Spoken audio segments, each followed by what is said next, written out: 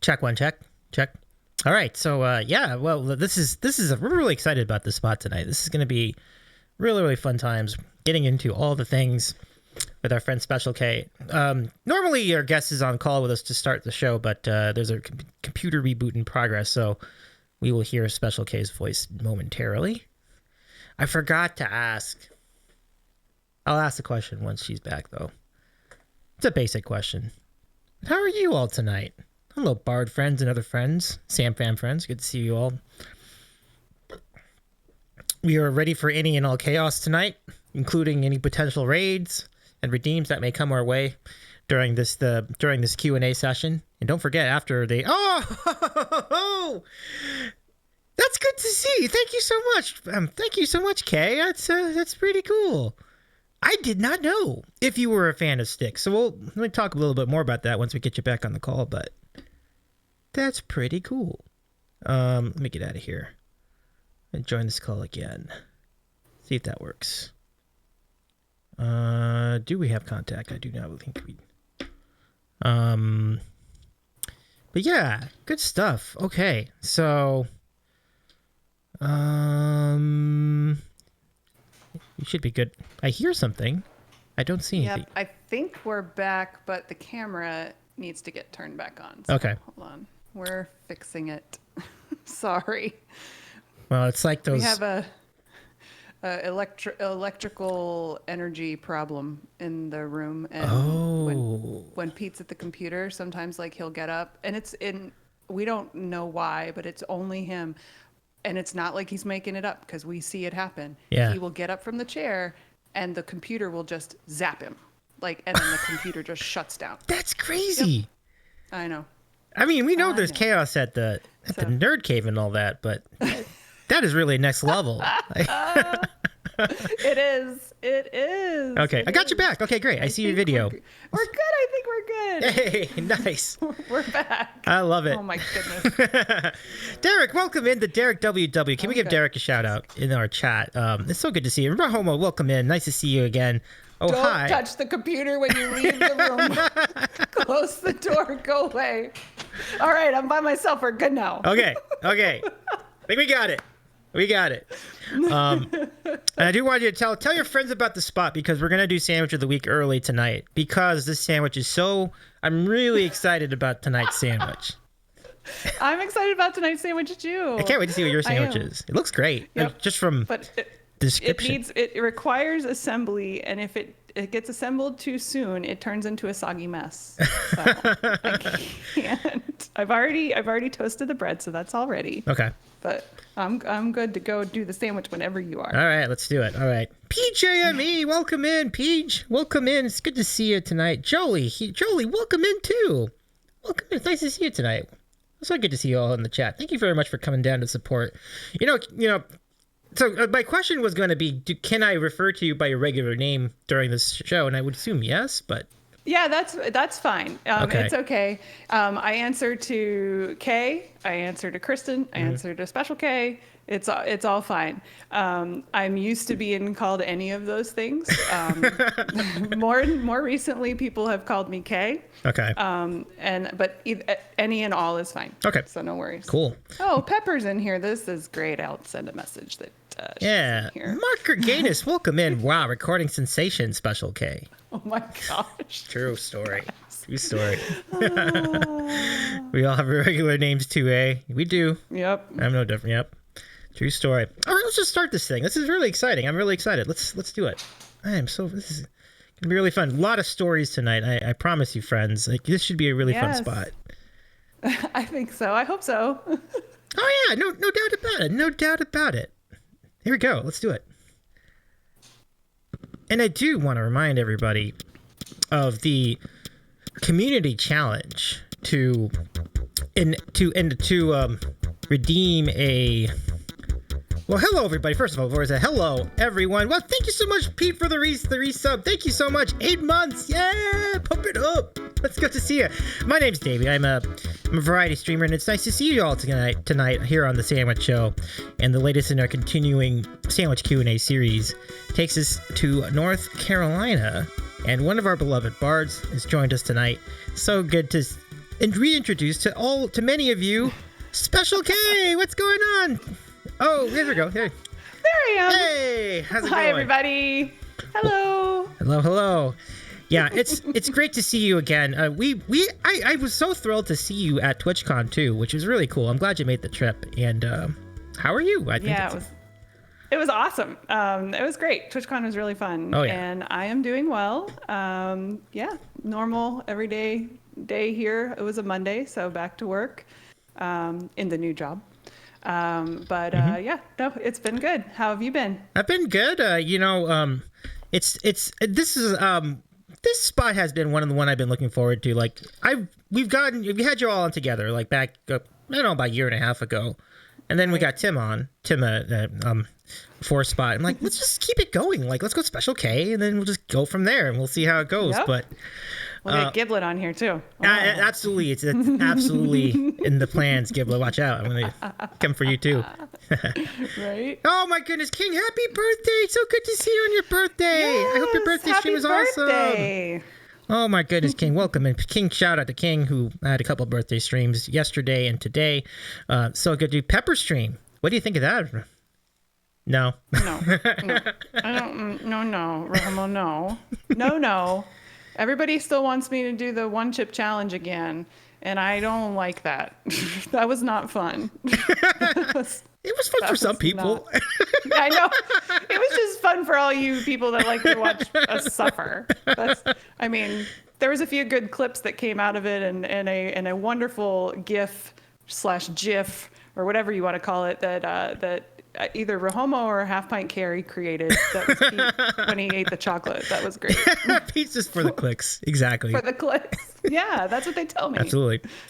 But gosh, so many things we can follow up on tonight. But I think, it's really an incredible journey. Like my finding you specifically because as part of the Brookstone Bards Big Show, which is every Tuesday night on Twitch, with some exceptions, of course. But right. I will never forget that week, like meeting all of you at the same time. And I remember the first time I even saw your name was when you gave me a gift sub to the channel.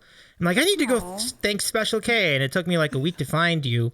And then I did. And I think that was like when you were singing, when you were on the Big Show. I was like, wow, this is pretty good stuff. And then I remember so vividly, like when you did Seasons of Love, and then you hit that note, and that was a great. It's so scary. It always is, right? I don't think that would ever not be scary, but that's a great way to. It was a great introduction for sure, and it just said a lot. Like it's really cool.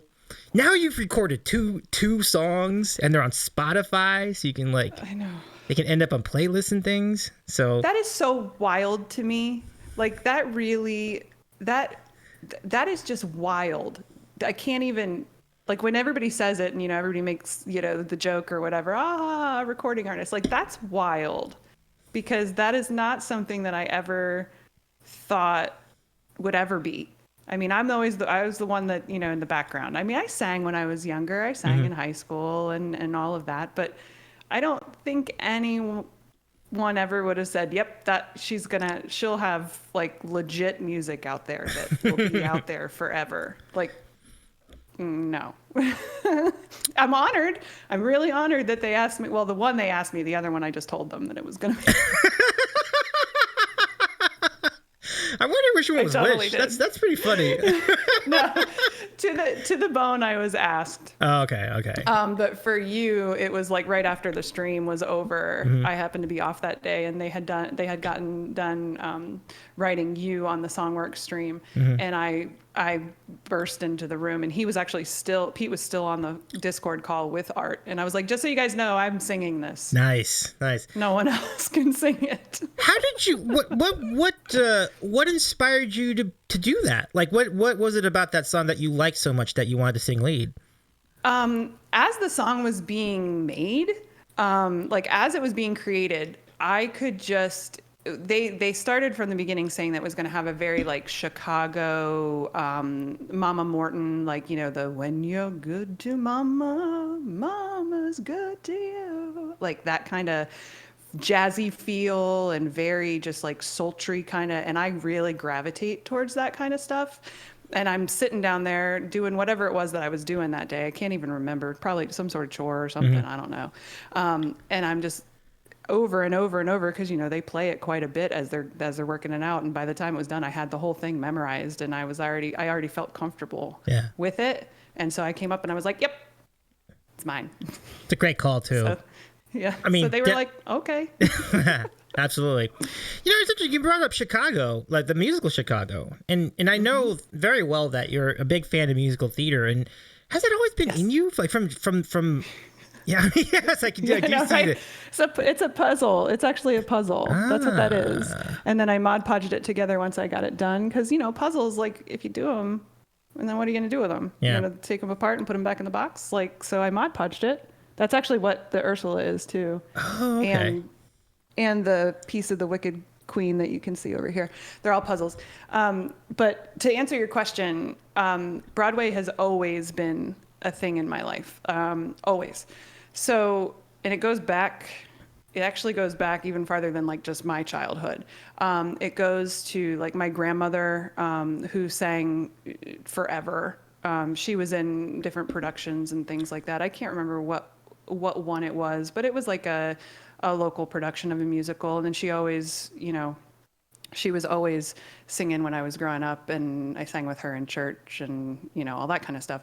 But I took my first trip to New York City, and I don't remember exactly what year it was, but it was somewhere in between like 4th, 5th, 6th-ish grade. I want to say it was 4th, but it could have been any one of those years. And I got to see Phantom of the Opera. And that was the first one I ever saw on Broadway, which was like, no one was here when you did the Phantom of the Opera. Like, because I told you, I don't push the buttons. I don't know how to do any of this. So I could not be on the Phantom of the Borkra or whatever we called it. Phantom of the Borkra, but the Phantom of the Opera Bork stream. I would have loved to have, but I couldn't. But that was my first one. And and that was, when I was really young. And I grew up about 2.5 hours away from New York City. So we would take bus trips all the time. Oh, right. So, that's right. Because, like, you were in, I was trying to figure out where, like, the Scranton, Wilkes-Barre area was. Like, it's more eastern, right? So, like, closer to Philadelphia. So if this is Pennsylvania, right, it looks like your hand. Like, Erie's up here, Pittsburgh's over here, Philly's here. I was in, like, this area. Wilkes-Barre, Scranton's, like, here, and I grew up here. So the Pocono Mountains, a little bit into the Wilkes-Barre, Scranton area. But, like, I was, like, right there. So I was about an hour from State College, Penn State. I was about an hour from Allentown, and I'm about 30 minutes from Wilkes-Barre, about 45 minutes from Scranton. So in that northeastern central Pennsylvania kind of area is where I grew up. So Route 80 actually runs right by my house, and Route 80 goes directly to New York City. Oh, so right. Oh. You just hop on the bus, you pay your whatever bus fee that they would have, like trips from the university, because my mom worked at the university, and they would go, and we would go see shows all the time. Yep. I've seen Phantom, I've seen Les Mis on actual Broadway. Phantom, Les Mis, Beauty and the Beast, Jekyll and Hyde. Trying to think of some of the other ones that I've seen actually on Broadway. Rent, obviously. Rent's my favorite. But I've seen Rent twice on actual Broadway, and then multiple times in the touring companies. And then I've seen other things touring. Did you see Rent when on its first run, when it was out? Like, not on its very first run. I saw it. My first introduction to it was actually my high school music teacher. She was very progressive. She was awesome. I love her. Melissa Driscoll, she's amazing. She came to the JCS show on here on Twitch. It's like the only time she's ever made an appearance, and I cried because I saw her in chat. She's a big influence on my life. But she introduced us to it. She came in when I was a sophomore, excuse me, because the previous choir director had retired. And she said, "We're going to do Rent." And we're like, "We're going to do what?" And that was 98. Yeah, that would have been the spring of 98, because I graduated in 2000. And so I saw Rent, and Rent came on in like 96. And then I finally saw the show either in 99 or 2000 for the first time. That's amazing. So, yeah. And I was obsessed with it. Obsessed. So I think I heard this, but did you play a role? Like, did you in like a community theater? Did you play a role in that production too? Like a I did not. I actually, back then, we didn't have, I was very heavily involved in the music program in my school. I was in every choir that you could possibly be in. I headed whatever group I needed to head. I sang at homecomings and I sang, at functions. I sang the national anthem at every sporting event, but we didn't have musical theater. At the time, there just wasn't any money in the budget for it. Now they have it now, and I'm so insanely jealous of those kids that get to. Oh yeah, it. I hear you. But I love it for them. They're actually doing. My high school is doing Into the Woods this spring for they did Little Shop of Horrors last year, I think, and the Addams Family the year before that. So they've done some pretty good stuff. Cool. But no, I was not. I was not able to be in any kind of production. I always thought that would be something that was fun, and I feel like that being something like that I wouldn't have the stage fright that I have when I just have to sing in front of like a live group of people. Mm-hmm. It's weird. I don't have that issue when I'm on the show here. But when I get like in a bar or like somewhere, like when it's just me, mm-hmm. I get like freaked out, and I can do it. It doesn't sound any different. It's just internally I get like really like freaked out. Huh. I don't know. Maybe it's the visual of it, right? Like if you just yes, maybe kind of seeing the people in front of you. They kind of yes. Because it was interesting. Yes. Like you had a front page stream, and you were That's so interesting. Cool as a cucumber. Wow. Cool as a cucumber. Hit the high C in Rent mm-hmm. as there's 20,000 people watching, and was like, whatever, so cool. It's cool. Yeah. But I go to Smokies with Tim and Pete, and that was the week that Half Pint, Carrie, and Carlos were here. Yep. And we're on stage, and as soon as we hit the very first note on Seven Bridges Road, and everybody's head goes from this to this, I like start shaking. It's weird. I still sang it and it was still fine. It just I'm like inside I'm like this. It's awful. Oh, I gotcha. Hold on a second. I'm gonna change something here. The yeet command shall be open to all. Oh gosh, I was shaking like a leaf. Right, Giblet? I was. And I had a shirt that was it wasn't like just a normal shirt like this. It had like fringe on it. And so like the fringe was I was like, this was the wrong thing to wear. No. It's like shaking. Yeah, I know. We're eating each other all over the place. Well, Homo has the power to change it back too, so that's the good thing, the good news. So, I want to say hi to a lot of people here in the chat. I know. Storm. Sorry, I'm talking your ear off. No. This is perfect. This is great. Oncoming Storm, we're great to see you again. Tony K, not JK. Giblet is here. Welcome in, Giblet. We're hoping to have you on eventually on this program. She's next. You're next. Phil Vello, great to see you. Javar. So many great friends from the Bard community. And Carlos and Half Pint Carrie are good friends from here in the LA area. So good to see you all here. Mark Reganis. Homo! What did I almost say? What is that? We have a bang poop command. Oh my God. Except Special K. She doesn't want to talk about it. That is the best. It is still funny. Oh my God, TwitchCon. Awful time. Good times. That was so many stories just from TwitchCon alone. Like I know. We talked about the Pete running down a train story. Oh my God, there's a lot to unpack there.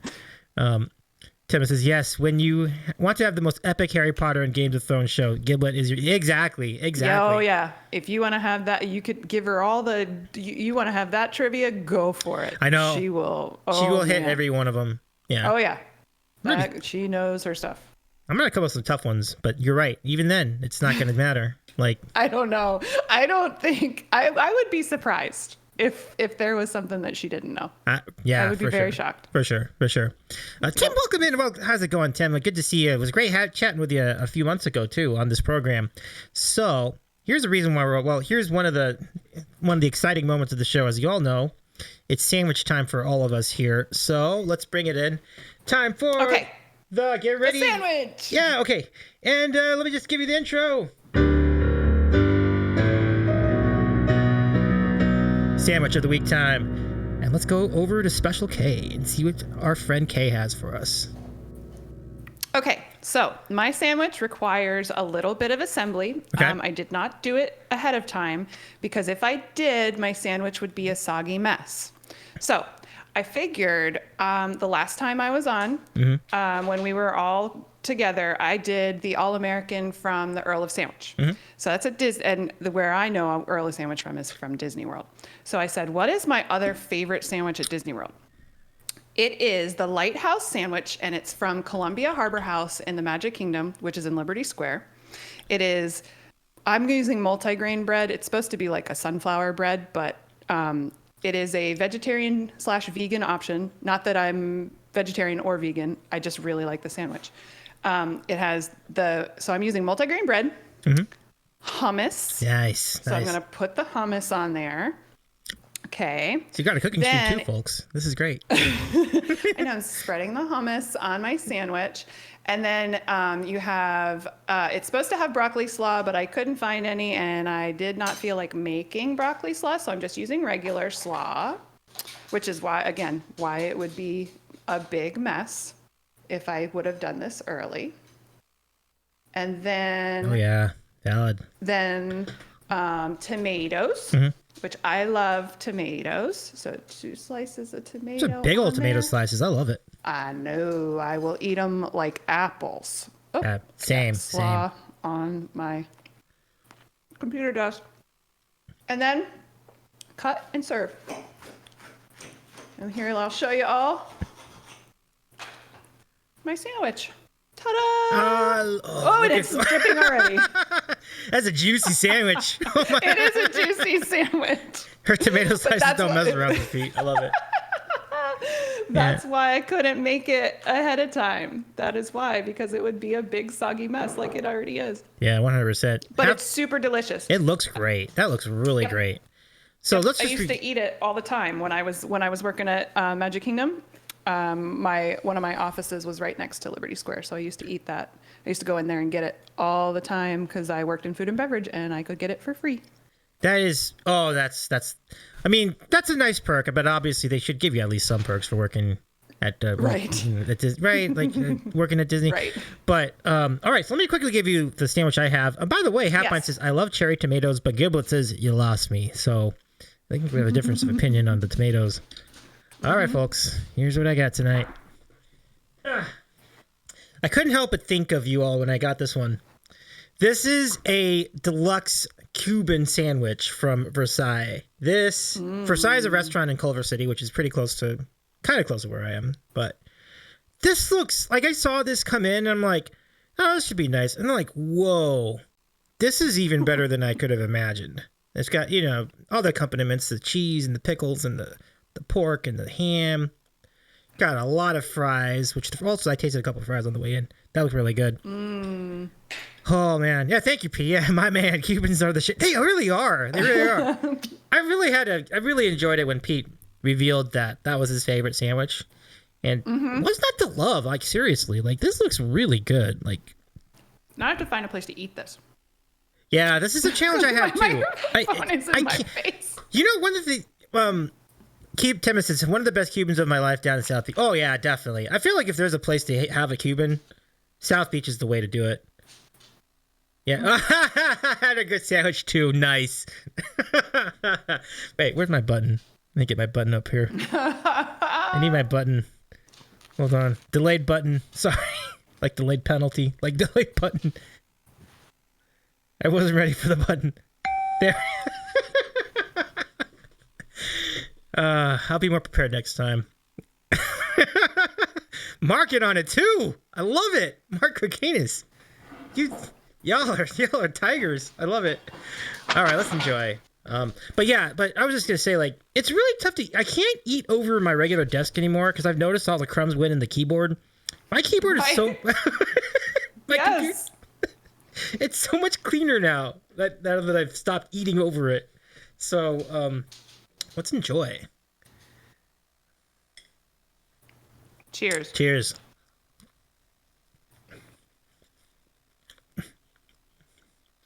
Ugh, life and IT guy. I know. Right, Chris. He knows. Yep.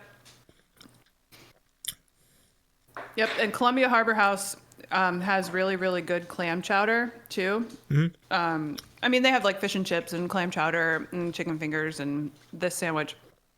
But I would get this sandwich usually. But if I was really hungry or if I knew I was going to work a long shift, I would get clam chowder and eat that, too. Because their clam chowder is delicious. I'll tell you what, folks. This is my first time having this specific sandwich from this specific restaurant. It's great. This is so good. The bread. It needs just a little bit more hummus. Just a little bit more hummus. Pizza's chowder. Chowder. Say it louder. Have you had, like, would you have a distinctive place that has had the best chowder in your life? Like, where would it have been? I would say, I mean, the Columbia Harbor House is probably my favorite that I can consistently remember. But this is going to sound crazy. This is going to sound crazy. Like, why would you eat this at a fair? Like, why would you do this? That sounds dangerous and seems like the health department needs to be called. But there was a chowder shack at the Bloomsburg Fair in Pennsylvania. I grew up in PA, and there's a fair that goes on in Bloomsburg, which is the next town over from where I grew up. It's actually the town I went to college in. And it's huge. It's bigger than most state fairs. It's ginormous. Like 100,000 people visit it a day. It's legit. You go there for the food because the food's amazing.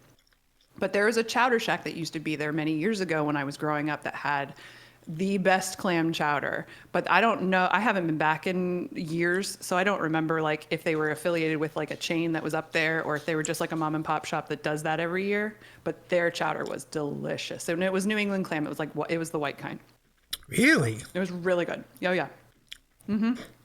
Yeah, that's pizza's. Oh man, she's not lying. Bloomsburg Fair is ridiculous.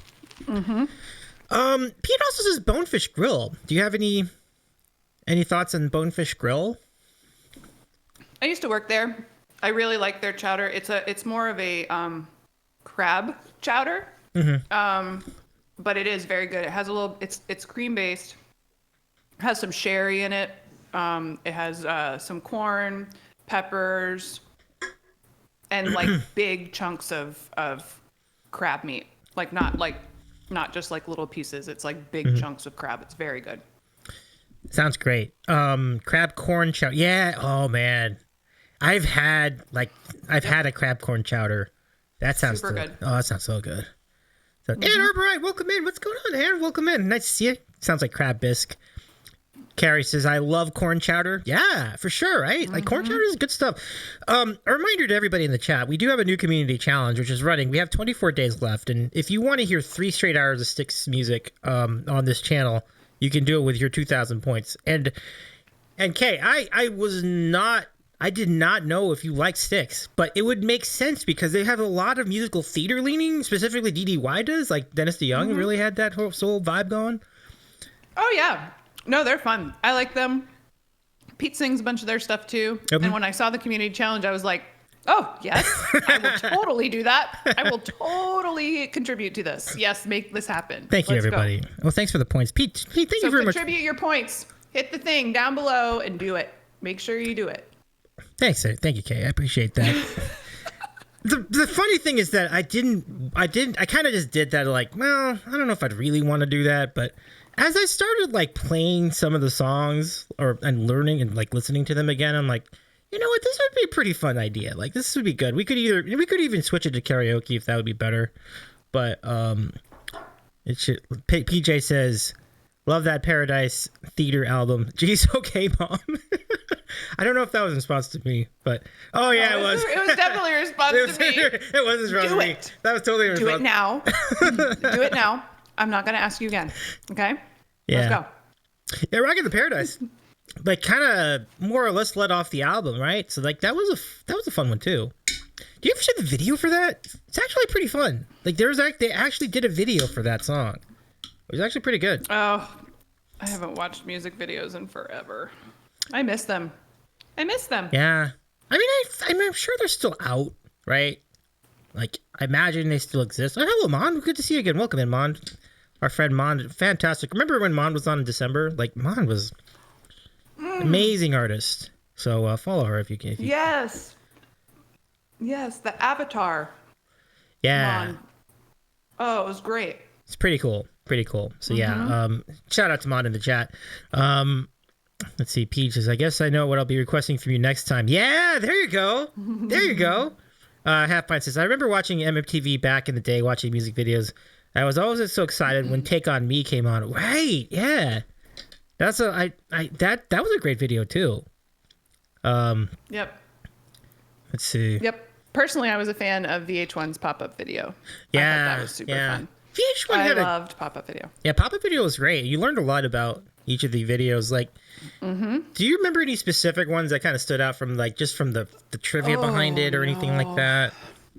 No. I feel like there's something like big that I'm missing, that then everybody like says that when you get to that song. Did you know? And yes, I did, because I watched VH1's pop-up video, but now of course I can't think of anything. No, I hear you on that. Like, I couldn't really think back that far in time either. Like, VH1 had a good run though.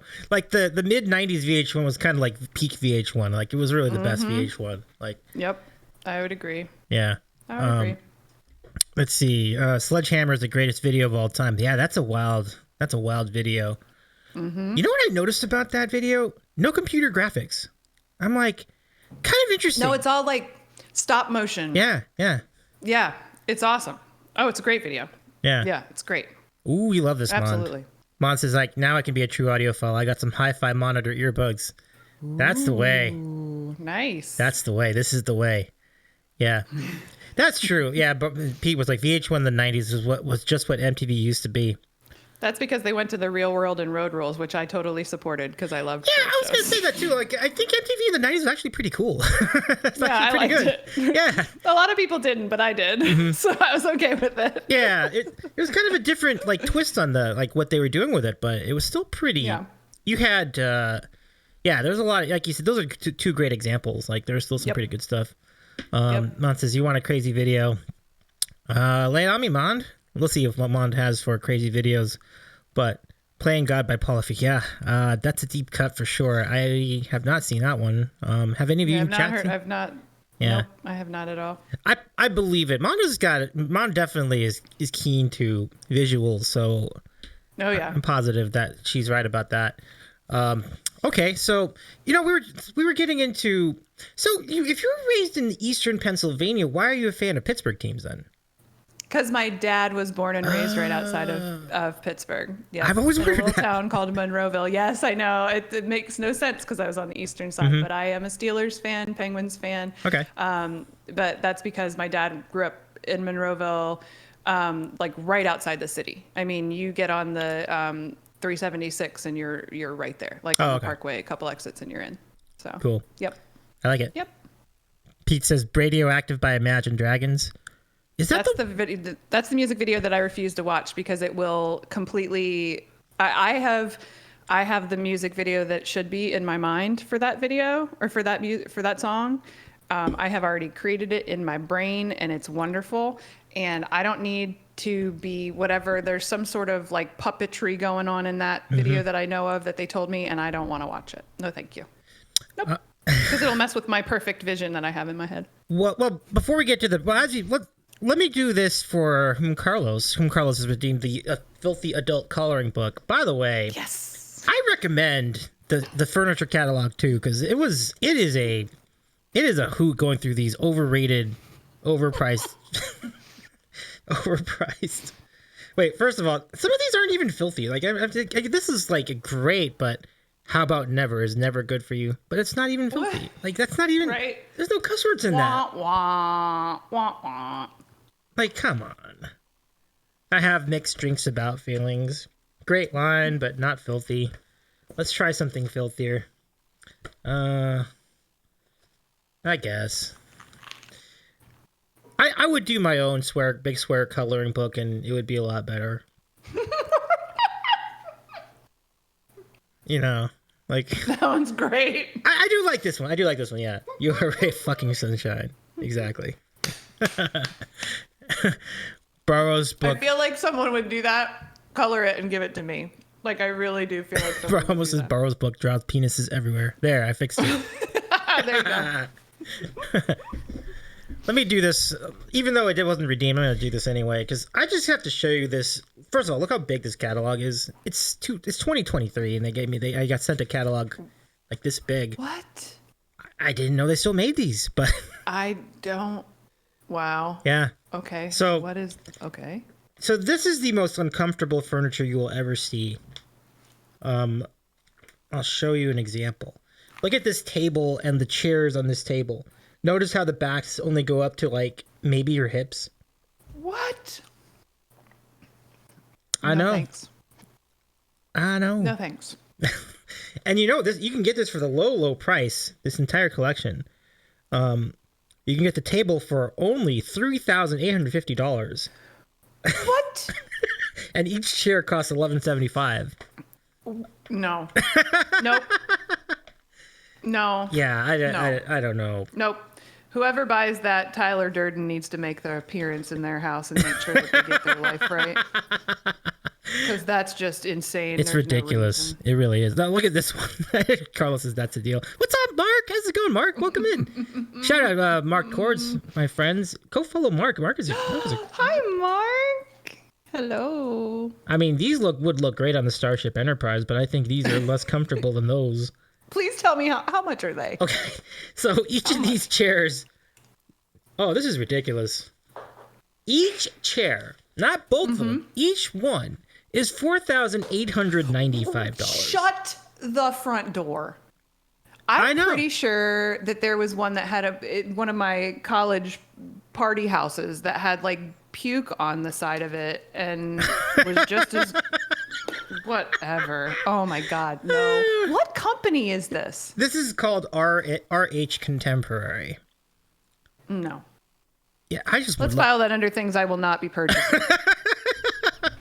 Jim Barr says, you buy those to say, see how much I spent on my chairs? Exactly. Like, yes. I mean, seriously. There's no other reason. There's no other reason other than no. Nope.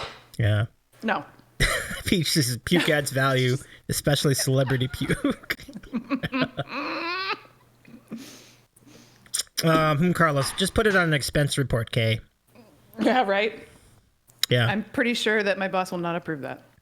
Yeah, Marcus, it's just so. That's why I love this redeem, because it's just so ridiculous. All this furniture. I'm like, how do you even start with that catalog? No. I did bring up a couple of cool catalogs like Spiegel and Sears, I think, and then I remember JCPenney. I think she said JCPenney, but I remember Sears too. Yeah, Sears was the big one for me when I was growing up. Yeah. Ann says, Ann Arbor, I want a Herman Miller or Eames lounge chair. They're actually comfortable and stylish. I can't afford one. I bet you can afford that more than the other one, though. The one that was $4,000. I mean, goodness gracious. Ridiculous. I mean, it's that's... It's almost like somebody made like we're like making it as a joke, but it's like these are actual prices. Yeah, I guess maybe if you just put the word exclusive after it, like it'll just make people buy it. I don't really know. Yeah, I don't hard understand. to say. It's not my. That is not my thing. Yeah. I'm so cheap. I'm such a cheapskate. Other than the obsession that we all know that I have. I spend money on those things, but I spend money on the Peloton stuff, but I will not spend money. I don't like to spend money. I don't. I'm just not a go out and buy a bunch of shit kind of person. I'm not. Yeah, there you go. I knew it was. I was Peloton Commander, right on the queue. On cue. I know. Yeah. Spending on Peloton is spending on your health. See? That's right, Mark. Mark, that's a good comment. See you, buddy. Yeah. I see you. Chat, do you want to do the Peloton angle first or the college angle? I'll let the chat decide this one. Oh, Lord. Marcus, but also, is there a solid gold toilet in that cat? Let's go see. Let's go see. Oh my God. It wouldn't surprise me. And you could get it for the special discount rate of like $10,000. Like, stupid. Like, It's so dumb. Like, why? It doesn't even look that exciting. Like, it's not. It doesn't look like it's not gold plated. No, it's not even. But it's not even pretty furniture. No, it's exactly like. Let me see if I can get one. Wow. Everybody poops sometimes. So ridiculous. You guys are ridiculous. Okay, this is just gross. I know. That's no. They decided to cite this drawing as like their ethos Of the Vitruvian Man? Yeah. Like what? What? Does it get more pretentious than that? Like it wasn't enough that you had this like foo-foo furniture. Like now you have to foo-foo furniture. That's throw totally Michelangelo what it is. into this. Jeez. Oh. I believe that's called Yes. I know. Javar. Yes, Mark. Yeah, I love it. Javar says, I used to make things like armories that I would sell for upwards of $10,000, but the materials would cost over $3,000, and my hourly rate would be less than minimum, but those chairs look factory made. Yeah. So they were just kind of produced. They're not even like that's the thing. It's just ridiculous. If it's like handmade kind of thing, maybe I get it, but no, thank you. Yeah. And it says a good chair is worth $1,000 to me. Just saying. I sit all day at work and I'm old. Yeah, but I mean 1,000 versus 5,000 for a little bitty chair that you know is not comfortable. Yeah. I mean, you don't even have to sit on it. You can see it immediately. Like it's just the dimensions are so wrong. Like everything about it. No thanks. Okay, so let us dig a little bit into your college days. Now, was that about the point when you did some sports journalism too? Like, I'm trying to think back. Yes. Okay. So I started with it, and I brought props because I thought you might ask me. Nice. But I have. You have like scorecards? Do you have like scoring, like like when the baseball, like they score the game? Like, do you have one of those?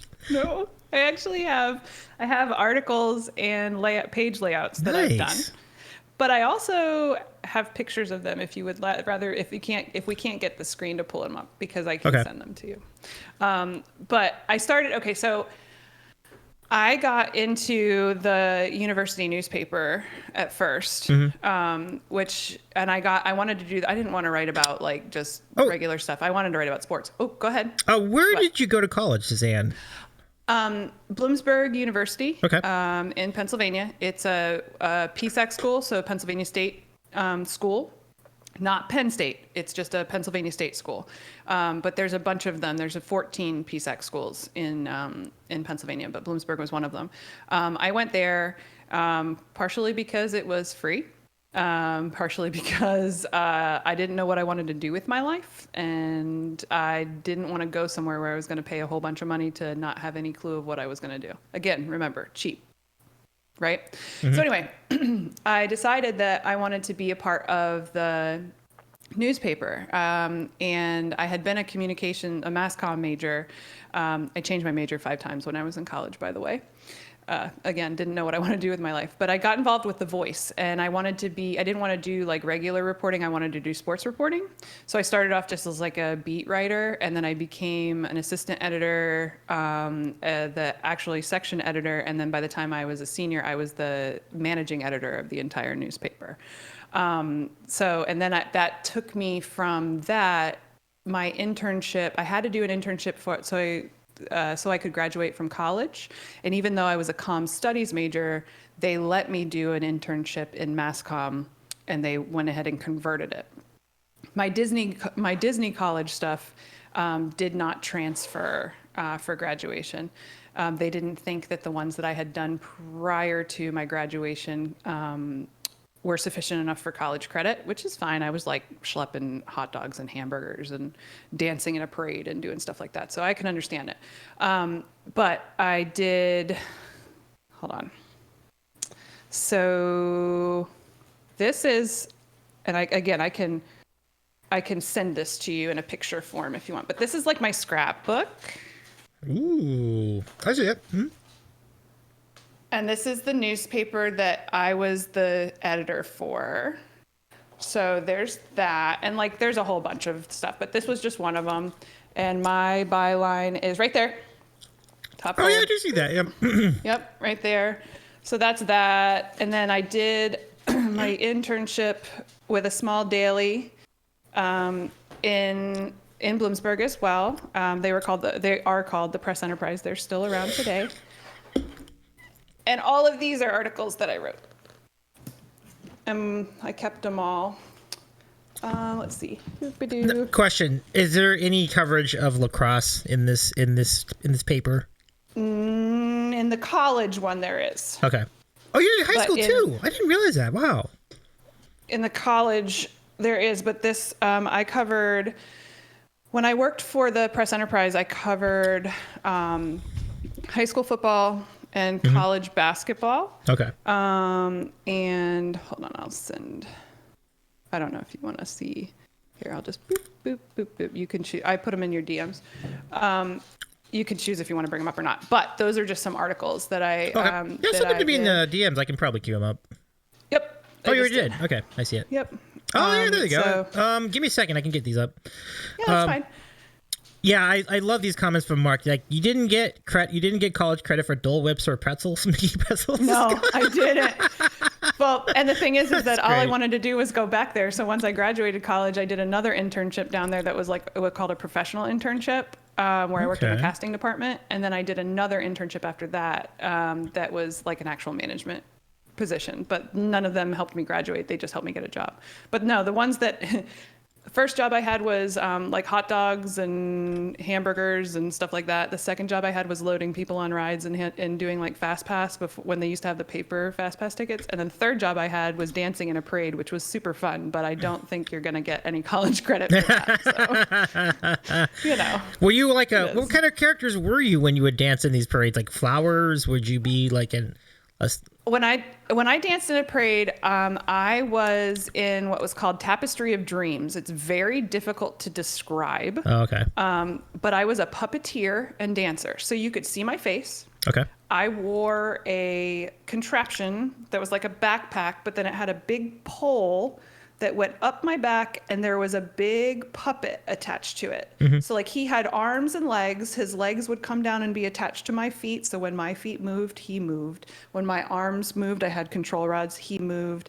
And I had to dance with this big, giant 20-foot puppet like on my body. Oh, wow. It's so Mardi Gras. I love that. Yes. Yeah. Oh, yeah. Actually, very, very, like, yeah. It's hard to explain, but that's actually probably the closest approximation.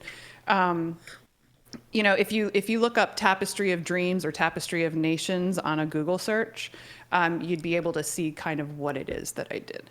But yeah, the newspaper articles are there. I did not bring any Tapestry of Dreams. Well, those are my only props. We could Google those. Like, my gosh, thank you so much. I didn't change my thing. I was supposed to change the dono goal or something else, but thank you, Pete. I appreciate you for the $10 dono. Thank you so much. Yeah. I think that'll be in hand before too long. Thank you, Pete. Very, very kind. I'm the Muppet. But now we know the truth. Right, Mark. The puppeteer. People say it. I'm the Muppet, and you know the truth. Love it. Okay, so let me show you these cool visuals that we got. So these are close-ups of the articles that Kay sent us, and take a look here. So there they are. You can see this is the one about. See, it says Kristen Barnett. Kristen Barnett. There you are. Your name in bold letters. I am. Now let's see. Did y'all win? Let's see, 28-7, but I don't know which team is which here. So this was I was the reporter, so I was unbiased here. It wasn't my hometown. Oh, okay. But I put this one in there because I just always liked the opening line of this one. This was one of my favorites, and it says Shamokin's Rick Shikatano keeps a piece of paper tucked in the padding of his helmet.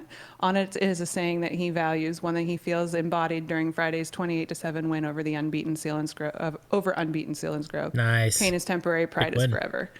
And I just always liked that opening of that one.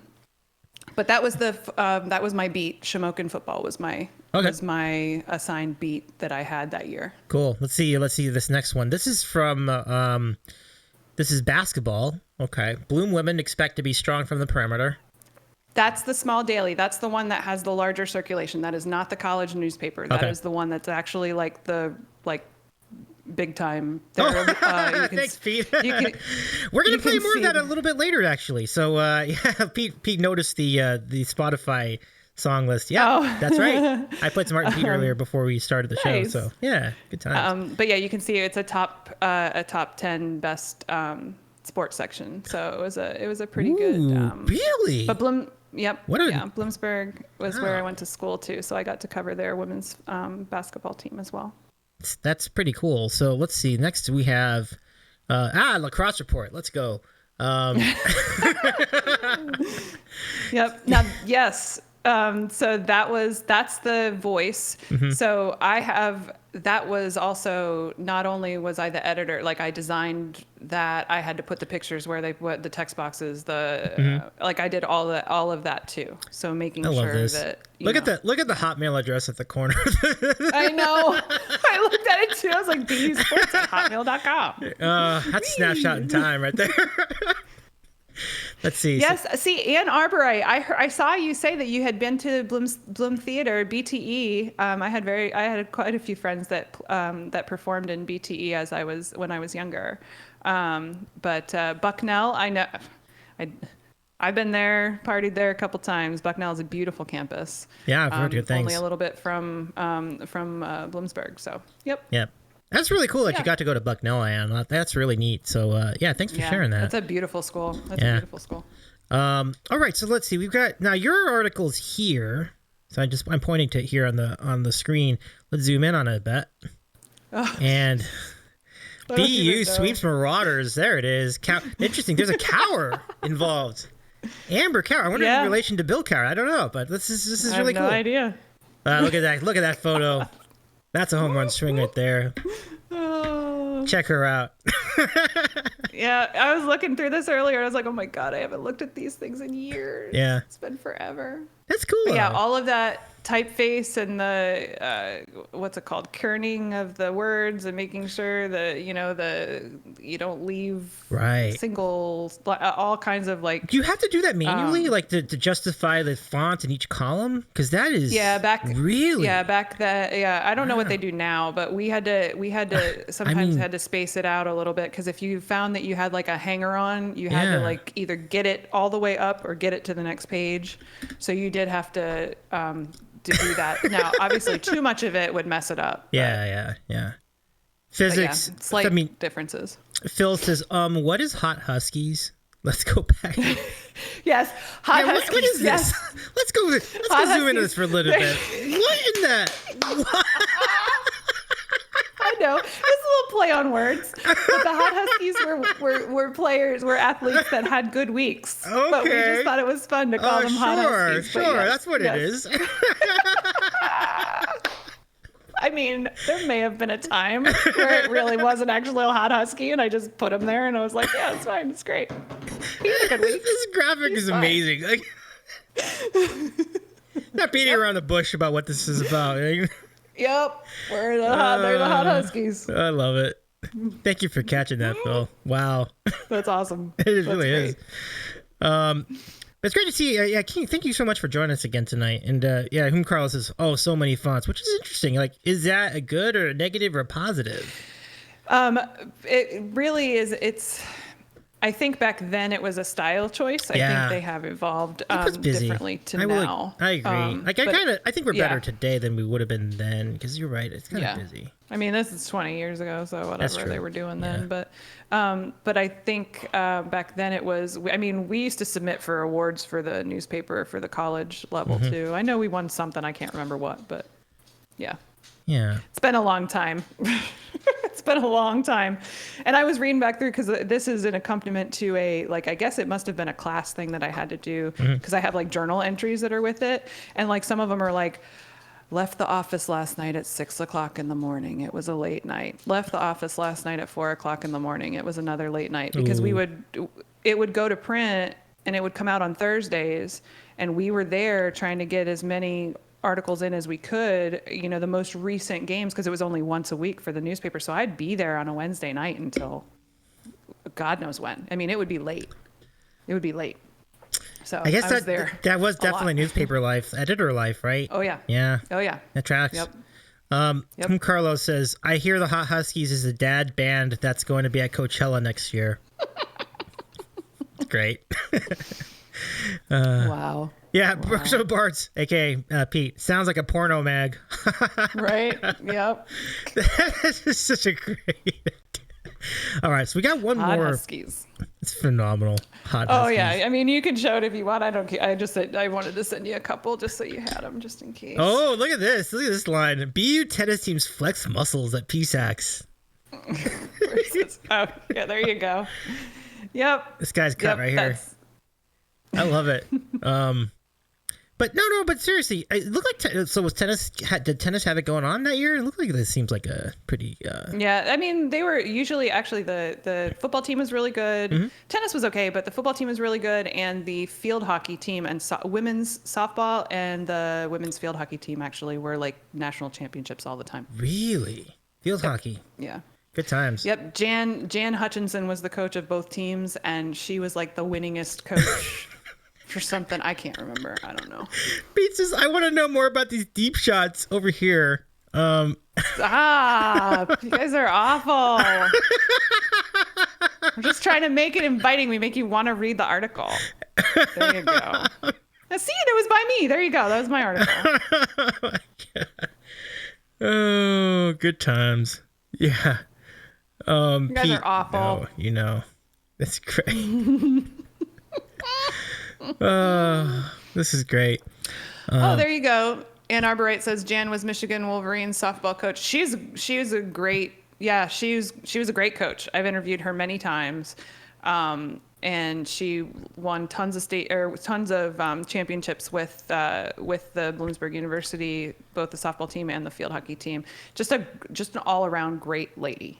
Like she really cared about her athletes and wanted them to do well, not only on the field, but also in the classroom, and just like a really well-rounded human being. She was awesome. That's really great. Yep. I mean, look, that was, I never even it wasn't until like about 2 months ago you mentioned that you were a sports editor, and I thought that was really interesting. Like I never would have imagined, kind of like how you were saying, like you didn't visualize yourself as a singer in a studio singer, but I didn't visualize you as a journalist. I mean, a sports journalist. Right. Is that a direction you wanted to take as a career? No, I just liked it. I could have done that. But the PE Press Enterprise would have hired me on after, like, they offered me a position after my internship. But I declined it because I had gotten my whole goal was to get out of that town.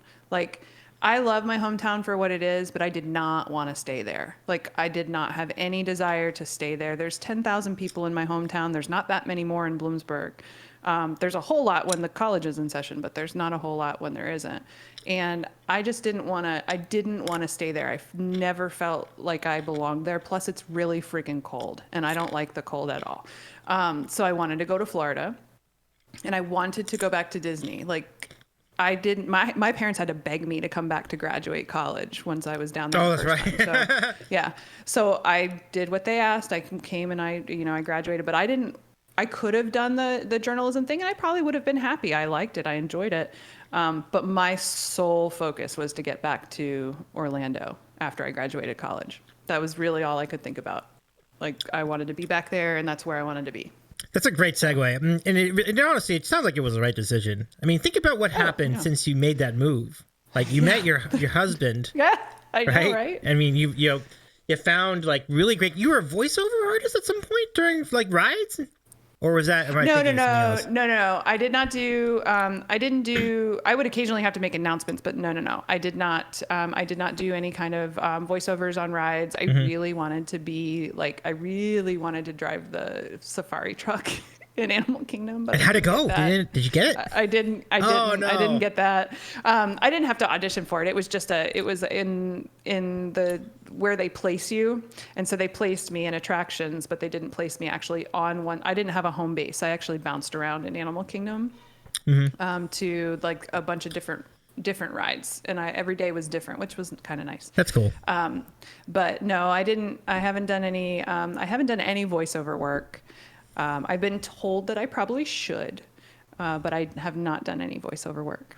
Ann Arbor, no, I am not. I lived in Orlando for a little while, for several years. I'm in Charlotte, North Carolina now. Mm-hmm. Yep. So that's where that's where the entire Brookstone Bards family is at the moment. So just a quick, since we're here, let's talk about a reminder. If you're not following the Brookstone Bards, I doubt folks in the chat aren't following, but if you happen to be here and you're not following Brookstone Bards, make it happen, because I think you can catch Kay and Pete and Tim and Giblet as well on the channel. Yep. Good times. It's a really fun show. And we've talked about the story of y'all meeting each other and moving to North Carolina at some point eventually. I was kind of curious as to what drew you specifically to Charlotte. It's because you were in Orlando for a while. Mm-hmm. And then we had a brief stint in Pittsburgh. Right. Yeah, we went to Pittsburgh for a little bit. And we followed Pete's job because his contract ended at Jelly Rolls in Orlando. So we moved to Pittsburgh. Mm-hmm. He was at a place called Charlie Murdoch's in Pittsburgh doing the dueling piano thing. And let's just say things did not go. They were fine for about a year. Mm-hmm. And then there was an altercation. We'll just leave it at that. And that caused Pete to call me one night, my 7-month pregnant self at the time, to say, I just lost my job because I got in a fight with the owner. Well, he threw a punch at me. So I think I'm done. So I just lost my job. That was a fun call to get. Yeah, no, that was great. That was really fun. But Pete says understatement. Mark's comment. I heard Pete had to leave Pittsburgh because he punched a Penguins mascot. I think that was in the movie Sudden Death. I'm pretty sure that Jean-Claude Van Damme already did that. But I would have. Wow. Yeah, it was not. I was gonna say anything, Pete. Say we were done there. So he had actually been in contact with the guys from Howl at the Moon for a long time. We knew the guys in Orlando. We've known several. I mean, the Dueling Piano Network, they know each other pretty well. So we knew that there was a Howl at the Moon getting ready to open in Charlotte. It wasn't open yet, but it was getting ready to be open. It was probably about a month and a half away from being built. So he called up Joe Genwardi, who's the entertainment director for the Orlando Howl, or was at the time. I'm not sure if he still is, but called him up and said, "Hey, buddy, I need a job. Tell me about Charlotte." And that's how we ended up here. And I really like it because you still get all 4 seasons, but it's not so awfully cold. Even in now, like in January, it gets cold, but it's bearable, at least for me. I hate the cold. I hate it. And the summers are hot, but it's not like any hotter than really anything else. And, okay, so he is still the ED. I wasn't sure. I knew he was at the time, but that was 15 years ago. So, Pete. But that's how we ended up here. And then we always say we came to Charlotte for his job, but we stayed because of my previous job. Oh, right. I got in with Hendrick Automotive Group and was a sales manager for them for a long time. So, good money, good company. I just, I wanted to make a change back in September, and I chose to make a change, and now I work from home. Which is nice. Yep. Yeah. Yep. But it sounds like you've had some you've had a good run, in between all of that. Elizabeth says they have blue pills for that. For the ED at Orlando. Yeah. You will never hear me say that in a sentence. I will always say entertainment director because I think it's weird when you guys say it. It sounds so strange. You will never hear me voluntarily say that, unless I'm reading it. Like you had said there. Nope, I'm not going to say it in a sentence because it sounds weird. Testing and Aris King. Oh, so good. I mean, my title is ED. Executive director. Okay. Word up, Mark. Entertainment director. Very much. There you go. Yep. Yeah. No. I will always say it. I will never say the other. All right, so it is about time for random questions, but do you want to do any trivia before that? Because you said you were good at trivia back in the college days. Back in the college days, I was good at it. I don't know if I'm good at it now. And here's the thing, like I'll probably like have like stage fright and go, I don't know, and it's like the most simple question. But we could do it. Dude, this is your show. You do what you want. I'm fine. Here's what we could do. Whatever. I'll give you a chance to select a category. So, Lord. So you can select, just like Jeopardy, you can select a category. Okay. Right? So let's see. I'm nervous now. Oh, no reason to be worried. No. See, but no, here's the thing. I've watched the trivia. I've watched the sandwich show and I watched the trivia and I'm like, ha, I know the answer. Boom, boom, boom. Ha, I know the answer. Boom, boom, boom, boom. Like, oh, and I'm not supposed to look at chat, am I? That's right. I need to take this off. You wouldn't look at chat because chat will try to guess too, which I like. I think it's good. Nope. I'm not looking. I'm gonna be. Yep. Mm-hmm. Okay, so we're gonna give you these choices. So we have Apples, Maryland, 90s movies quotes, Cheers, the TV show Cheers, music, guitar, Star Wars, ducks, ocean, beer. I don't think you want beer. Justin and Evelyn. Bananas, New York, and food. There's a lot there. There's way too many. There's a lot there. Oh my God. That was a lot of them. I'm sorry. That was a bunch. Oh my Mookie, you didn't have to give me 1,000 bits. Thank you so much. Holy cow. Thank you. Do not pick Star Wars. Okay, as long as you don't pick Star Wars. That was Pete. I'm sure it was Pete that said that. It was Pete. Star Wars. I'm sure he did. I'm positive. Oh my gosh. I should pick Star Wars. You should pick Star Wars. I just want to see how I know. Let's pick Star Wars just to see how I do. I'm going to fail miserably. Let's go. I'm going to fail miserably. Let's do it. Star Wars trivia. But these are fairly straightforward. I think you're going to do well. Okay. We're going to see. Hold on. Let me just get the scores up here. Give me a second. Hey, Pep. Wish me luck, Pep. Pepper's still in here. Oh my gosh, not that one. With me. That one. There we go. Okay, we're just gonna cue this one up 2. All right, good luck, Kay. Here. God. Wrong. There we go. Mark says you deserve this. All right, you're ready. Okay. So the way this works, folks, just a reminder: if Kay gets the question right, she gets a point. If she gets it wrong, the chat gets a point. Here we go. Good luck, Kay. Here we go. God. Okay. All right. Now this should be this first question. I feel like you can get this one. All right. Well, definitely question 2, but question 1 I think you can get too. In what year was the original Star Wars movie released? 1976. Am I wrong? So close. Oh, that's Pete's birthday. 77. Whoops. Sorry. Oh, man. All right. Question 2. I got that wrong. Yeah, you got to get this one. Okay. If you don't get this right, we're going to rate out right now. Oh, no. Okay, question number 2. Who is the main protagonist in the original Star Wars trilogy? The main character, the main protagonist, the hero. Luke Skywalker? Yeah, you got it. Oh, okay. There we go. That was it. Here's your softball pitch. There you go. We're off to a good start here. Okay. Who are the 2 droid characters who riff off each other in the original trilogy? R2-D2 and C-3PO. Got him. There you go. And you want to know what? Go back to that first one. I have a Star Wars shirt that says 77 on the back. I'm sure Pete is like screaming that in chat right now. You have a damn shirt that says it, Kay? Anyway, sorry. Go ahead. Francis Dark Helmet. Brookstone Bards is Lone Star. Lone I think this is a response to the other question, the Luke Skywalker question. Oh, so good. Okay, this one's gonna be a little tougher, but we'll give it a shot. All right, so what did they call the group of people who fought against the Empire? The Rebel Alliance? That's it! Excellent! Nicely done. That's a huge cat right there. Huge cat. Now this is going to get a little tougher. All right, so what is the most well-known fighter aircraft in the Rebel Alliance? I'll give you a hint. Luke Skywalker flew this particular craft in the original Star Wars movie. Oh. No. I thought it was Tom Servo and Protein Robot. Red 5.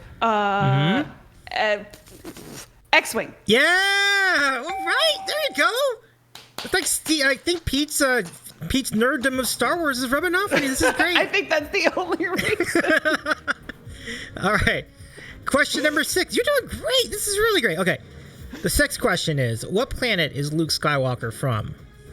Tatooine. Yeah, you got that one too. See? All right, this is great. Now we go to question 7.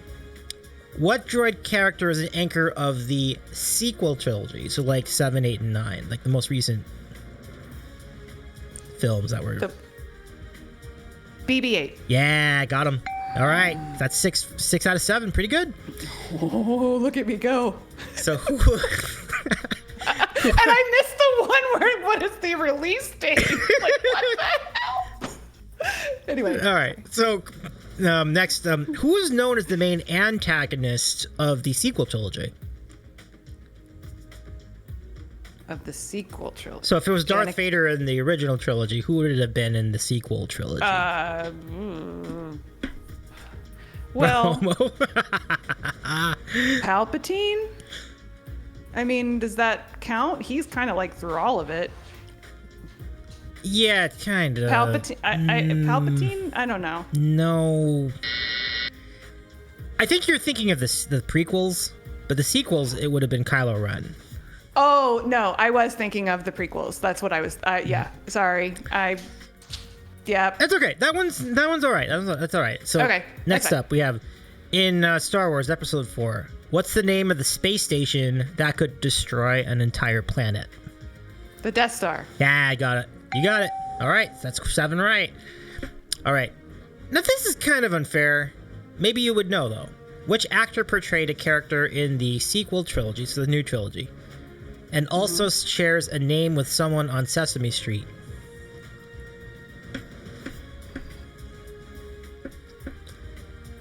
This is hard because like this is an actor's name. This isn't even like what was the name of the character in the movie.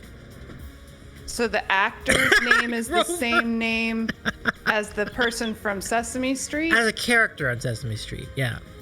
Character. Tommy Elmo. And Price's Big Bird, Mr. Hoover. I know, I'm saying like Gordon. Like, I don't know. I have no idea. I don't know the new ones at all. He makes me watch them under protest, and I sit down and I tune out for 2 hours. Phenomenal. I have no idea. I don't know. I don't know. Yeah. Well, all right. The answer is Oscar Isaac, who was Poe Dameron. Yeah. Okay. That's a tough one. That was a tough one. Nope. But now these chat responses. I do know the guy from Breaking Bad is in one of them, or maybe one of the shows or something. The guy from the Chicken Man from Breaking Bad. I don't remember his name. Giancarlo Esposito or whatever his name is. Yep. Anyway, sorry, tangent. Let's see. George Snuffleupagus, Maria, Bert, Abby Cadabby. That's a deep cut, Mark. That's a good one. Abby Cadabby. Is that what you just said? Yeah. Wow. That's a deep cut. God, oh my goodness. That is a deep cut. Elsa, it's good to see you tonight. Welcome in. Ernie is another one.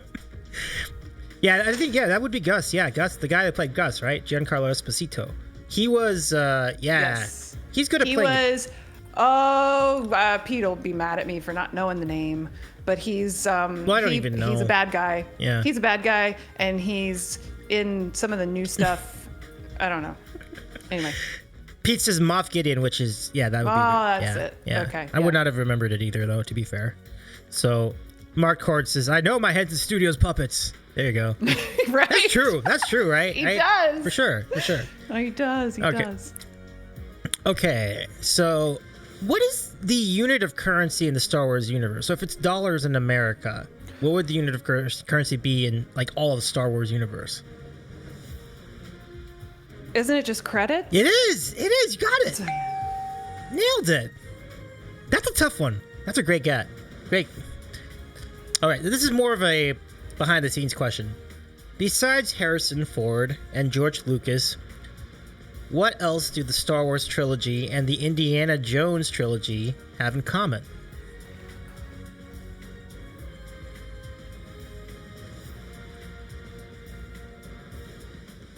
Oh, Steven Spielberg. That's a great guess. That's a great answer. No, because Steven Spielberg did not have anything to do with the original Star Wars trilogy. Oh, I thought he was involved. It's a good guess though. Form. The answer is John Williams, who composed the music for both. Oh, I should have known that. Yeah. Yep. Well, it's kind of one of those that's like it's kind of obvious, but it's not obvious enough. Right. You know? Yeah. Totally. So question 13. What famous Disney Plus TV show takes place, like timeline-wise, right after Return of the Jedi? Actually, Kim Carlos is right, too. Kathleen Kennedy is probably right. One of the Disney Plus shows? It's really famous. In fact, there was an emote for it earlier in the chat, although you can't see it. I can't see chat. You're not allowed to see chat. I'm not allowed to see chat right now. So, if it's really famous, I would say, like, The Mandalorian. Yes, that's it. Oh, am I right? Got him. Yeah. Yes, I did not like that show. I was not a fan. You might be the only person on planet Earth that doesn't like. No, just kidding. Yeah, I don't like The Mandalorian. I'm not a big fan of it. That's interesting. Okay. I like Andor though. Andor was good. Okay. Well, Andor would. Yeah, I need to watch Andor. I haven't watched that yet. Yeah, it sounds Andor's great. Wonderful. I love Rogue One. I'm like, if I go for Rogue One, why can't I watch Andor? I should watch that. Yeah. Yes. Sure. Yeah. Okay. Speaking of which, shoot, I just gave away this answer. Which Star Wars universe film takes place just before the events of Episode 4? Rogue One. I knew that. I would have known that had you not given her. That's like one of them I know. Look at me. Not like this emote, but last question. Here we go. Did Greedo shoot first? I think Han Solo's a badass, and Han Solo definitely shot first. That's right. Damn right. So the answer to the question is no. The answer is always no. The updated scene is bullshit. I can tell you that Pete is probably downstairs screaming, yes! I love that so much. Special K, you did a great job. That was phenomenal. I can't believe that. 11 out of 15 right is really good. That's, wow. Really good. See? Pete's copping too. I love it. And all right, going back to chat. All right. Andor is my fave so far. I gotta go check. Okay, so Andor, putting that on the list. Andor is great. Gotta go check it out. It really is. It really is great. There's like 3 series I definitely like. There are 4. Okay, there are 6 series I need to watch, which is gonna be tough to do with the schedule I have. But so it's Cobra Kai season 5, Stranger Things 4, Andor. Do I bother with the Book of Boba Fett? Friends in chat and Kay, what do you think? Pete's gonna tell you no. Okay, so I'll skip that. Pete'll tell you no. Okay. Obi-Wan. Do I bother with Obi-Wan? I didn't watch that one, so okay. I don't think. Does this mean Davey has to eat a bean? No, I don't necessarily. Wait, who says yes? Who says yes? Wait, all why right. do you eat a bean? I don't know. Everybody's saying I have to eat a bean for some reason. Okay, Boba Fett. See, I told you, Boba Fett is bomb. Okay. He doesn't like that one at all. I know all that. right. Well, because it's you, I will do a free bean for you all. Let's do a free bean. And Obi-Wan is like a take it or leave it, I think, is what he will feel about that. I was saying yes to the shows, not the beans. All right, very well. Thank you very much, Phil. But nonetheless, I will take a bean. I always get nervous. I always get nervous for you with the bean. When Davey loses trivia, he eats a bean. I don't remember this policy. All right. Well, if we're gonna do it, we may as well do a good one. So let me go do this one. I'm purposely selecting I'm purposely selecting a good bean. I mean, not a good bean, but like a good content bean. Because I ended up getting the stinky socks, which isn't that interesting. This is more interesting. This is dead fish or strawberry banana smoothie. Nope. Now, bear in mind, this is a free redeem. So. This was not redeemed. There were no points for this one, but I wanted to do this anyway because y'all are so good to me, and it's so good to all of us. Say they're here. wonderful monsters. That's what I tell them. They're wonderful monsters. I love that. Here we go. Hey! Yay! Pump it up! Pump it up!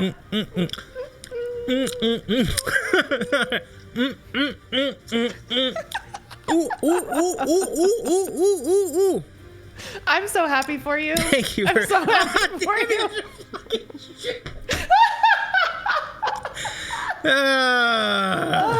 Oh my god. Well played, Romo.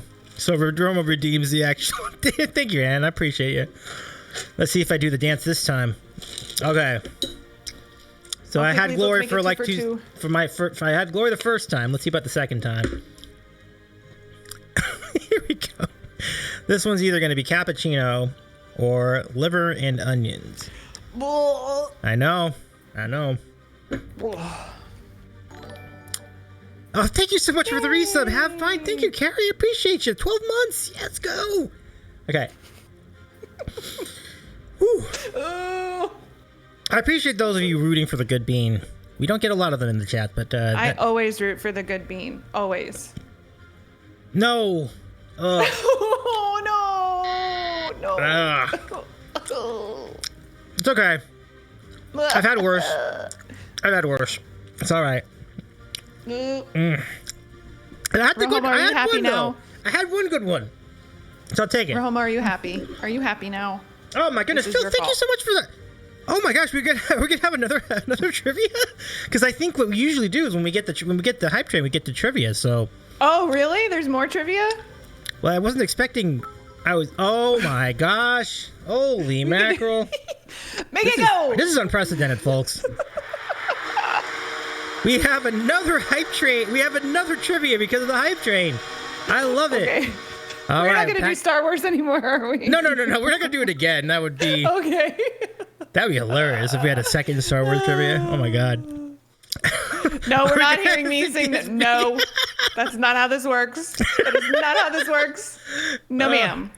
No, right. ma'am. So this time I'm going to let the chat decide what category we want. So we could do ocean, beer, ducks.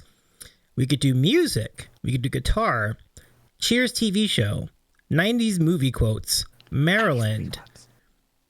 I kind of like the 90s movie. Hopefully. I like 90s movies quotes. We'll see if I do that one.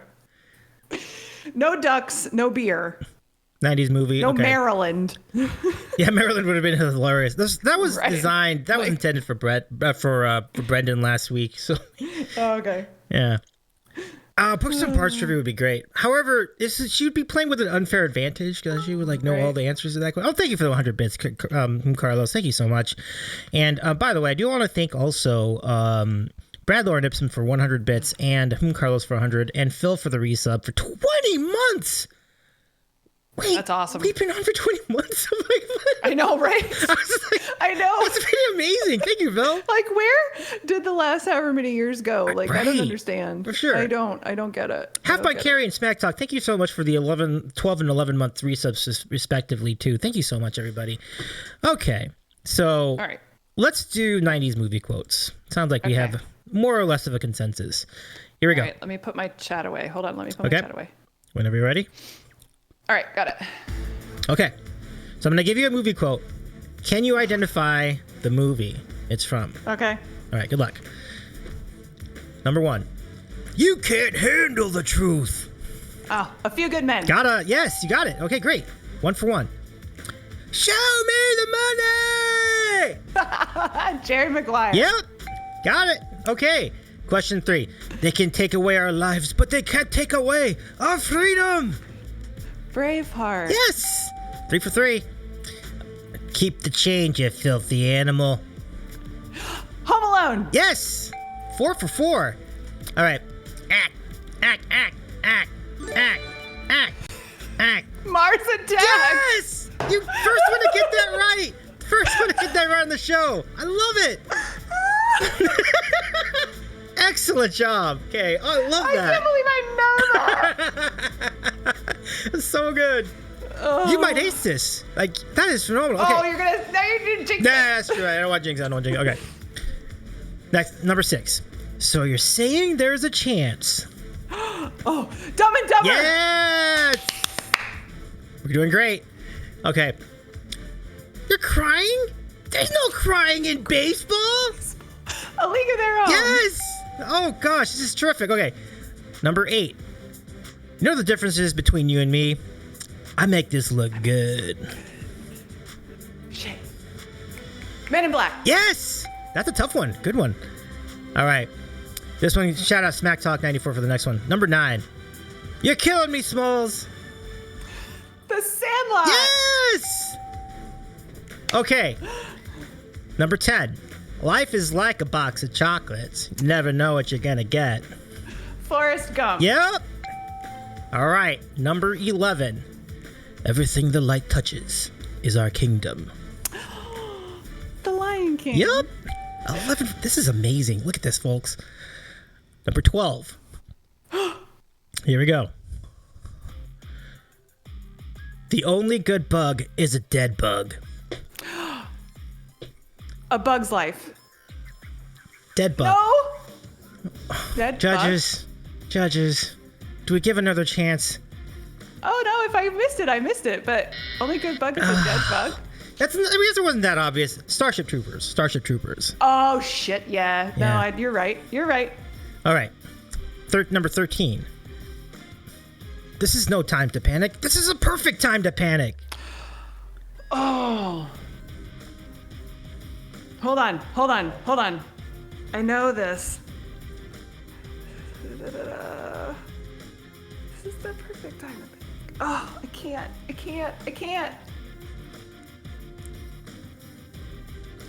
Toy Story. Yes! Yeah. Oh, this is a phenomenal run. Phenomenal run, folks. Okay. Number 14. This is a tasty burger.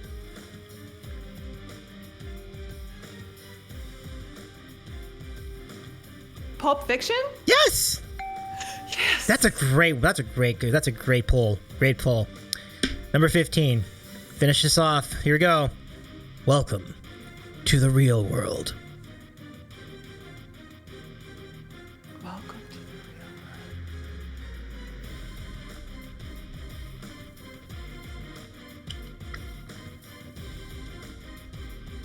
world. See, I could do a hint, but the hint's gonna give it away. No, don't do a hint. Welcome to the real world. I don't know. Welcome to the real world. Can you think of an obscure hint that won't like completely give it away? I'm doing Or it. no? Oh, I'm sorry. I wasn't looking at the screen. I wasn't looking at the screen. I'm sorry. What were you doing? I saw the very end of it. I have no idea I don't know. Do I have to go over here and do it? Let me hold on.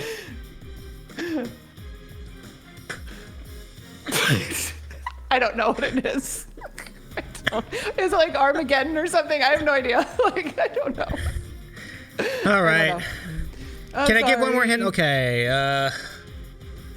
No, because if I give the hint, it's gonna give it away. The only hint I have is a complete giveaway. I'm gonna do it anyway. I'll do it anyway because I don't. Yeah. Red pill or blue pill?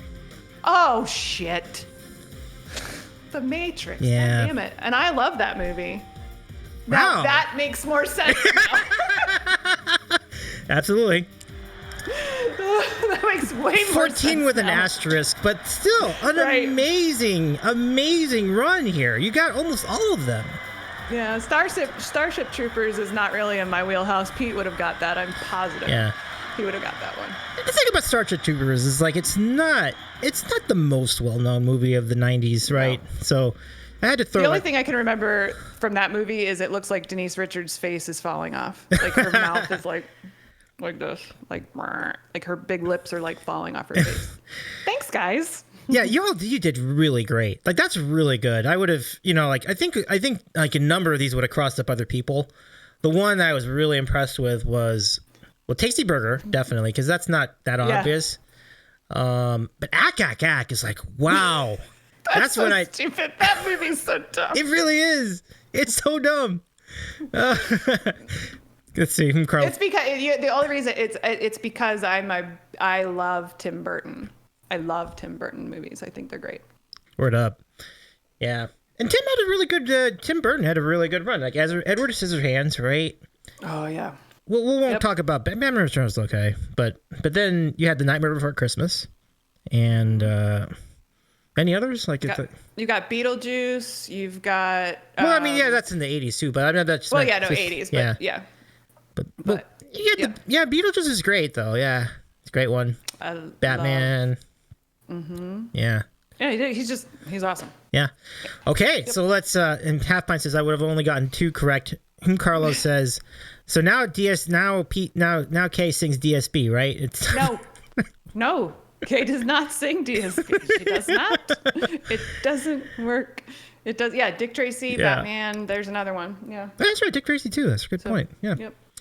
Yep. Pete says I killed that category. That would have been fun to. Look who's here. Play Don't Stop Believing. Let's fucking go. Oh no. Anyway, here's Wonderwall. Mark, I love it. Yep. All right, folks. So now it's your turn to ask questions of our friend Special K in what we call America's favorite moment in Twitch broadcasting. Do the dance. It's time for random questions. Great stuff. Ask us anything. All right, folks. So let's go ahead and open the queue. Romo, if you could do the honors for us. The way you asked I can't wait. This is going to be a very wild question queue. I agree. And exclamation point question followed by your question. Enter that in the chat, and we will take your questions in order in what appears to be 27 minutes. I don't know how long you would be good to go with tonight, but certainly I don't want to keep you too late. Yeah, it's up to you. I mean, it's 11 o'clock is fine. Okay, let's roll with that. Fine with me. So 27 golden minutes, chat. To get and your none questions of them say in. anything. They're all too afraid of mom. They're all too afraid of mom. Get those questions in. We'd love to hear from you. You can ask about anything. I've already asked. Yep. There's already a lot of things that I was already really excited about. Oh no. I knew that was gonna come up. I knew someone would ask. All right, so Romo. Oh my God. Did you poop today? Yes, and I probably should have worn that shirt because I knew that you'd be here. Because Romo got me a wonderful shirt that says I pooped today, and I get to wear it on special occasions. I don't wear it outside of my house very often because it doesn't happen when I go on trips. That's the whole reason why we laugh about this. Oh my goodness. I don't like to poop when I'm not at home. You're like Finch then. Like, you remember American Pie? Yeah. Finch doesn't like to poop in public. Like, that was his deal. I don't like to do it. I was miserable, Davey, at TwitchCon. Like, miserable. Oh, really? Oh my God, yeah. Finally, did the hotel room count as like kind of a home? I can't. I get like all weirded out. No, and eventually it had to happen. But like it took several days. Wow. Yeah, it was bad. Gotcha. Oh man. Yep. All right. We'll leave it at that. Next question. Oh yeah. The question is, how cute is Brookstone Bards? The question from Brookstone Bards.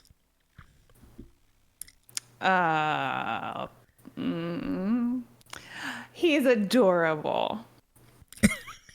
Okay. I love him. Schmoochy moochies. Sweet.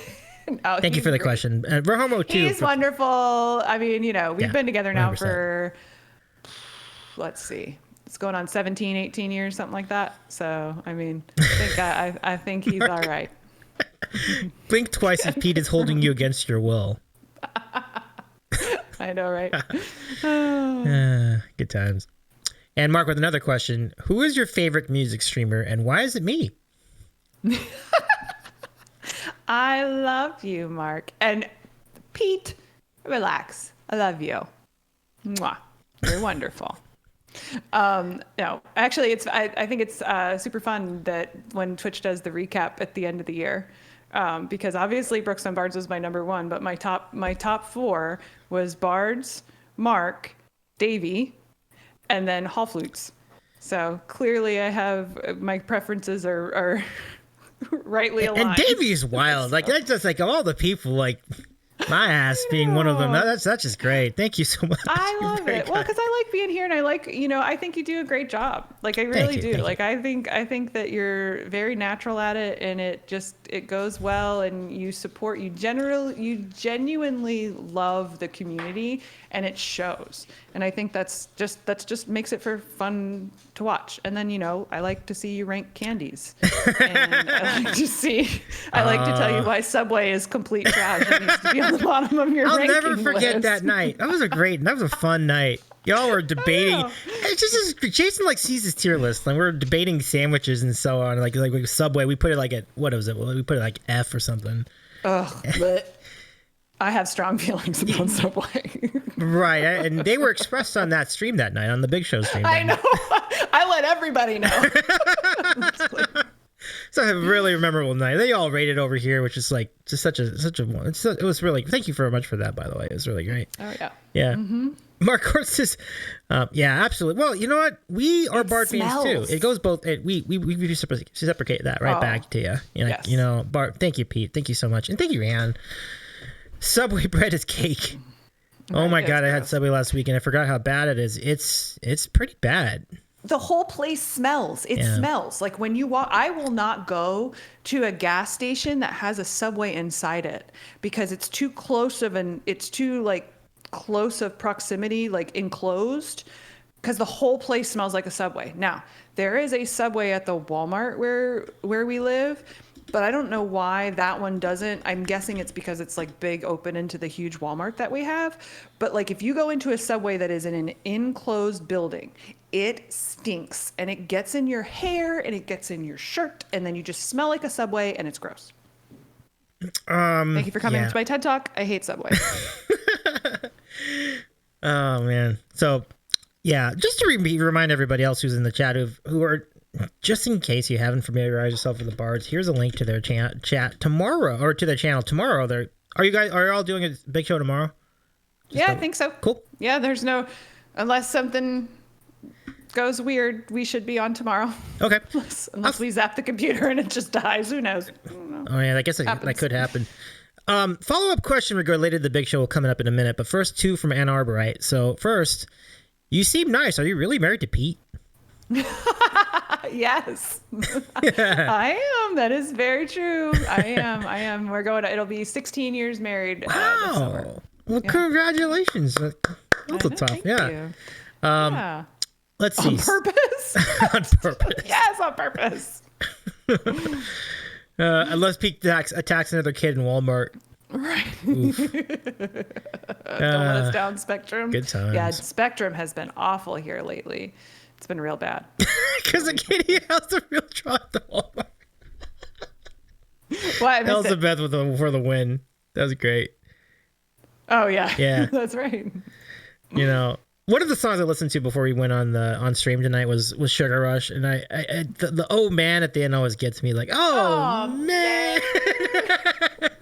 I know, I love it. So good. So Anne with a follow up, which is what is your? Oh no, I'm sorry. The follow up is what is your? Well, this is interesting because Mark had asked a similar question. So the questions were from Anne: what's your favorite Magic Kingdom ride? And Mark asks, what is your favorite Disney World attraction? Okay, yeah, no, those are, and they would be two separate answers because my favorite Disney World attraction is not contained at Magic Kingdom. So my favorite attraction at the Magic Kingdom, it's so dumb. I love the Carousel of Progress. I will ride that thing over and over and over again. It's the one that goes through the history, and it does it's a great big beautiful tomorrow, and then the theater moves. I will go on that anytime. I will never skip it. I love it. It's it's not even a ride. It just does its thing, and I love it. I've always loved it. It's always been a thing. My favorite, and now we're getting ready to go again at the end of next month because I'm going to go down there and do the half marathon with my sister, and then we're going to do the parks after that. So I haven't done a couple of the new rides. So this does not count. This does not count Rise of the Resistance. This does not count Guardians of the Galaxy. This does not count the Remy thing out in Epcot. But and I don't think it's going to change anything, but my favorite ride on Disney property is Flight of Passage, period. It's over in Avatar Land, Pandora, in Animal Kingdom. It is the most, every time I've ridden it, I have cried. And I've cried because it's just so beautiful and moving and like it's like having a spiritual experience when I go on it. Like, I just think it's the greatest thing. And I'm just like, this is wonderful. This must be what like heaven is like, because I love it. You know, it's just, that's how I feel every time I read it. So that is my favorite on Disney property. That's great. I can see you have some support for that. Mark also says Carousel of Progress is the best nap you play. I think we have something kind of like that at... No, it's different. I'm sorry. Because there's like one where there's like they have like all the presidents at Disneyland. I don't think it's the same thing. Yeah, they have the Hall of Presidents, and it's in Liberty Square in the Magic Kingdom. I have not been inside the Hall of Presidents in... I don't even know. I have no idea. Yeah, no, and that I agree with. Hall of Presidents is good for a nap. Yes. Especially on a hot day. You're tired. You're like, let's go get a nap. Yep. Does a job. I do like the American Adventure over at Epcot too. That's a good one. It could potentially be a nap too, but I mean, I don't know how you could nap when they're doing the America, spread your golden wings, and you're like, we are better than everybody else. Like, it's really like, go that is America. A little bit. Yeah, that's a little right? over the top. And like, all right, get over yourselves. Like, PhilharMagic is great. Yes, cool. It is. I like that too. But yeah, a lot of support for Flight of Passage. Mark says Flight of Passage is incredible. Pete says it's a magical ride. Yep. Pete cried too. How about that? Oh yeah. No, I cried. I thought it was wonderful. Okay, so we have one from Carlos. After being married to Pete for this long, are you still surprised by his farts? Yes.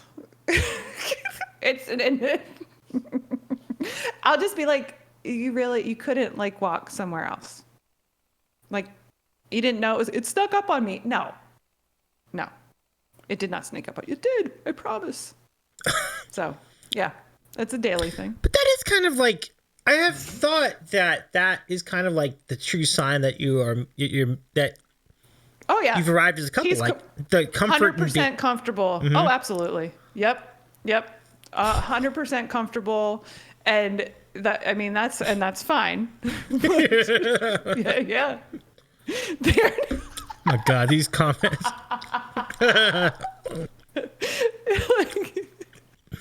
I know. It is bull. And then when he tells me, but it hurts if I keep it in. I'm like, really? It hurts. So yeah, it's snuck up. It's bull. Mark says, bull. Can't blame a guy for shock and awe strat for farts. Homo says, this is what my bowels smell like. You're welcome. This is what this comes to. Do you give it back? I guess it's my quality. I'm sorry. I'm sorry. God. This is where we've gone to. This is it. Yes. See, Gibbs says it too. If it sneaks up on you, this doesn't come out of your face. That does not happen. If it sneaks up on you, if you make this face, no, there was no sneaking happening. That was intentional. Carlos, love me inside and out. Nice.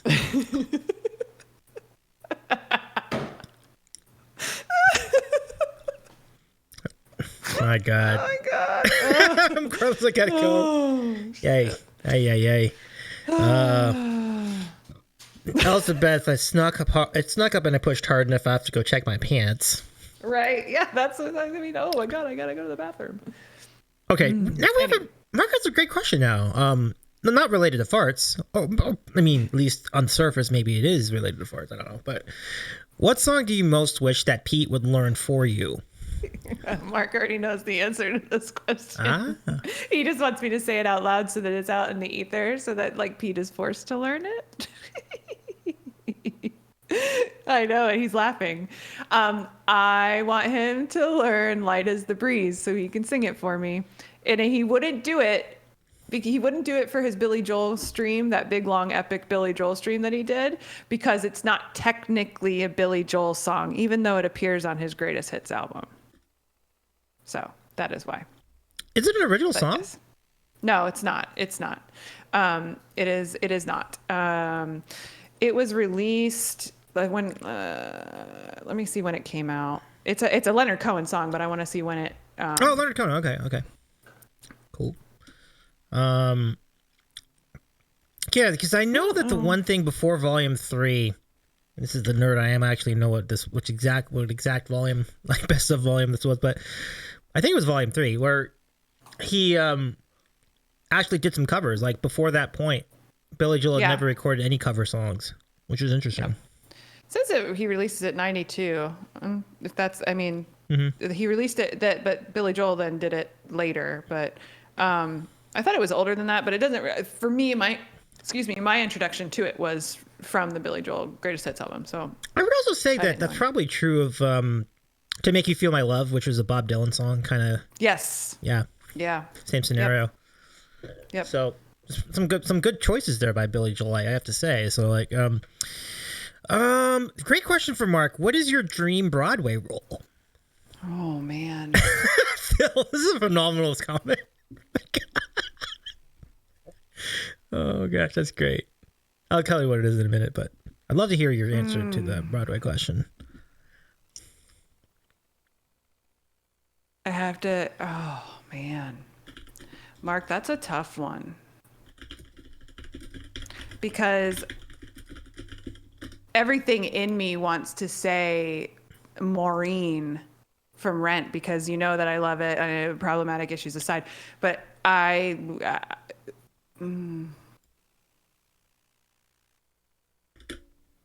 yeah, I have to say Maureen from Rent. I do have to say that. It would be close with a Fontaine from Les Mis. Fontaine. Because that role is great. And guess what? We're going to see it in 2 days. Wednesday night. We're going to see. Oh yeah. Super cool. Yep. Oh, I love it. Les Mis. Let us know how that. I love. I mean, yeah, definitely keep us posted on the. On how it went. Like that sounds really great. Yep. I'm excited to see it. Tim and Dana have never seen it on stage. Everybody that's going has seen the movie. But I think I'm the only one that's actually. Pete, have you seen it? I can't remember if you've seen it in person or not. I don't remember if we went together or not, but I know I've seen it in person. My son and my daughter are both going.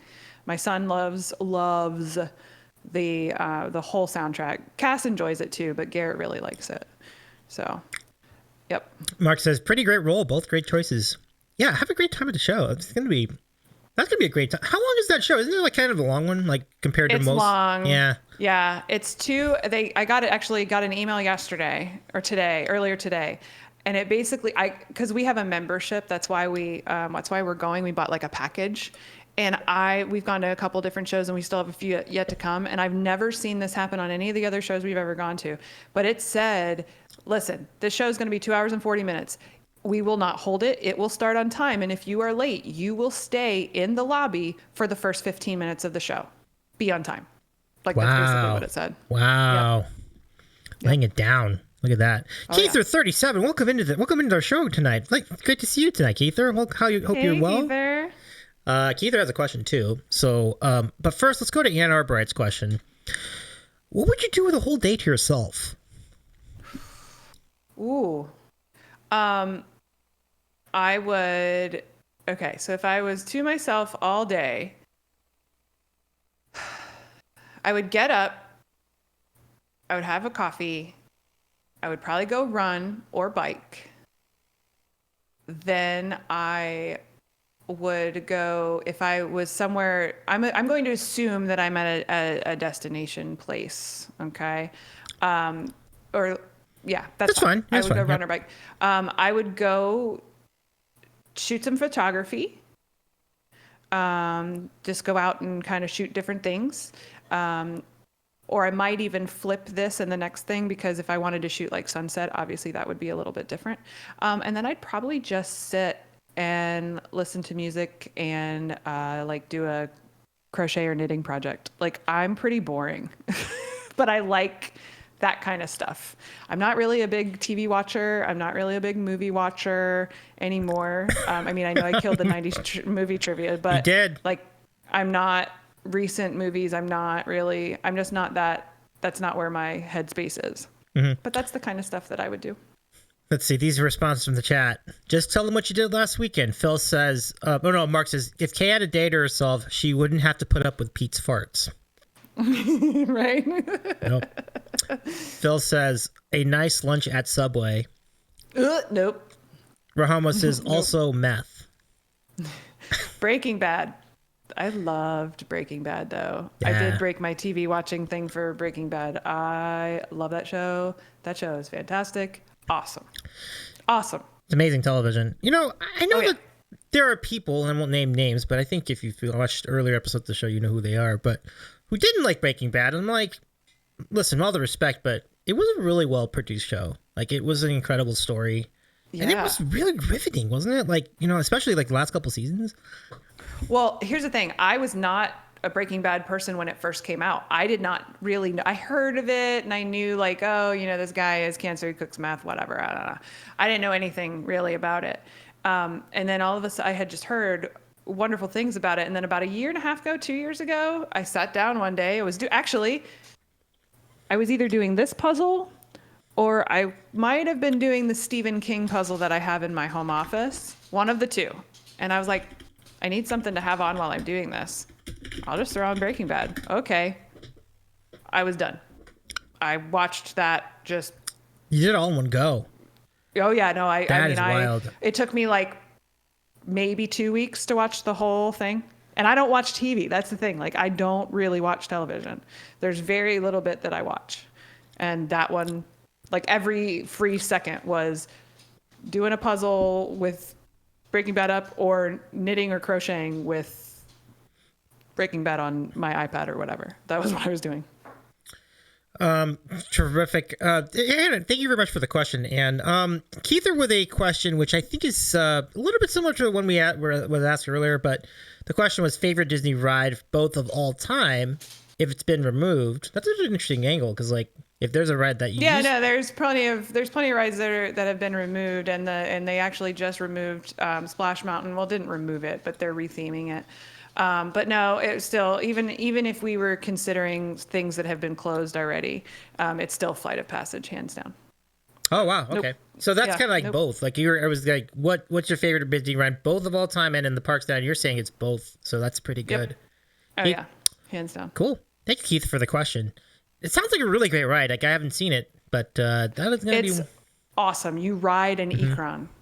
You ride one. Like, you ride it. It's virtual reality. Like, you put your head things on, and like the whole thing is it transported into Pandora. You're riding an Ikran. It's like you're sitting on, like, imagine that you're on like a little crotch rocket, okay? But you're riding it. You can feel it breathing between your legs. Like, that's how real it feels. It's awesome. So awesome. Yeah, it's like you're there. I love it. Yep. Yep.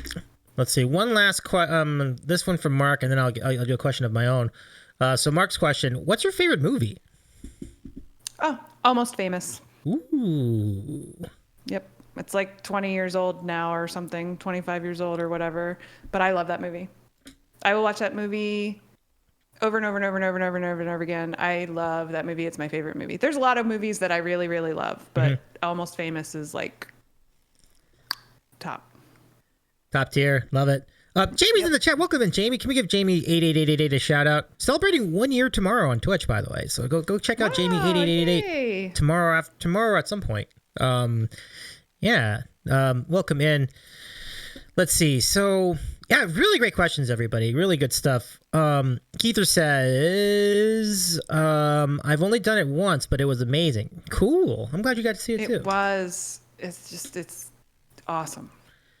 Let's see. Keither says, not me Googling Almost Famous and seeing it came out in 2000. Yep. Yeah, I know. It came. I was pretty sure it came out either right when I was graduating high school or when I had just gotten into college. But I love that movie. Love it. The music's so great, and everybody's awesome, and it's about just never mind. It's just awesome. It's just great. It's just great. Yeah, that's pretty cool.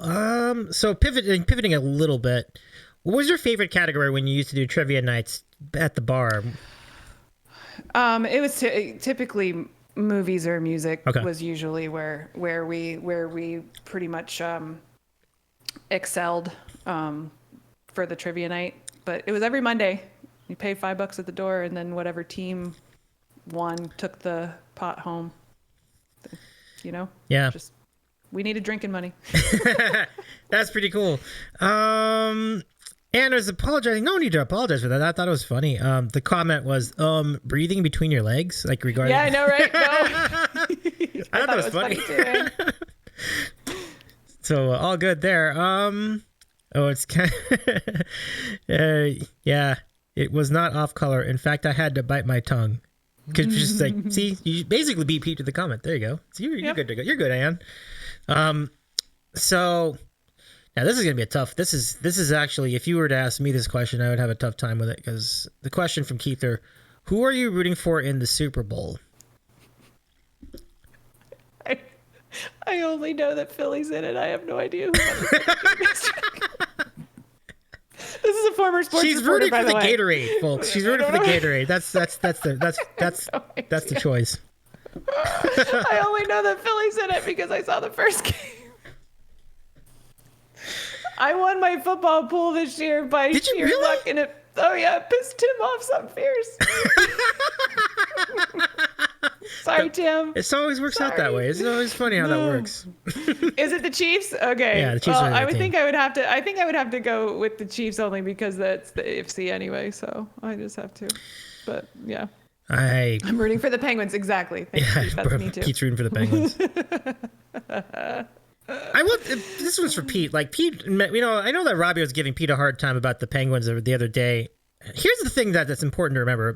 Earlier in our series, we had our friend That E-Flat guy make the point, ask a question to both Robbie and indubitably Brendan, who both root for the Capitals. And the question was, how would you rank the four first round exits for the Washington Capitals? See, that's the real question here. I wouldn't worry about the regular season.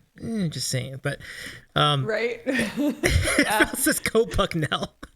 What was this, Peak Valley? Yes, Valley. Homo. I saw that. I love the that. Bayside Tigers. Bayside Tigers. Bayside all the way. Yep. Valley.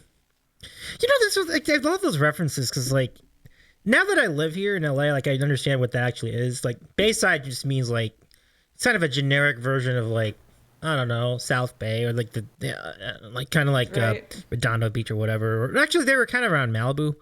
And then I think they were in I think that's where they were, like Malibu area, right? So Valley would have been like the Valley, like the like Northridge and whatever, or Encino and stuff like that. So that's kind of funny.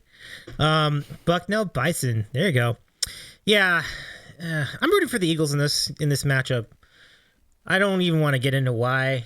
The officiating was absolutely atrocious yesterday, like just ridiculous, so bad. But I'm not going to get into that here. But yeah, thanks for the question, Keither. Yeah, so there you are. Now, where's Keither? Oh, Keither's rooting for the Eagles too. Okay, cool. Breddington's rooting for the Eagles. I think a lot of our community is going to be on the Eagles side for this game. So Breddington is an Eagles fan.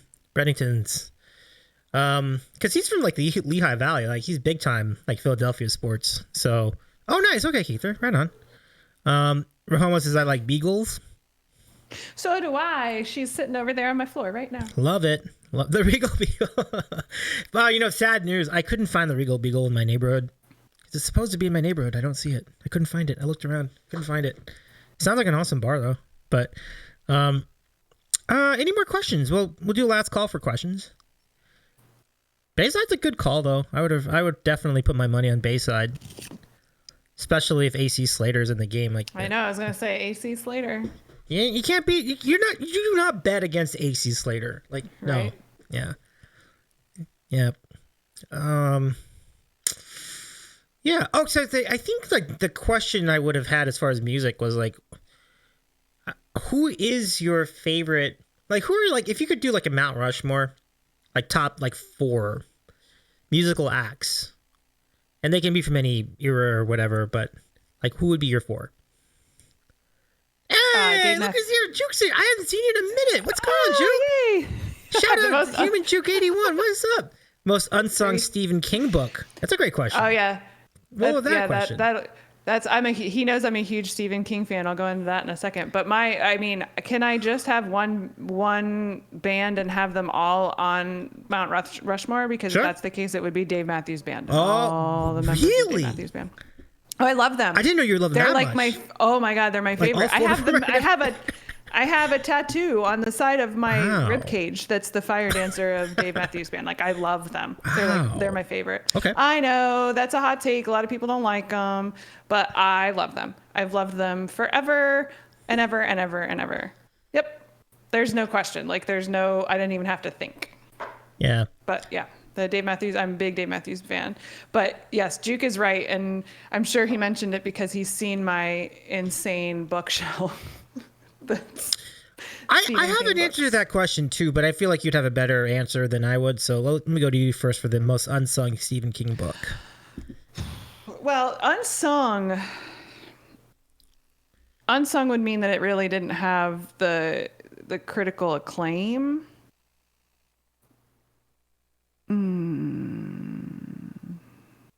Let me think on that. You tell me. Okay, so You said you have I do. You have one right away. I need to analyze for a second. Okay. I need to think. First, let's say hello to that E-flat guy, Human Juke 81, and the Creative Stars. 3 incredible streamers have joined us like at the same time. know, So good to see you. hello. Welcome in, everybody. So good to see you, everybody. Juke, how is everything going at the Juke joint? I heard that there are some really great renovations coming, so very excited about that. Can't wait to see you back on stream once you get back. But No, I already have my answer. E-flat. I'm really glad you made it tonight. I mentioned your comment because Robbie was giving it to Pete pretty good about the Penguins game against the Capitals, and we're like, yeah, but the Capitals have missed the first, like, have been blown out in the first round the last 4 years in a row. And I loved your comment. It was like, how would you rank the 4 first round exits from the Capitals? I'm like, I was dying when I saw that comment like a week ago. Anyway, my answer is technically not a Stephen King book because he wrote it under pseudonym. Mine is 2. Yes. Oh, everything I is that one? want to know. I want to know. Go ahead. The Running Man. Nope. No. Mine's from the same collection though. Okay. The Long Walk. Nice. Yeah. Great. Both of them are, these are both great answers. Yeah, these are both awesome. Yes.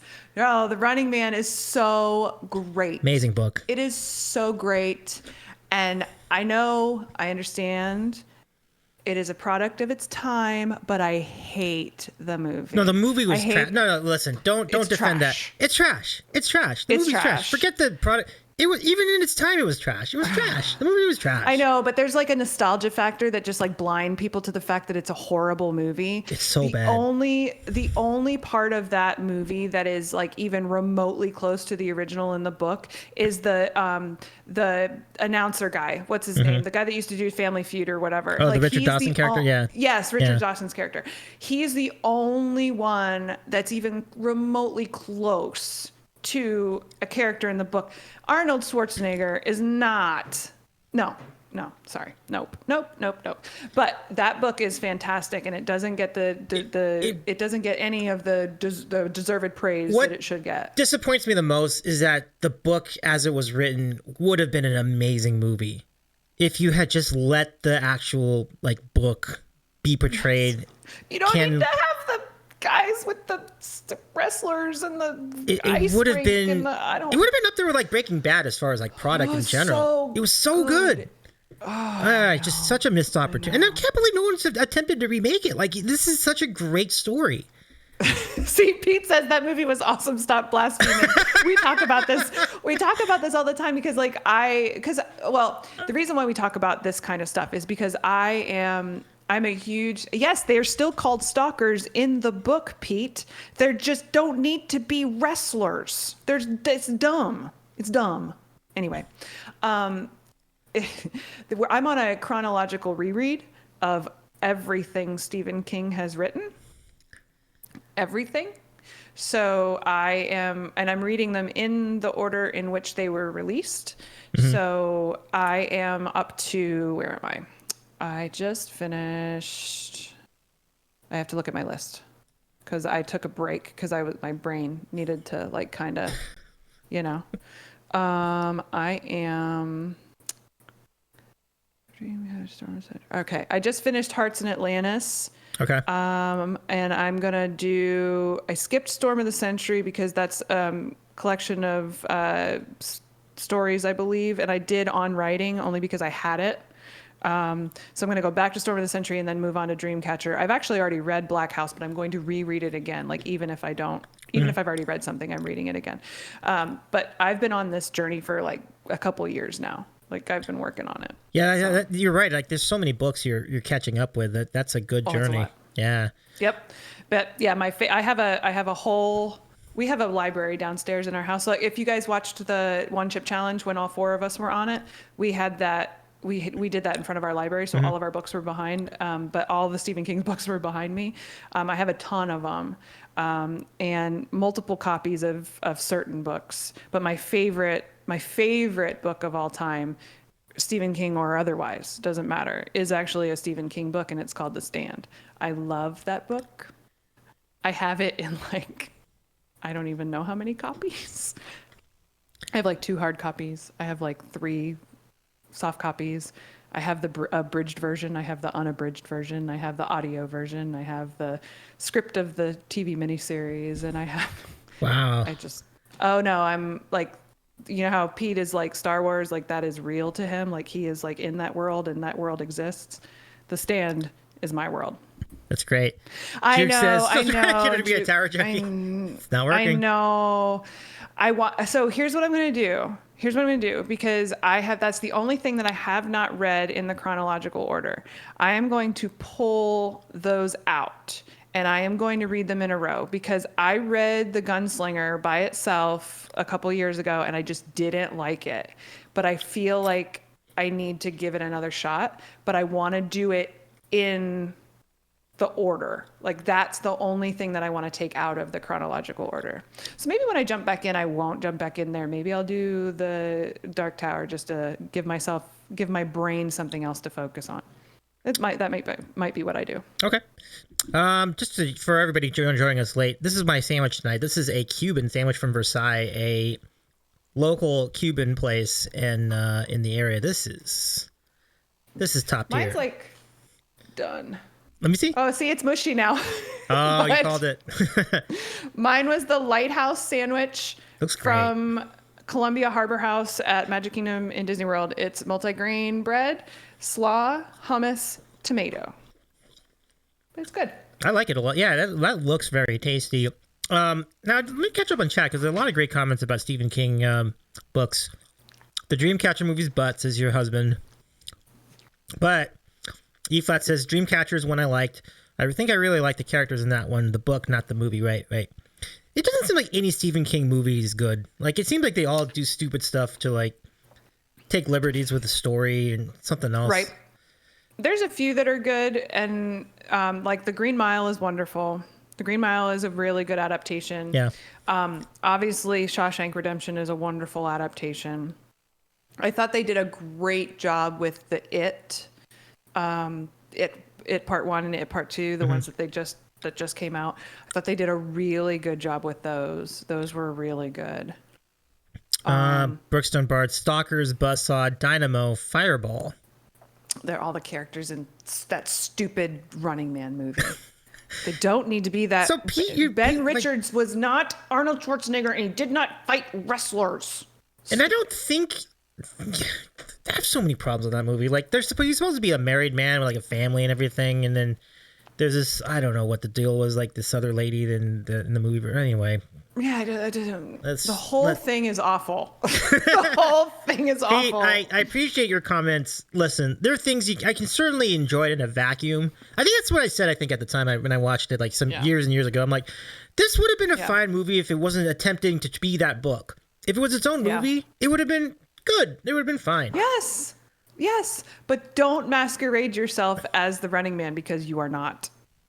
You are not. I feel like the Running Man spiritually would have been a lot closer to Walter White, but without like maybe like he's kind of an everyman who turned into like a sort of an anti-hero. Well, right. And the thing is you have to remember, like he was malnourished and he was see that Juke, you're right. Totally separate things. It's a good bad movie that has nothing to do with the original. Like he was malnourished. He was starving. He entered this game. He was not a war criminal or whatever they were trying. Didn't have a machine gun. I don't know, but he was a poor man who entered a game show to win money for his family, and that was it. Yeah, like, that's it. And that was his only and he knew that he probably wasn't going to win, but he had to try because he couldn't make any money anywhere else. Right. I mean, that's really it. There's no, but they could have done such a good job with it. I mean, they did. Yeah. Anyway. Yeah. Giblet with a question: was The Running Man more awful than the Sword of Truth movie? Yes. Oh. I think they're equally as bad. I think they're equally as bad, Gib. I think they're equally as bad. Like, the only thing that saves The Running Man over the Sword of Truth debacle that was on the CW or whatever channel that used to be on, was the fact that, like, they actually had established, like, movie people in it. And it, what Juke said, that it can be its own movie, kind of, but not what it is. Yeah. I think that's the only saving grace about it. Like, I think that's the only thing. Yeah. The Sword of Truth, that was such a disappointment. It's a good viewpoint that Juke has, as far as certainly in the case of The Running Man, I think you could make that point. Though even in a vacuum, it is kind of a dumb. But this was admitted by everybody in the chat. Like, it's not right. It's one of those it's so bad it's good kind of scenarios. Yeah, no, exactly. It's not like you're gonna go. It's not gonna go win an Oscar. It's not gonna. Nobody's gonna get any kind of acting awards in that kind of movie. It's a perfectly passable action story. It just doesn't need to be attached to Stephen King's Running Man or Richard Bachman's Running Man, whatever you want to call it. Yeah. So. Now Klingon says I love the reboot. By the way, welcome in, Klingon. It's good to see you again. I love the reboot of Doctor Who. I could never get into the original Doctor Who, that's an interesting comment. Like I know that people regard that very highly. I'm not a Doctor Who person. I know that hurts Storm's heart greatly, but I am not. I've never seen a single anything. I've never seen anything. Yeah. Nope. Yep. Eflad also says I thought the It movie was a good one. Scar's God was insane, and yeah. Let's see. Let me keep catching up. A lot of great comments over here, everybody. But it is so good to see you all again. Let me see. Yeah, it's feel free to catch up with each other, everyone in chat. That's really great. But I'm really grateful. I don't even know who started the conversation of Steve. Oh, it was Juke who started the conversation of Steve. Yeah, it was Juke. Juke, that's a terrific angle. I love it. Just opened up a whole branch of like conversation. Like, thank you, Juke. It's good to see you again. Wait, what happened here? Right. Do you like you too? This is great. I want to hear this because that would be a bitch too far. I know. Oh my! I feel like I'm walking near landmines. Like I'm gonna plead the fifth on that one. There's too many landmines around on this. I feel like there's that's not good. You would be very right about that. That's a good read of that situation. Okay. Yeah. We have Storm. We have been bonding over 90s music. I love it. That's cool. Love it. But if you missed it, Kay's Mount Rushmore is the Dave Matthews Band on all four spaces. That's wild. I know. I probably should. I probably should. No. Okay. So let me. So Dave Matthews, John Mayer. Mm-hmm.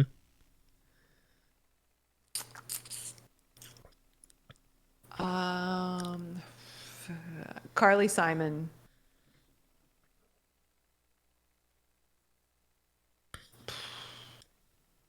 That's three, yeah. So you're down to one. I know. I got to do one, but then they would have to head a band. But I don't know.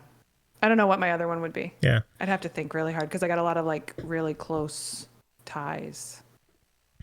Yeah. Maybe a lot of Morissette. Maybe. Okay. Yeah, Melissa Etheridge, maybe. I don't know. I was wondering if Melissa Etheridge might make it in there. Yeah. Yeah. Pretty good. Yep. Eve says John Mayer is more millennium than 90s, which is true, but this is really more of an all-time like Mount Rushmore. Yeah, that would be all-time. It's very interesting how different your Mount Rushmore would be compared to, say, Pete's Mount Rushmore, because I feel like it'd be really different. Like, yeah, his would be Freddie Mercury, probably Peter Gabriel or Phil Collins, one of the two. Those are, well, you gotta have Phil Collins or Genesis or both in there. Yeah, they would have to represent that. Then probably Beatles, maybe. Yeah. Everyone else in chat, but yeah, very different. If you could do a Mount Rushmore, what's yours? Like, that's really great. Mine would be Queen, Led Zeppelin. I'm just gonna say Danny Elfman, so that would include both his compositional work and Oingo Boingo. Like, they're both really great. Yeah. And then the fourth one is where it gets interesting. I don't know. Like, see, it's hard. That's hard once hard. You get like, because then you're like, there's no more left. What if I exclude someone, and then you go, oh man. Yeah. That's a toughie. Like, which one? Because I have to think of like an act that speaks to me specifically. Right. And I like so many different kinds of acts. Like, I can't really settle on one. Yeah. I had the first two right. Yeah. Billy Joel, that's the other one. Yeah. Oh, of course, Billy Joel. Look at us. I'm a dum-dum. I know. Like, that's that what should I'm have been saying. the first. Like, that should have been the first guess. I know. Yep. I know. So I guess my fourth would be Elton John, but Billy Joel would be like right after that. Like, it'd be like right there. Yeah. Yeah. Yeah. So yeah, Queen, Genesis, Kansas. I would not have guessed Kansas. That's interesting. Wow. Pretty good. It's but that Kansas is prog solid. rock kind of whatever. Interestingly, I would have thought maybe yes, or maybe ELP, but no, I mean, those are all great choices. Like, I'm down with all that. Yeah. Creative Star says Pink from all. Oh, Pink is great. Yeah. That's solid. Yeah. Oh yeah, Steely Dan. Good stuff. Steely Dan has a statue next to my Rushmore. Are there honorable mentions? It's hard. Like, we can't. Right? It's hard to settle on 4. Like, it's hard to do. I got the first 3. Those are easy. Then that fourth one's like, woo. Then you start with. It would not have been Styx. I'm sorry to say, but. Yeah. However, I will mention that we do have a Styx. We have a Styx Stream Redeem if you want to contribute to that community challenge for 3 hours straight of Styx music, played either on piano or karaoke or both. That's this month's challenge. And yes, go down there, click the button, everybody, right now. Go down to your channel points. Oh, thank you. That's right. Thank See, you. Creative Star, you did it. Good job. Go down to your channel points. Click all your points. Ooh, I like storms. That way, Davey doesn't have to eat beans. What is the there you go. Involved in this? Because isn't that a channel point redeem? Then see, they can use their points on your. Oh, because they don't have points for the beans. Yeah. Yeah. Put them all there. Put as many as you can. We're on a cool down for beans anyway. We should be okay there. Thank you for the points, everybody. Keith, third Creative Star. Thank you so much. I'm just trying to get you to your All Sticks piano stream. This is a great spot. Thank you, Jamie. Look at that. See? Look at the Special K bringing words into action. Thank you so much. Now, let's see. Gilbert. Oh, I love these are great. Look, let's go to let's scroll back a little bit. Make sure I get everybody.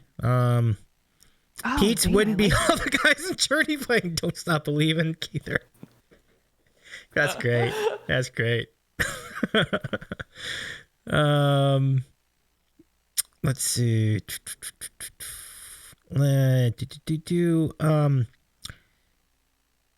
Oh man. Ooh, hang on. Hang in there. Let's see. I'm trying to figure out whether everybody else had for Rod. I like Giblets. Dolly, David D, Randy Travis, and Dave Matthews. Those are great. That's my girl. Yeah. Dolly Parton's iconic. Great call. Keith, this is Billy Joel, Beatles, Led Zeppelin, Bruce Springsteen. Very, very good choices. Yeah. Yeah. Yeah, I like that. But Storms is terrific. It's a little bit. It's kind of like very 90s centric here. We have Green Day, Rage, Red Hot Chili Peppers, Social Distortion. These are great bands. Really great choices, Storm. And E-Flash says I'd basically be kicked out of the family if I didn't show some love to Elton John. Good call. Good call. Yep. Let's see. Anything else? Yeah. Thank you so much for the points, everybody. This is really great. Now we're up to 11%, or is it? I know. 12%. Even better. Wow. 24 days to go. Thanks, everybody. So I like U2, Metallica, Monkeys. Arctic Monkeys? Which monkeys? Or Like just, the Hey Hey We're the Monkeys? no, that would be MONKEES. So this is probably different. Oh, monkeys. I'm not. I didn't scroll back that far. Oh, okay. Klingon says Four Non Blondes. Hey, I like that song. Like, you know, I don't remember another song of theirs, but that. Yeah. I don't think there was one. Now, Linda Perry writes a ton of songs. Mm-hmm. Like she actually wrote a bunch of Pink songs, I believe, if my memory serves. Yeah. But I don't think Four Non Blondes actually had that many other hits, if any. Well, Pete's got a take here. This is Subtropical Monkeys, Phil. That's funny. I don't think that's a hot take. I mean, I Billy would agree Joel with greater that. than. If you talk about, well, that's an interesting evaluation. I don't know how I would evaluate that, because what are you evaluating it on? Is it just about who was more popular? Well, Billy Joel definitely answered that question, because I Right. think he's had a lot more top 10 hits, and he's probably Right. more relevant today than Elton John is today, like in 2023. Right.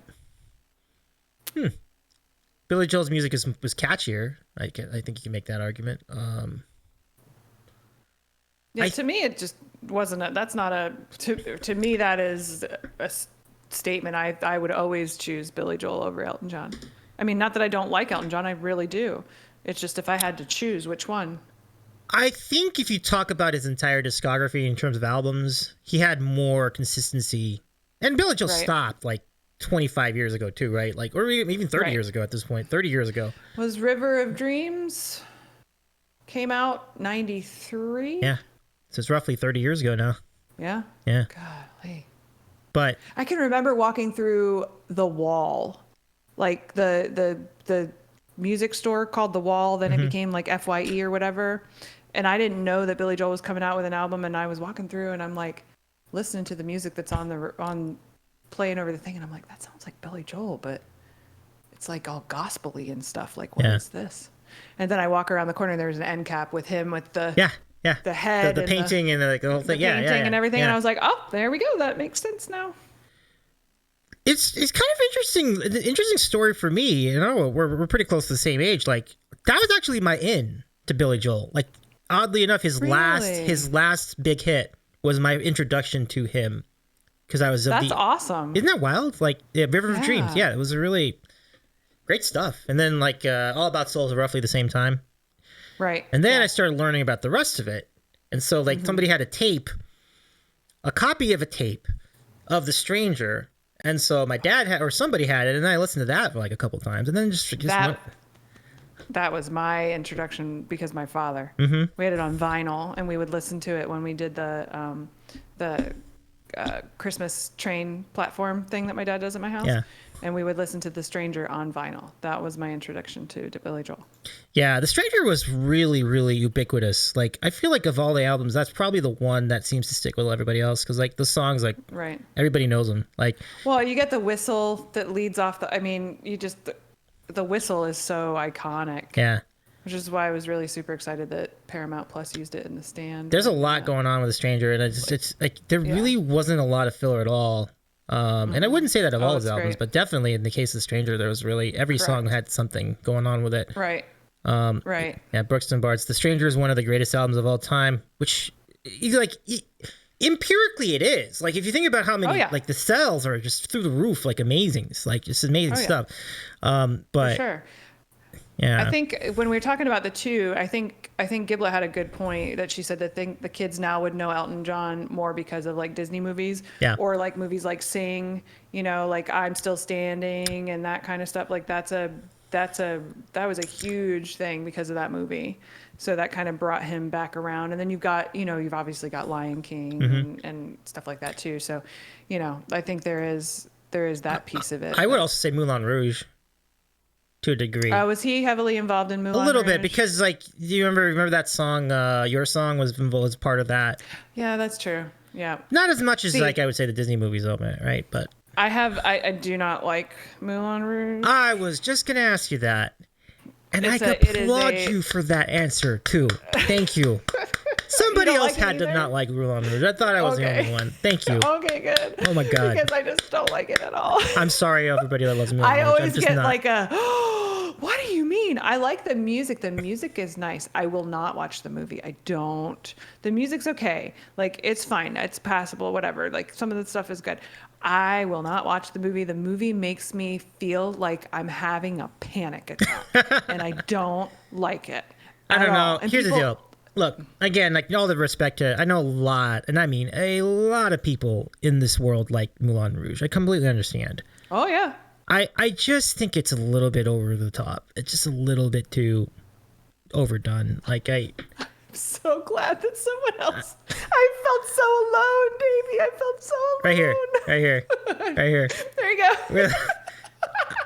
The only two people on planet Earth that actually did not like that movie. Well, we'll take it. I'll take it. Oh man, Keith, thank you for the resub. Seriously. With Prime, I appreciate you, Keith. It insists upon itself. That's so I want to see the stage. Now, I've heard the stage show is pretty disappointing. Our good friend Laura Wiley mentioned that when in seeing the stage performance of that show. So caveat emptor. I've heard mixed reviews. Yeah. Yep. Yeah. A-flat says that's how I feel about most musicals. Well, I'll leave that comment to itself. Like, I'll let you all debate that one. Yeah. But it's fair. Yep. I mean, listen, like, I just think of Tarzan because it's raised. Yeah, I love it. But thank you for the primary sub, Keith. I think you're very, very kind. The songs were good. I mean, I did like the remake of, because they're all like covers of like existing songs, which is part of the reason why I thought that it was kind of whatever. Well, Lady Marmalade came out with the pink and the whatever. Yeah. That's fun. That was cool. That was a good song. That was solid. Yeah. And then the other one was Rhythm of the Night. The redone Rhythm of the Night was good. Oh. And Young Hearts, which is also pretty solid. So I thought that one was in. No, that's in Romeo and Juliet. You're mixing up. Oh, it is. You're right. Young Hearts was Romeo. Now, see, here's the thing. I love Romeo and Juliet. Mm-hmm. That one doesn't make me feel like I'm having a panic attack. Yeah. But for some reason, Moulin Rouge makes me feel like I'm having a panic attack. Like, I don't know. I can't deal. Like, and I can't. Nope. Yeah. Nope. I think the difference is like Romeo and Juliet. Well, number one, obviously, it's kind of you can't call a movie a cover song, but it's kind of like an adaptation of something that already exists. Yeah. And it was definitely cheesy and everything, but I like that. Like, I thought that movie was all right. And did you ever see Strictly Ballroom? Because that was like the third of the Baz Luhrmann. I never saw it. No, I didn't see that either. One. Yeah.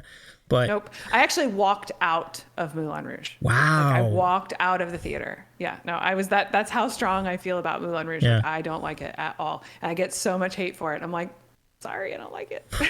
I don't like it. No, I hear it. So, look, if we've got nothing else, we got that with the Moulin. Yeah. Listen, like, it's interesting. It would be very curious as where Mark and folks like Mark and Abby and, and even Rahoma. I didn't really get Rahoma's opinion on Moulin Rouge. I'm kind of wondering if, Hey! Oh my goodness! Robbie, thank you for the raid. Let's do the raid song, everybody. Get ready. Here we go. Here we go.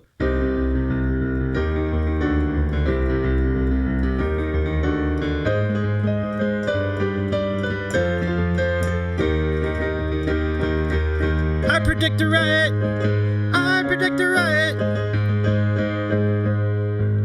Oh my goodness, Robbie. Welcome in. Welcome. Thank you so much for the raid. I know y'all on your show had a great show. Folks, everybody, my name is Davey. I am a talk show host that also happens to do music as well on this program. So ultimately, they would call me a variety streamer here on Twitch, and so we do a lot of different things. Tonight, we're hanging out with an incredible Special K, a great friend of all of ours, from the Brookstone Bards Big Show. So folks, in the chat, would you be so kind as to follow Robbie G Sports OTHP? Brendan is in the chat too. Oh my, Brendan, welcome in. It's good to see you tonight. We had Brendan on last week. It's a really great spot. If you missed it, it's on our Twitch page. Awesome. I love it. Now what? Let me catch up on a few things. Oh my God, Primo's in the chat. Primordial Sounds. We are going to have Primordial Sounds on next week on the Sandwich Show. Yeah. That's going to be a great spot. So Primo, y'all want to check out Primo. He's a great mod, great friend of ours, and a musician too. He's really good stuff.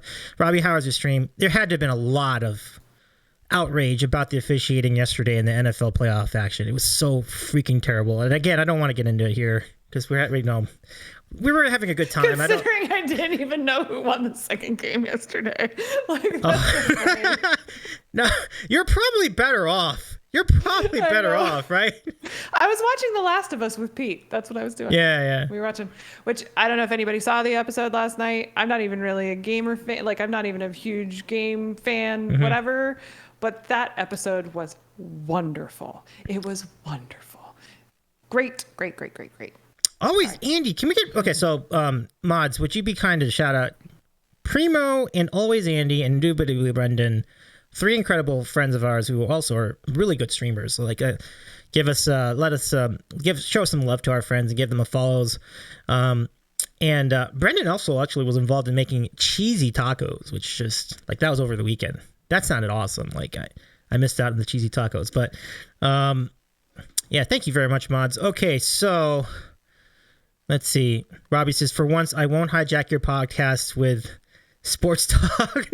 No, it's okay. No problem. We had a great time with that last week for sure. But did you know, Robbie G, that our friend Special K was a sports editor? If you don't mind me sharing these again for everybody. Oh, you're fine. Yeah. You're good. So... This is back in the day. Back in the 20 day. Years ago.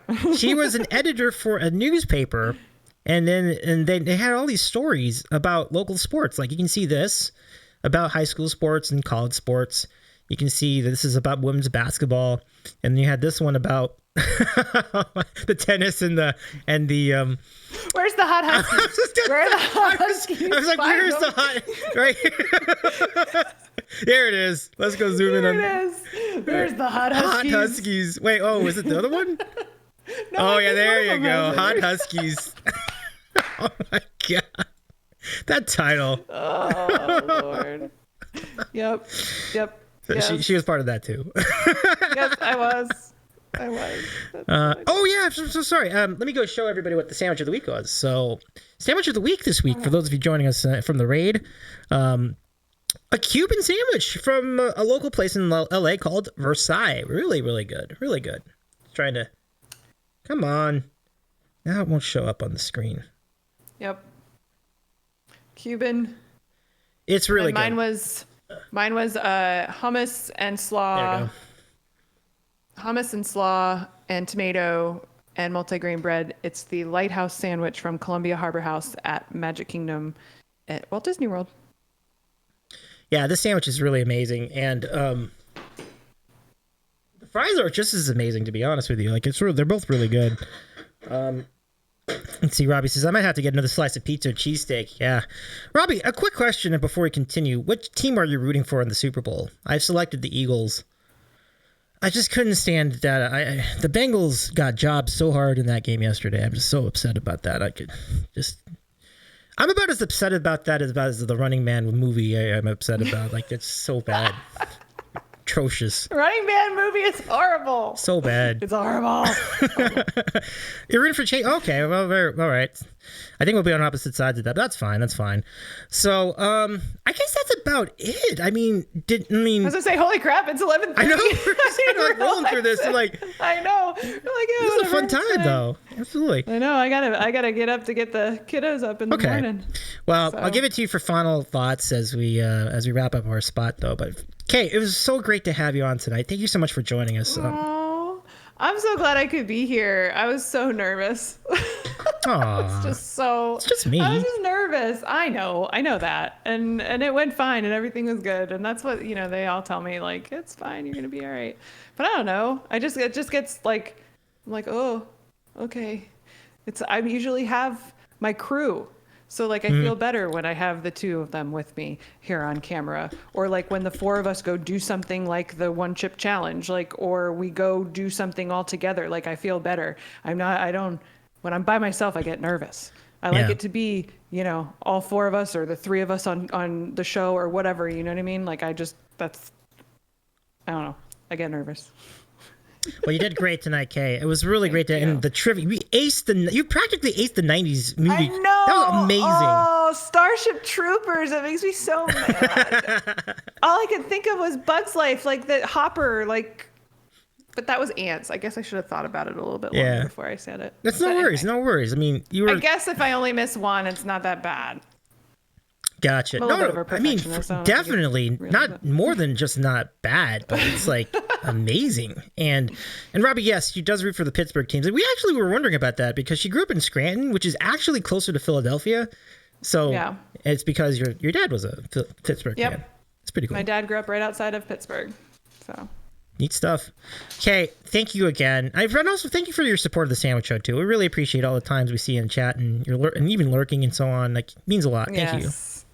Yes. I love to lurk. I like to, hang out. I talk when I can, but the other problem is that sometimes the show is late for me. So like, I feel like if I talk, then I want to engage. Like, not only do I have to engage, but I like want to engage, and then I end up until like 1 a.m. You know what I mean? So, and that doesn't work for me. So I have to just kind of like lurk and watch, and then make a decision of whether or not am I going to bed at a decent time tonight or am I not? So that's it. So, yep. Hey, Angry, I love it. Thank you so much, Angry, for hanging out with us. I never lurk. We are so grateful to have all you cool lurkers out there. And listen, I lurk too. I lurk in a lot of streams, particularly like the really big channels. I'm often just lurking in those. Like, Yeah. It's just fun to just enjoy and soak yourself into the vibe of the show. And so we appreciate all of your participation, everybody. Yeah, Storm. Special K, it's been a blast. We'll see you tomorrow at the big show. Mods, let's go shout out the Bards one last time so that y'all can be there tomorrow. Big show coming up tomorrow night. Yes. Don't miss it. 7:30 Eastern. Bang We're Bards. starting at 7:30. Who knows? We never start on Thank you, time Rob. ever. So. We should do a pool. Like, what time will it start? I know. We never start on time. Before 7:45 Eastern. Right. After Yes. 8 o'clock Eastern. Notice that I did not say Right. on time was not one of the choices. I know. Never on time. We're never on time. Well, I mean, just for example, like random crap happens. Like Pete tries to get up from a chair, shocks the computer, and the computer has to restart. Like that kind of stuff. That's what happens. I got to experience And, like, some of the Bards experience, did. y'all. It was great. You did. Yep. Oh, I know love it. that. We never start on time. So So, it's been a blast. Take care, Kay. We'll see you tomorrow, hopefully. yes, sounds good. And now I don't push the button, so are you going to hang up? I will I don't know push how the to turn button it. and I will. Yes, absolutely. So take care. I'm just telling you, I'd be lost. I would be lost. No worries. No worries. Fine. Take care. Have a great one. Rest well. All right, bye, everybody. Bye, everyone. Bye, See Kay. ya. Good to see you. Bye. Oh, so great. So Special K, everybody. That was awesome stuff. So folks, stay with us. We invite you to stay with us. We're now going to do a, well, first of all, let's catch up on chat before we do this, but we're going to do an ultimate condiments tier list, and we will do it to the tune of Art and Pete. We're going to be playing Art and Pete's entire catalog while we rank all of these condiments. And this should be a really fun ranking. But special thanks to our friend Kay. Like, that was a really, really good stuff. Thank you so much for that incredible spot tonight, everybody. Pete. Bye, Kay. We'll see you when you come downstairs. Brookstone Borks. Yeah, get Borks into the chat. I really want to thank you all for doing this. So this has been a really good start to the Bard series. I think this is like the mini series within the Sandwich Show series. So next up, we're hoping to get Giblet on, and then after Giblet, Pete, if you're willing, we do a special one-on-one with our friend Pete. And right at some point in the near future as well. So that would round out the series pretty well. Like, it'd be really, really, but absolutely, Kate, it's great to, if you're up for it, Pete, like, absolutely, like, we'll talk. I mean, I obviously didn't warn you, but it would be really fun to chat with you again. All right, I love it. Let's pump it up. I know it's really, I really put Pete on, so I'm so sorry, Pete, but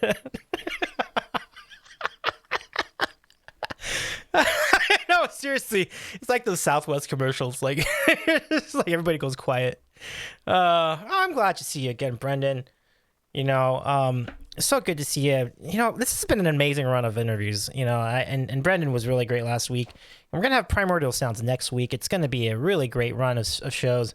And then a couple weeks after that, we've got Chris Fox music coming up on the program. And so, I'm reaching out to some other people. We're hoping to get even more cool guests on in the near future here on the Sandwich Show.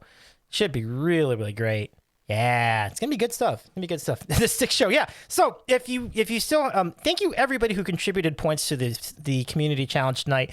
If you have not yet, you can contribute up to 2,000 points for an all stick stream, a 3-hour stick speed. Oh my gosh, Brendan, thank you so much for the points. Oh my goodness. All the equipment on should be really easy. So let's go. Let's now, as we continue our journey tonight, we're gonna do this. We're gonna play some Art and Pete and rank some condiments. So let's just keep chatting, everybody, as we do this. You know, as you think at night, late at night, about the hot Huskies. We'll head over here to Tier Maker and take a look at what we have coming up. So, what happened over here? Let's go play the music. Oh, we didn't play it yet. Okay. There you go. All right. So here's what we got. So thank you again, everyone, for hanging out with us. Thank you, Aaron Angry, for your 2,000 points as well. Let me also thank some other people who did contributed to the community challenge. Let's see if I can go back far enough to do this. But thank you also to Brad Lauren Ibsen. Oh yeah, there's quite a bunch of folks, but I think Rahomo put in for it too. E-Flat did as well. The Creative Star did as well, and Keither did as well. And Special K did as well. Like, y'all were really kind to do that. Thank you so much for your points. All right, so now we got the spread tier list. So let me show you what's on the table tonight, everybody. So we'll seek your help as we look through these sauces. The categories. We have awesome sauce as your S tier. A, B, C, D, and then sludge as your F category. Here are the sauces and condiments in question. Everything from Alfredo to Worcestershire. We've got vinegar, tomato, sweet chili, sugar, sriracha. These are all provocative choices, and they all definitely have opinions. And you even have things like pepper. You have salt, sesame oil. So many good things you have here. Can I still do starting lineup? Is that... No, absolutely. The redeems are still on the table, so you can interrupt at any time if you want to do starting lineup tonight, Robbie. So, is pink sauce in the list, as Tom Tester? All right, let's do it. All right. We'll be back to the Art and Pete in just a moment, but first, we would like to get you in the lineup. If you want to be in our lineup, exclamation point lineup in our chat, and we'll read out your name, starting lineup, basketball style.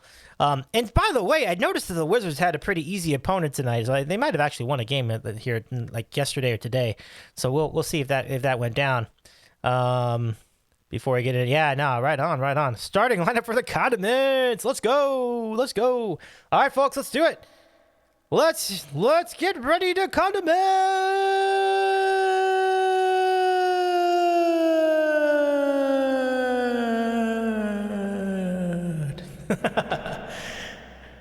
Oh man. Wow, no kidding, Robbie. Wow. All right, let's do it.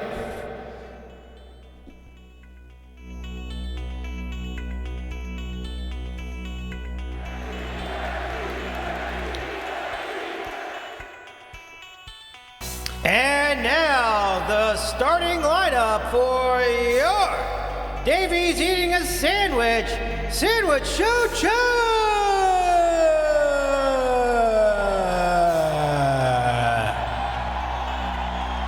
Leading off our lineup tonight, raiding in from the Sports on the Hill podcast, an avid fan of the Caps, of the Commanders, of the Nationals, and the Wizards, alongside other teams. Give it up for Robbie G. Sports OTHP!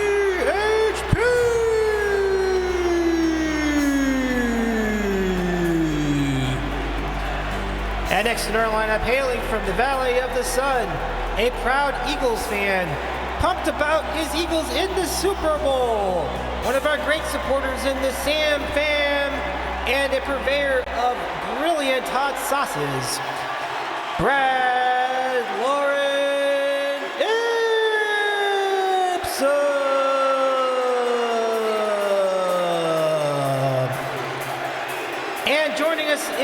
Chat, our collab guest from earlier tonight. She's now a recording artist with 2 singles that are on Spotify. A big fan of musical theater, of the Steelers, of the Penguins, and not of the Running Man movie. Let's hear it from our friend specialk0455.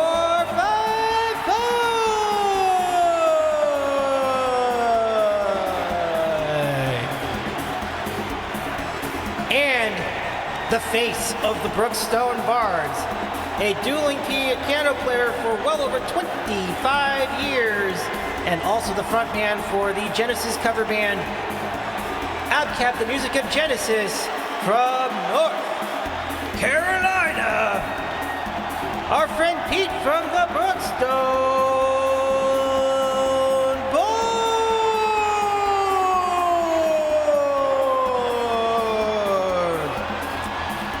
And also from North Carolina, the master of perfect pitch, and a fellow with great taste in music, a piano teacher by day, but an avid emo fan and Elton John fan by night, and also the host of his own piano stream on this very Twitch platform. Let's hear it for that E-flat guy. And in our lineup, joining us once again, I think Robbie was we announced Robbie earlier in the program, but Robbie, great to see you again. Thank you for the raid! And joining Robbie in the lineup, listed at 2 inches and 3 centimeters, it's a jar of pickles! And alongside pickles, Ed Red Wing, America's favorite, most ubiquitous condiment, Heinz 57 ketchup!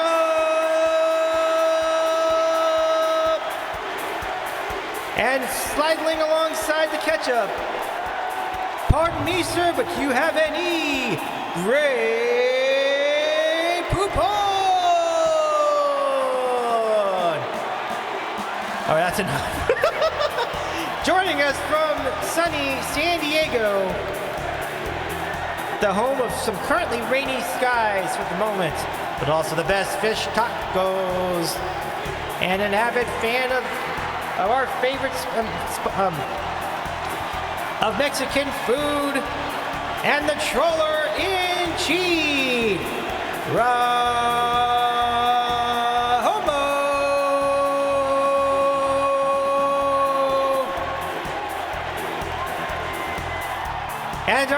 And next in our lineup, our collab guest a week ago, a singer and songwriter from the Mid-Atlantic, based around his proud state of Maryland. Also, a good one who just recently cooked cheesy tacos on his stream last weekend. Indubitably Brandon!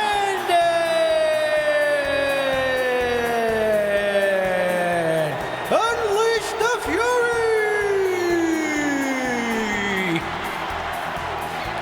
Ladies, gentlemen, and non-binaries, your Davey's eating a sandwich!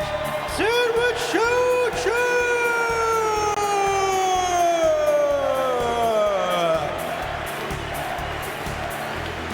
Woo! Crowd going wild, they love it. They love it. You're very welcome, Robbie. I love that redeem. Romo says, excuse me, sir. Furries must be on leash at all times. I love that, Romo. Oh, that was a great lineup tonight. Holy cow. Like, that's a particularly great lineup. So thank you again for that redeem, Robbie. Redeems are on the table, too. So any other redeems you all want to do, if they are available, go for it. Yeah, I do, too. Thank you. Thank you, Kay. All right, we're back to the action here. And we're looking at these sauces. We're talking about condiments on the table.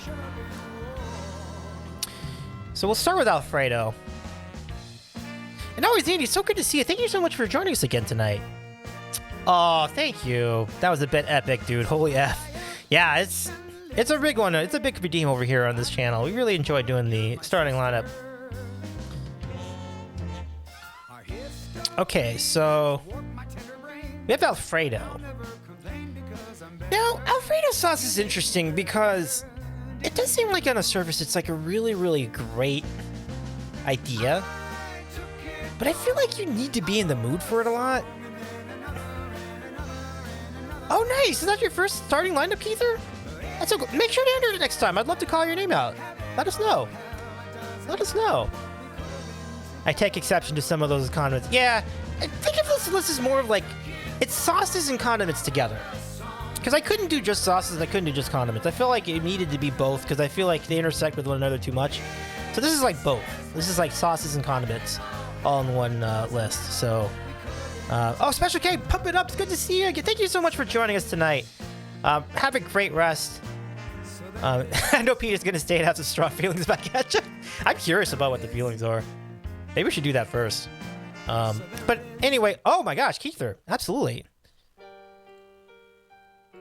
And Velveeta has been redeemed by our friend Keither.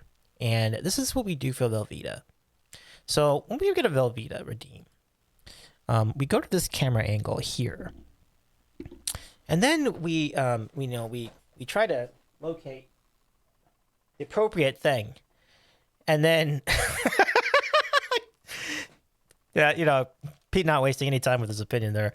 And then, we cozy up the chat, gather around, and I do, and then we just get yourself, go ahead and settle down, relax, get yourself a little wine, and then recline your seat back a little bit up, and then we gotta do the redeem. Velveeta!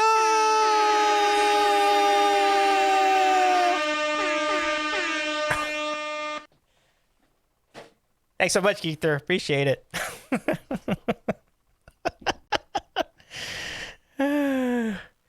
All right, so let's just get to the elephant in the room, and that would be ketchup. So Alfredo, I don't know. Alfredo.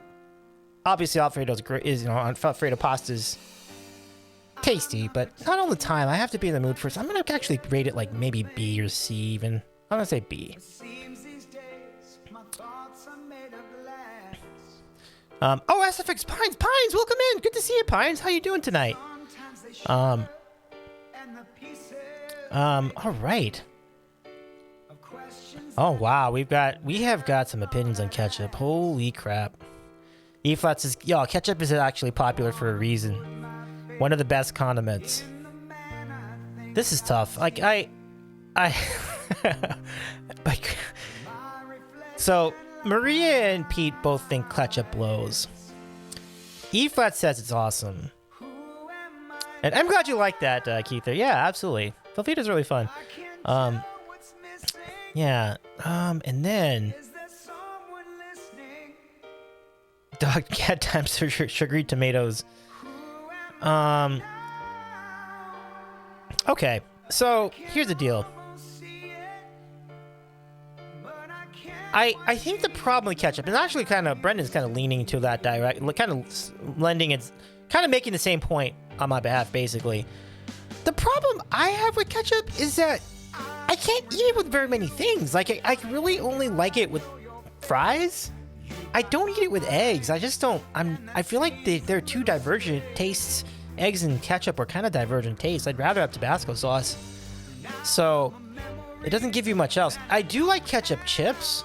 Those are really good. But that's kind of its own deal. So it is kind of a limited palate. Like, I do think ketchup is good in hamburgers. I would never put it. I mean, I don't anymore. I used to. I would not put it in. I would not put it in a hot dog these days. So that's where it gets a little tricky. So, E-Flat says mustard is only good mixed with other condiments. It's trash by itself. Oh man, see. Oh wow, we're about to have like a duel over here. I love mustard. Mustard is great with pastrami. Mustard is great with roast beef. Mustard is great with turkey. Especially if you're talking about brown mustard, like regular yellow mustard, I kind of agree with that. Like yellow mustard is kind of whatever. Like you kind of have to. that's not so great, but brown mustard, you can roll it with it. Like, you can even put pretzels in brown mustard. Like, it's really good. Okay, so we are really divided on the ketchup. Holy cow. So I would probably put it C. Maria and Pete put it at sludge. E5, would you put it in S tier or would you put it A? Pine says ketchup is awesome sauce end of store. Oh wow, so you're putting S tier. Awesome.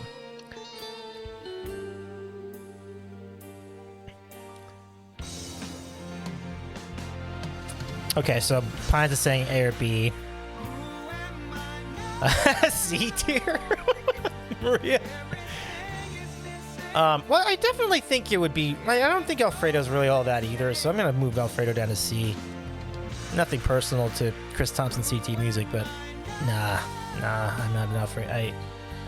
Alfredo, you have to be in the mood for it, and I'm not a lot of the time. Like, you ever have Alfredo pizza? I'm like, I can do it with the pasta, but that's probably it. Like, it's kind of limited in its reach. Like, it's the... Because, like, if you eat too much of it, it kind of tastes gross after a while. So, wait, which one's sludge? Oh, yeah, I think ketchup is sludge. Well, yeah, this is what I was expecting. We're gonna have some polarization with the ketchup. Yeah. If you think ketchup is limited, you have to say Alfredo is more. No, I'm with you. And on those grounds, I'd probably put it at D, right? Okay. Let's carry on. We got barbecue sauce next, and let me just update the stream title for a second here.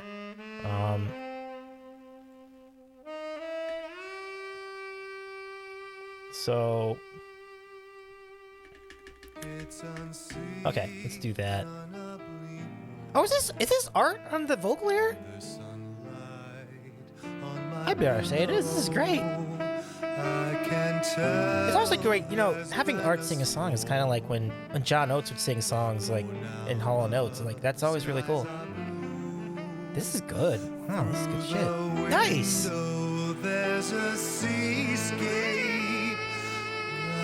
Yeah, this is great.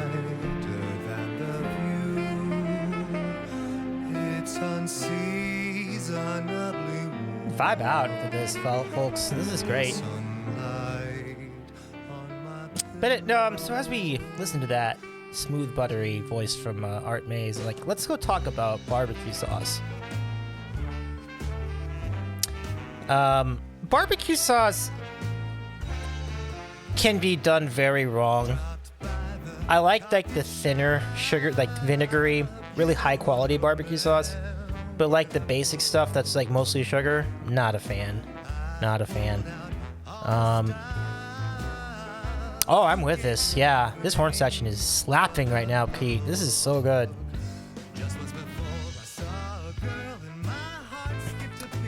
So let's see. Keither says barbecue sauce only if it's made with ketchup, not made with mustard.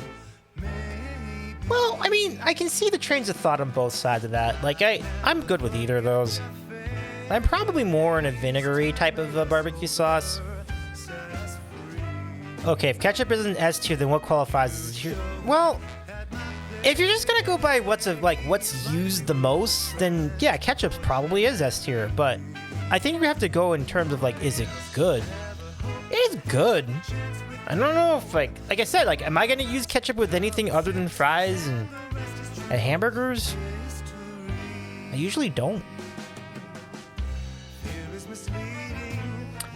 Efot says there's vinegar based and barbecue based. Everything else is a lie. Okay, here's the deal. Okay, first of all, let's go to mustard for a second. Now we have to qualify every type of mustard. So brown mustard and yellow mustard, both. On those grounds, I would say it's great. Like, I think it says tier. And it's I want to say it's my show. It's not my show. It's your all's show. To be honest, like, I'm merely a facilitator of this sandwich ship we call the sandwich show. But I do think it's definitely a cut above mustard, a cut above ketchup, because you can do it with more things with it. Oh no, I'm not having it. Well, okay. So Pines, you're talking about homemade ketchup. I would certainly like that more than like Heinz. Yeah, I'm gonna stay with B. I can put mustard there too. I don't know. I mean, certainly I wouldn't say that you can use mustard in everything. So from that, I guess I would just put it in B as well. Right, Keither? Do you have any Grey Poupon? So we are a chat, a ship, and a show, and maybe a sandwich. We are many things. Yeah, I guess we're everything here. But sandwiches are everything too. Like sandwiches can be long, they can be tall, they can be short. No, I understand, Pines. Like the category is not just Heinz ketchup, it's all ketchup. I completely concur with that. I have had like the fresh, made from scratch ketchup. It's certainly a step up from what we're used to. Yeah. Alright. Well, the debate continues on ketchup, but let's go to barbecue sauce. I like barbecue sauce. This can be used on more things too. But it has to be the good kind. The coffee shop is strangely silent. Which is why I feel like I may have to just put it in B just from that standpoint, because there is so much bad beef barbecue sauce out there. So much cheap barbecue sauce. It's just not. Like Casey Masterpiece is kind of like in that neighborhood of like, like the Heinz barbecue sauce might be the worst of them all. It's the cheapest type of barbecue sauce. Okay, you would put mustard on a charcuterie board, not ketchup. Yeah, see, I'm with that. Yeah, have you ever seen ketchup on a charcuterie board? It's a good point. I think Maria is correct about that. The creative star. BBQ sauce is mid. Can do better. Yeah, that's the problem. Like the cheap ones are what drag it down. I feel like on the strength of that. I try to explain what an overwhelming presence you've been in my life. The Heinz barbecue sauce is trash. That's no doubt about it. I'll leave it there for now. Let's keep going. Gravy might be top tier. Before we get to gravy, let's assess the topic of mayonnaise. Absolutely, mayonnaise is awesome sauce. Like honestly, you can put it in sandwiches. You can put it in burgers. You can put it. It's used in like my mom uses mayonnaise in cake, and you might think that's gross. It's not gross because like mayonnaise is ultimately just eggs, and it makes the cake really good. It's a surprisingly good move. So mayonnaise is very versatile. It's used in sushi rolls. It's used. You can make aiolis. Aiolis are just forms of mayonnaise, y'all. I think mayonnaise is awesome sauce. Easy. Yeah, oil emulsion, absolutely. Eggs and oil. Keith says, I can't stand mayo by itself, but I've used it in recipes. Yeah, they compute well for recipes too. You've made your own mayonnaise cake is delicious. Yeah, Pete knows. Totally. Chipotle mayo is top tier. Except for the Best Foods one, which I bought recently, which is absolutely horrible. But regular Chipotle mayo is fantastic. So, Chipotle aioli, garlic aioli, these are all types of mayonnaises. I think they are very much in the awesome sauce tier. Yeah. S tier. Yeah, we're all kind of I think a lot of us are more. We have a little bit more agreement in the mayonnaise. Yeah. EFOT says mayo is very versatile. Not much flavor on its own, but it usually does improve whatever you're eating. Yeah, definitely. It's just eggs and fat, 2 ingredients in cake. I mean, how could you go wrong? No, exactly. Like, it's literally, it is. It actually saves you time, like by putting mayonnaise in the cake. It's just like, it saves you time. Like at the end of the day, you really think about it. So, yep. Okay. So now butter. Come on now. Like, is anyone gonna say that butter is anything other than awesome sauce? Like, come on now. Like, who's going to come and challenge me on butter? How could it be anything else? It's phenomenal. The butter is top of the top tier. Like, no one's ever said, oh, I'm gonna add butter to something and it's worse. Butter is great. It's the biggest slam dunk in sauces or condiments of any kind. Yeah, butters. I love it, chat. I love it, everybody in chat. Like, this is great. Paula Dean says butter. Yeah, Paula Dean definitely took those to the limits, but listen, I know where she was coming from at least, so it goes on toast, it makes other stuff. I just want toast right now. Toast sounds, yeah, toast is good at this hour. At midnight, I think toast is a really good call, Maria. Yeah. Hemp butter. Oh, God, tier and butter as always, Andy. Love it, love it. Cook anything with butter, it's better. Yeah, exactly. Like, the only time butter makes something worse is if you put too much butter. But you can understand too much butter. You know, like, you get it. Wait, Jamie says mayo is terrible, worst ever. Well, respect, Jamie. I respect. Where are you on butter, Jamie? Would you say butter's good or butter is butter out when I used to eat it? Butter on the counter or butter from the fridge? I literally could go either way on that. I'm good with either one. Butter when I used to eat it. But can you fix? Yeah, because like butter on the counter is a lot easier to spread. So I've done that. I've done that route a lot. But once you got toast, I feel like it works out fine when it's from the fridge. So I'm pretty indifferent. I think they're both pretty good. Brandon says F's in chat for all the diverticulosis afflicted. Yeah, but I'd probably stay with the fridge just from my head, like thinking that leaving things out unrefrigerated is dangerous. But yeah, I understand that butter is fine. Like I don't think butter would really suffer in that regard. Yeah. Well, I like salt, so I like butter. Yeah, for sure, Jamie. They do have salt. They have like unsalted butter. It's still good, but salted butter is better. So that's probably my lean too. Yeah, butter's a great unifier.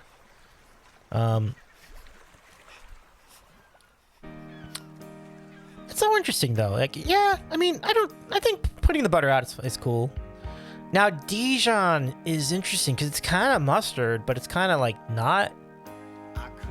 I like Dijon, but there are some specific things you have to use it with. Like Dijon's great with roast beef.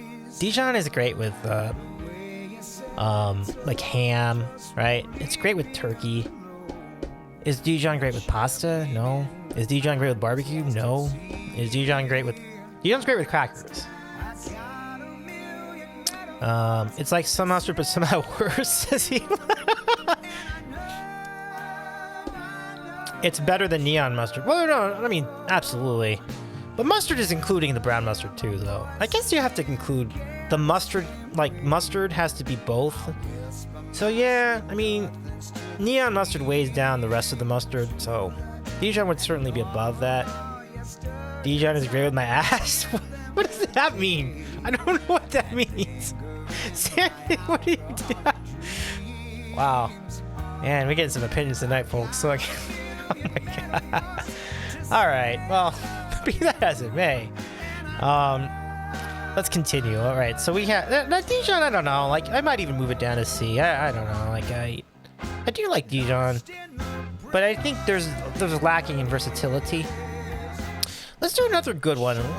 Gravy, I think, is big time awesome sauce. What do y'all think? Now, listen, bad gravy is bad. I get it. Like, bad gravy is just plain sucks. But if you can sidestep that a little bit, regular gravy is big time S tier. Yes, there's bad gravy, but it's usually just Heinz.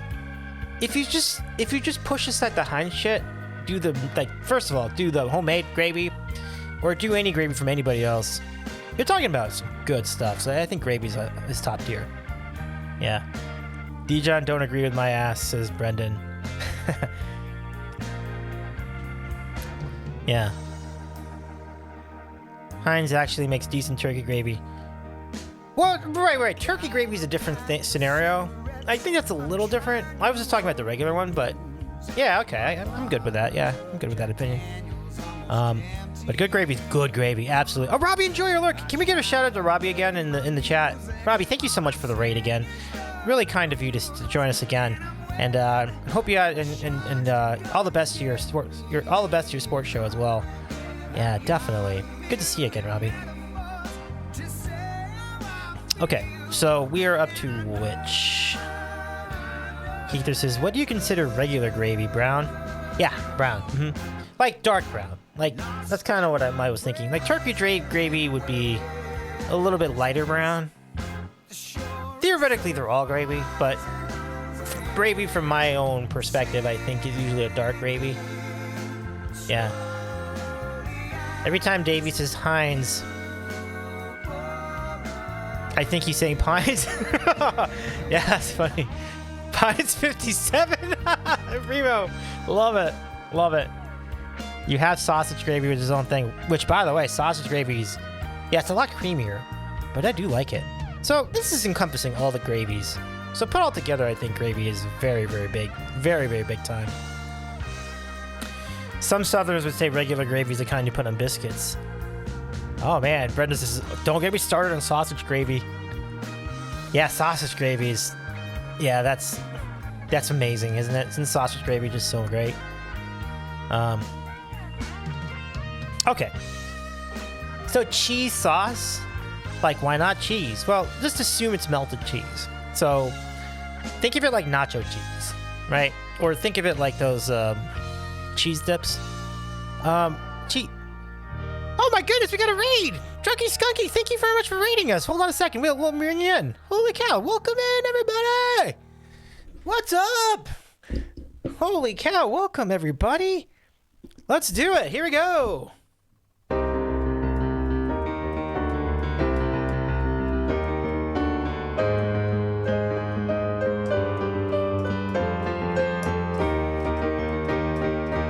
I predict a riot. I predict a riot. Hello, everybody from the Drunky Skunky raid. How you all doing? My name is Davey. I'm a variety streamer, and I host an interview show called Sandwich Show. Tonight we had the incredible specialk0455 as our guest, and she was awesome. If you missed any part of that interview, we'll have the VOD up right after the stream is done. How was your stream tonight? How are you all doing? I do have a sandwich for you all. I know everybody gets excited about the sandwich content on this program. And so tonight's sandwich was a Cuban sandwich. And here it is. It's good to see you tonight, everybody. Drunky Skunky, so good to see you. Mods, give me a shout out, Drunky Skunky. Let's give a Drunky Skunky a follow if you're not already. I'll do the same. Making sure. I think I believe I might. Nah, we're going to follow Drunky Skunky, everybody. But how was your stream? What were you all up to tonight? Oh, my goodness. Yeah, here's the sandwich I had tonight. A beautiful Cuban sandwich. And we're talking Swiss cheese. We're talking mustard and pickles and the pulled pork and the ham. Really good stuff. But yeah, y'all go follow Drunky Skunky. Let's go see. Well, thank you very much, Peter Pan. Appreciate it. I love your name, Peter Pan. Yeah, like Sandwich Alliance. Let's go. Oh, Keither, have a great night. Oh my goodness, so good to see you tonight. Thank you very much for hanging out with us in the chat. I'm very interested in seeing how the comments stack up, so I joined the Discord. Keither, thank you so much for joining our Discord. We will post the results of the tier list once we're done, and that will be on our Discord. So here's the Discord link if any of you want to join us and see the complete results of our tier list. It should be really great. Let's see, what were you all up to? Comedy, chess, alcohol, the 3 C's, home of the world famous horse race. Man, those sound like fun times to me. It's great to see you again, everybody, though. Welcome in. Llama32, nice to meet you, too. Glowworm546, nice to meet you as well. Blue and Fuego, and you were at TwitchCon. Cool. Welcome in, Blue and Fuego. Nice to meet you. All right, so let's. So here's what we're up to now. I'm doing well. Thank you so much for asking. As I mentioned, we had a really, really good interview with specialk0455, and next week we'll be chatting with our friend Primordial Sounds, who is a incredible mod throughout the Twitch community and mods incredible channels, including our. Wait, do you mod Josh Turk too? I didn't actually check that. But I believe Primordial Sounds mods 2 pretty big names in Twitch music. One is Terrence Seattle, who's an incredible singer-songwriter out of Seattle, although originally from Boise, Idaho. Really interesting stuff, but great channel. And also is a mod for Anel, and they are a prolific singer-songwriter with a huge community. And you'll see Anel streaming on the weekends over on Twitch. And even if you don't follow Anel, you may find Anel on the front page anyhow. because Anel is part of the class of 2022 for AT&T, and so many people throughout the Twitch music community know Anel, and so we'll be chatting with Primordial Sounds next week. We'll see what the experiences are like modding incredibly big assignments such as those and others, of course, and his show, which is a really great vibe.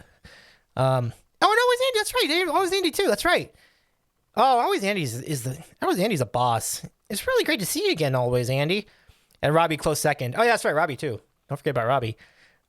Junkie Skunky. I know Special K. Oh nice. That's right. I remember seeing your name. I remember seeing your name someplace. That's right. You were in the Brookstone Bards Chat. So hopefully I'll see you tomorrow too. Like we'll be heading over to.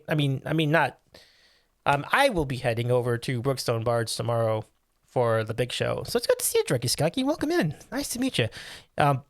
We should have a VOD of the Special K interview coming up in just a moment. Once we're done with our condiment sauce rankings. So we invite you. Feel free to hang about once we raid out, and then you can catch up on the interview we had with Kay. Kay, it was really great. You're gonna love it. It was really good stuff. But Arby sauce C-dub tier. Oh, absolutely. C-dub gets his own tier. That's phenomenal. Arby sauce is great. I'm into it. I'm into that. That's a great call. But anyway, Junkie Skunky, y'all go follow Junkie Skunky. It's really great to see you. And thank you for the follows, Glowworm546 and Peta Pon. Really nice to have you as part of our Sam Fam community. We're most obliged. Well, we do a lot of fun things just like this. On Twitch, and it really is a fun time. Oh, there we go. Cool. Okay. And at the moment, what we're doing is we're ranking sauces. So here are the categories: awesome sauce, A, B, C, D, and sludge. Oh, right. Did I meet you in San Diego? Were you a pizza doer like me? I love that. I'm trying to remember that. Were you at the ketchup thing isn't over, Davey? Oh my god.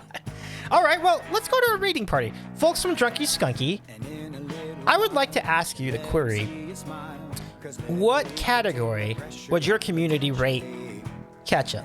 Would you say it's awesome sauce, the S tier, A, B, C, D, or sludge? We'll get that ruling, but while we do that, we'll... Oh, okay, I gotcha. Junkie Skunky says, no, we never met, but I know a lot of the duos you have met. You have on your stream. Oh, that's so cool. Well, it's really nice to meet you, Junkie Skunky. Thank you so much for the raid again. I appreciate it. Can't wait to hang out with you all soon enough. And yeah, if you want to do the same, absolutely give Junkie Skunky a follow. He's good. Friends of our friends are friends of mine. And I encourage you all to do the same. Ketchup is B tier. Okay, so we seem to have it right on the nose based on Junkie Skunky's assessment. Maria chipping in again.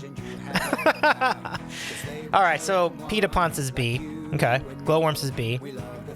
Brenda says, we were not asking your opinion. We're talking about the people who rated in. What do they think of the ketchup? Oh my gosh, that's funny. All right, so let's go back to cheese sauce. So this is like like Cheese Whiz and nacho cheese. Cheese sauce A. Yeah. Bad. Okay. A sludge? I don't know. It's interesting. It is really fake, but I do have cravings for it, and it is on a lot of things. Ranch D tier. D tier, wow. Well, I mean, it is pretty cheap. I think... I mean, I guess it's solid. I guess I'll probably put it at C. Okay. Oh, no, Gorm, not about it. Now, ranch... No, wait. Ranch D tier? Okay, Junkie Skunky says cheese sauce D. Okay. Ranch is definitely D. Creative Star says, I like fancy cheese. Yeah, it is very fake. I would certainly not rank it above C at this point, if you think about it. So I'm probably gonna go... I'm gonna leave it at C. I think that'd be alright. Okay. Oh no, poor Andy. Dang, I like Alfredo. I don't think really got the chat's opinion on the Alfredo. I feel like I just kind of did that myself. What does everybody else think of Alfredo? Do you think A, B, C, D? Do you find it S tier? Awesome sauce? Oh, wow! Creative star, chili oil. Gib, I will drink chili oil. It's great. I'm putting in awesome sauce as well. So that's good. I'm with it. Alfredo's mid. Okay. Junkie Skunky says Alfredo's C, D. Okay. Let's just go with C. I think that's fair. That's fair. I don't think it's bad. It's just... I feel like it only goes to so many things. Like, can you put Alfredo on a steak? You could, but I wouldn't jump on it. Alfredo, as we know, it is a good go-to pasta. Yeah, certainly. As long as we got it upgraded. Okay. Thanks, Andy. I'm glad you're fine with that. That's good to know. Greatest Star says it doesn't go on anything other than pasta. Which, yeah, I'm trying to think what else would it go with. Like, maybe chicken parm? Like like those chicken patties? Brad says, can I have Alfredo on my burger? Fries? Sandwich? No! Brandon says, I found out long ago. It's a long way down. Hollandaise Road. Oh!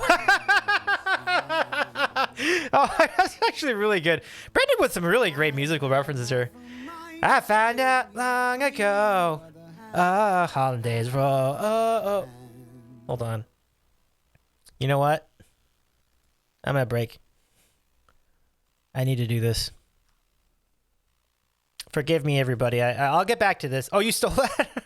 I'll take it. Oh yeah, definitely. Definitely share the eulogy. But I'm gonna take a little break. I'm just gonna sing like the first part of this. Let me just try this. I'll be right back to the tier list in just a minute or two. But let's do this first.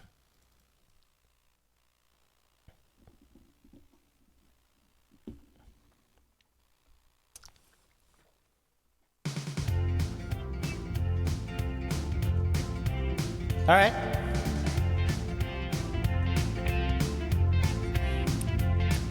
I found out long ago, long way down the Hollandaise Road. Hollandaise Road.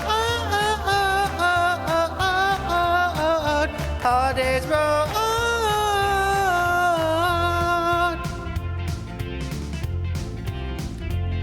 That's as much as I know. That's pretty good. I like that. That's pretty good. All right. Oof. Right, exactly, Brad. Exactly. On target. All right. Okay. All right. So. All right on. Pete, have a great rest of your night. Mods, give me a shout out, Brookstone Bards, one last time. And don't forget to catch them tomorrow on the Big Show. Roughly 7:30 Eastern Time. Although, follow them just to be sure and just so you can be notified when they do in fact stream the Big Show. It'll be a good time, and they'll go all night too. It's a really good time. You're very welcome, Pete. Looking forward to the interviews with Giblet and yourself coming up in the near future. I'll reach out to both of you, let you know. But yeah, I'll follow Brookstone Bards. Really great. Scissorman! Pump it up! It's good to see you. Hello there. Welcome in. We are ranking sauces. We just had an interview with Special K earlier tonight. It was really good. And we encourage all of you to tune into the VOD once we rate out and catch what we talked about. It was really fun. We talked about her experiences at Walt Disney World, in the Magic Kingdom, her college days, her work editing a local paper for the sports section of a local paper, our very, very strong thoughts on Stephen King movies. There's a lot there. We'd love to have you check it out. Pump it up! Pete, have a great night, my friend. Pump it up! One last time. We'll see you tomorrow, hopefully. Aww. Thanks. Well, we are also enjoying the music of Art and Pete, which is Pete's music. Pete's part of the duo Art and Pete. And Art Maze is the other end of the other half of the duo, and this is Pete's song. Like, this is Reason. It's pretty good stuff. It's good stuff. We'll keep playing Art and Pete music as we go through the this tier list ranking. Okay, so next up we have cranberry sauce. Any place to share random YouTube videos? Yes, but it depends on what the topic is. If it's music, you can do the music channel. If it's food, you can do cooking. If it's anything else, what would it be for something else? Have a good night, Pete. Take care. All the best. Cooking period. Okay, so yeah, cooking would be good then for that. Yeah. So cranberry. I do like cranberry. It is kind of very Thanksgiving centric. So, I mean, I think it's an A or a B. I certainly would find it satisfying, but kind of in a similar spot. What can you eat it with? There are limitations to that, I think, but I think it's pretty good. I don't think I've ever been disappointed by cranberry sauce. Cranberry tears the room apart. Cranberry D, okay, but limited use. Yeah, it does face the same problem with Alfredo. Oh, breakfast berry, sweet. Sweet Brendan. I'll check that out for sure. Tears my rear apart. Oof. Okay. It's so great to see you again, Pete. I'm so glad you were hanging out with us all night tonight, and even stayed aboard for some sauce rankings. I don't like it, to be honest. It's too much like Jell-O. Low on ranch, requesting for a friend. All right, we'll get to ranch, absolutely. I'm gonna put it at C. I don't consider it bad, but it's like also like, it's not bad, but it's like I was saying, like it can only be used on specific things. Oh wow, you know what's interesting? I feel like we're aligning on this one. Ranch, requesting for a friend. Lauren Ranch, nice to see you. Welcome in, nice to meet you. I'm Davey. I'm a variety streamer. We do a lot of fun things on this channel, and tonight, at the moment, we are ranking sauces. And yeah, let's go to ranch. Let's go to ranch right now. Ranch is good with fries. It's kind of good with wings, but I prefer blue cheese. But it can be a little much, so I kind of have it at C. Brendan says D. Brad says D. Yeah, I completely agree.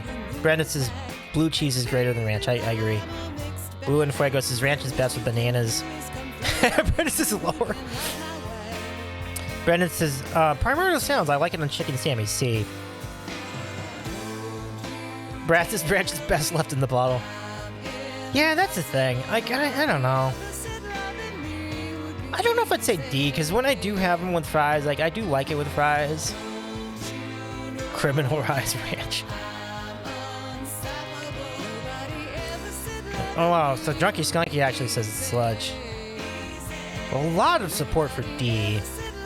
I know that Maria had an opinion on this too. Maria, let's feel free to check in. I'm gonna put a D. I see more people have said D than anything else. L. Chad agrees D. Eric Andre was wrong all along. Ranch should be criminalized. I don't know what that means, but yeah, ranch. We were looking for your take on ranch, Maria. Ranch was made for the D. Ah, wow. Maria says it's black for me. Oh my gosh. All right. All right. Let's carry on. Yeah. Dipping veggies in is pretty solid. Okay, so we have cream, which is... how do you quantify cream? Because cream can be any kind of cream, right? Like, you can think of it like cream, sour cream. You have, like, the cream that's in donuts, which is sweeter. And then you have, like... It's a tough call. Like, I don't know where you put cream. Like, cream is a tough one. Delete that one. But it's okay to see you, Caesar. Welcome in, yeah. Yeah, cream is I don't know. Cream is a general principle I'm not huge on. I'm gonna say D. I'm not sure. I mean, cream is good, but cream as a sauce on a thing, I'm not sure. A cream is good when you mix it in with things as part of something else. So ice cream, fantastic, right? Cream cheese, fantastic. sour cream, fantastic. But regular cream, like without flavoring, I don't know. I'm not really into it. Yeah, I'm thinking like it's Dairy Queen, like a regular whipped cream of some sort. It's a powerful way. Yeah. Can we just say it's sour cream? I mean, we could, but I think it's a little too general. Sour cream, I would be down. Like sour cream is A, right? But sour cream's not for everybody either. I think people have been outspoken against sour cream. They would say that sour cream is C or D. Oh yeah, big time. Yeah. Hummus. Is hummus here? Oh yeah. Special, shout out to Special K sandwich for sure. I love hummus. I'm gonna say A. I don't know if I necessarily say S tier. I'm gonna say A.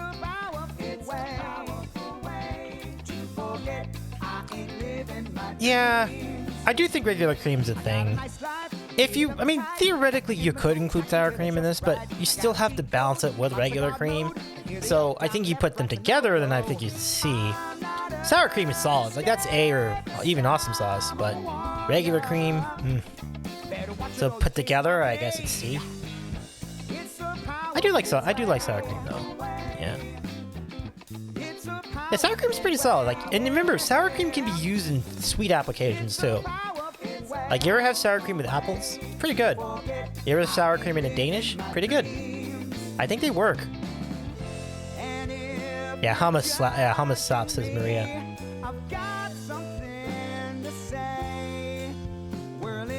Yeah, you definitely can use it in cakes. You can use it in cookies too. I wish there was sour cream as an I mean, why isn't sour cream on here? Like, this should be... Yeah, and guac. Oh yeah, 100%. I know some people don't like guac, but dude, for me, awesome sauce. Absolutely. I'm with Maria. Yeah. I have heard of a cheese Danish as well. Cream cheese. Oh yeah, definitely. I'm good with it. Drunky Skunky, I'm gonna hit the hay. Great to meet you, Davies eating sandwich. Have a great rest of your day. Absolutely. Thank you so much for the raid again, Drunky Skunky. Thank you. Appreciate you. Y'all, can we give a shout out for Drunky Skunky one last time, folks? Follow Drunky Skunky on Twitch, and I'm looking forward to seeing your stream too. Thank you so much for hanging out with us tonight. Sour cream sandwich.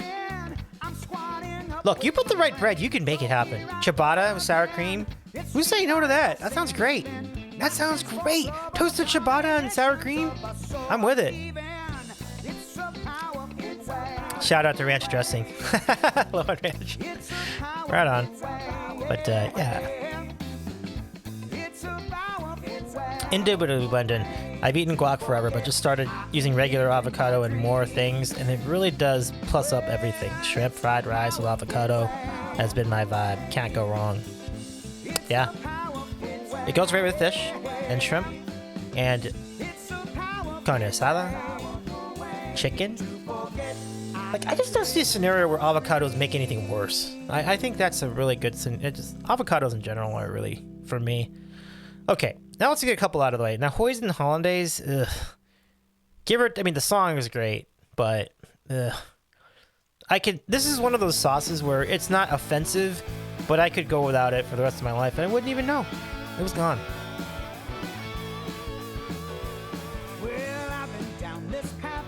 Have I heard of the Sandwiches of History page on Instagram? I have not. That's something I could follow. Respect your mother sauces, Davey. Interesting. Is Hollandaise like a founding father of a sauce?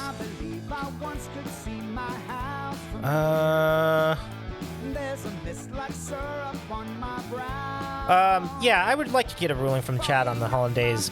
Let us know. And hoisin, interesting. So Maria loves hoisin. Okay. It's an OG sauce. Oh, okay. Well, you do have to give some respect for that. So where do you rank that? Would you say B then, or A? I'm quite curious here. I'm kind of wondering what we do with that. It's a hell of a question. I don't know. I guess you can go either way, right? B? Okay. I'm good with that. My answer is no. Wait, no for what? Oh. For all this, I got you. Okay. But you said that you did like hoisin sauce. I don't think I've had it enough, so I can't have an opinion on it. Does anyone else have an opinion on hoisin sauce? Oh yeah, holidays. No, yeah. All right on. Yeah, I'm leaning in your direction, but a lot of people do like it. Okay, that's fine. We can roll with it. This is not just my ranking. This is like our ranking together, so I do need to be respectful of everyone's opinions. Okay. Let's roll through these. So we have honey. It's good on all meats and noodle dishes. Oh yeah, that would be good on noodle dishes. That's a good point. Okay, yeah, I'm with it. I'm with that. Okay, now honey. Let's get to honey. Now honey is a big one. Everyone talks about honey. Honey this, honey that. You know, honey ranch, honey this, honey chicken, honey glaze. You know, like honey spicy honey. Yeah, whatever. Honey's yeah. I think honey is solid. I think honey is solid.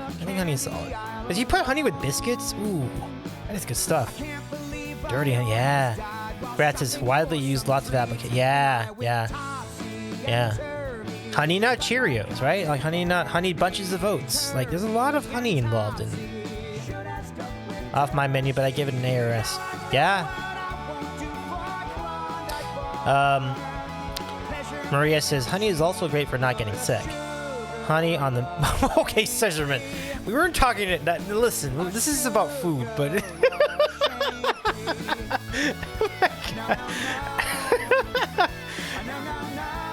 but I would say this: the Bard fan would have appreciated that joke for sure. Jamie says honey is good with peanut butter. Ah, yeah. So I think an A is a pretty good rating, right? I don't think a lot of people would object to that. So let's go with A. A sounds good. It's kind of close to awesome sauce though. So if anyone wants to bump it up, let us know. Yeah, okay. A is fair. Okay. I like it, Brendan. A is fine. Right, if it was B. No, I wouldn't do B. No, it's too ubiquitous. Well, I said that about ketchup, but I still rated it B. Because ketchup is just kind of there. It's just a little too sour to really enjoy on a consistent basis. But you kind of need it with fries. And you kind of want it with burgers. And a lot of people would argue for it in hot dogs. Okay, you know, that's reasonable. Yeah, hot sauce is it's a little bit too ambiguous here. Because it's like, do you mean sriracha? I think sriracha is its own thing. I think there's already a sriracha option, yeah. And sriracha is a little, you know, can I say this? I think sriracha is one of the more overrated sauces, or more overrated hot sauces in history. It's not that hot, one. And yeah, it's good with noodles and so on, but there's better. Like, if you could give me a choice between chili oil and sriracha, it's not even a contest. It's chili oil all the way. Chili oil is so much better than sriracha. So sriracha to me is a C. It's fine. Like, I don't think it should be more than fine. Get Davey on Hot Ones. Nice! Blow up this channel and get Davey on Hot Ones. I know which hot sauces I like. I do too, Brad. I know a couple of good ones. And I remember Brad being a big endorser of them. Yeah. Rhea says, sriracha's okay. I mean, I like it, but I want something else. Yeah, exactly. Like, it's not my first choice. Hot sauce, it really depends.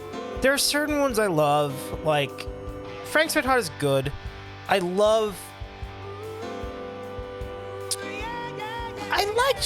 like Cholula. I like Cholula, but I like Tabasco even more. Tabasco for me is top tier. That's just great. It's just, you can make a lot of things great with Tabasco, like popcorn, tacos, right? Eggs, so much there. Sandwiches, like they all are great. So if we are willing to extend our imagination to include things like that as part of hot sauce, like, why is salsa not a choice? Salsa is a separate thing. It should be in here, and salsa would be easy S tier. I think that's an outrage. This should be in here. Oh my gosh, Ism. Well, listen, I don't think Victor is the sauce. That I will agree with. She's awesome. Like, I'm completely down with that point. Speaking of hot ones, hi Danny. Hey, Jake, welcome back. Would you like to weigh in on some of these rankings? Like we have, there is a time for every hot sauce. This is true. So I guess if you think about it in the global sense, hot sauce I think is definitely awesome sauce. The problem is there are good ones and there are bad ones. And I guess you just have to give the benefit of the doubt on the bad ones, that you can still find something useful for the bad ones. But in principle, hot sauce, and just as a concept, is absolutely a necessary, vital component of all our lives. So I'm going to put in awesome sauce from that standpoint. And you just have to use your imagination a little bit and run with the idea of hot sauce being all the good hot sauces. Listen to this, everybody. Met him last Saturday, a devil in tweed, coiled like a snake in the highways. That's Special K. She was on with us earlier tonight. Really great spot. I think Scissorman would have an answer to that question, Brendan. Peanut butter is terrific. I think peanut butter... Now, granted, if you have an allergy to peanut butter, understandable that you would not rank it awesome sauce, but outside of that, awesome sauce. Easy. Juke says, I mean, Cholula on eggs, extra hot Texas Pete when I just want heat and no flavor added.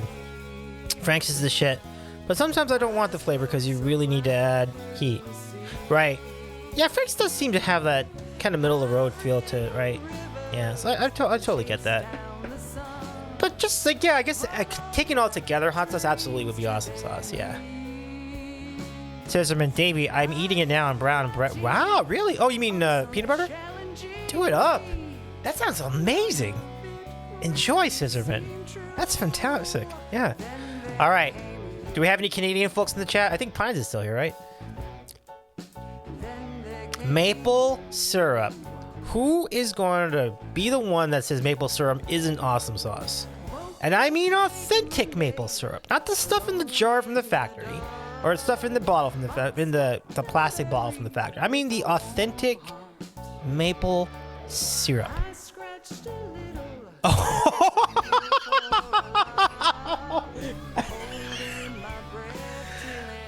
Oh wow, Juke. All right, I'm all ears. Let's hear it. Let's. I would love to entertain your opinion here. Wow. Juke says I'm one of those weirdos who doesn't like maple at all. Wow. Oh wow.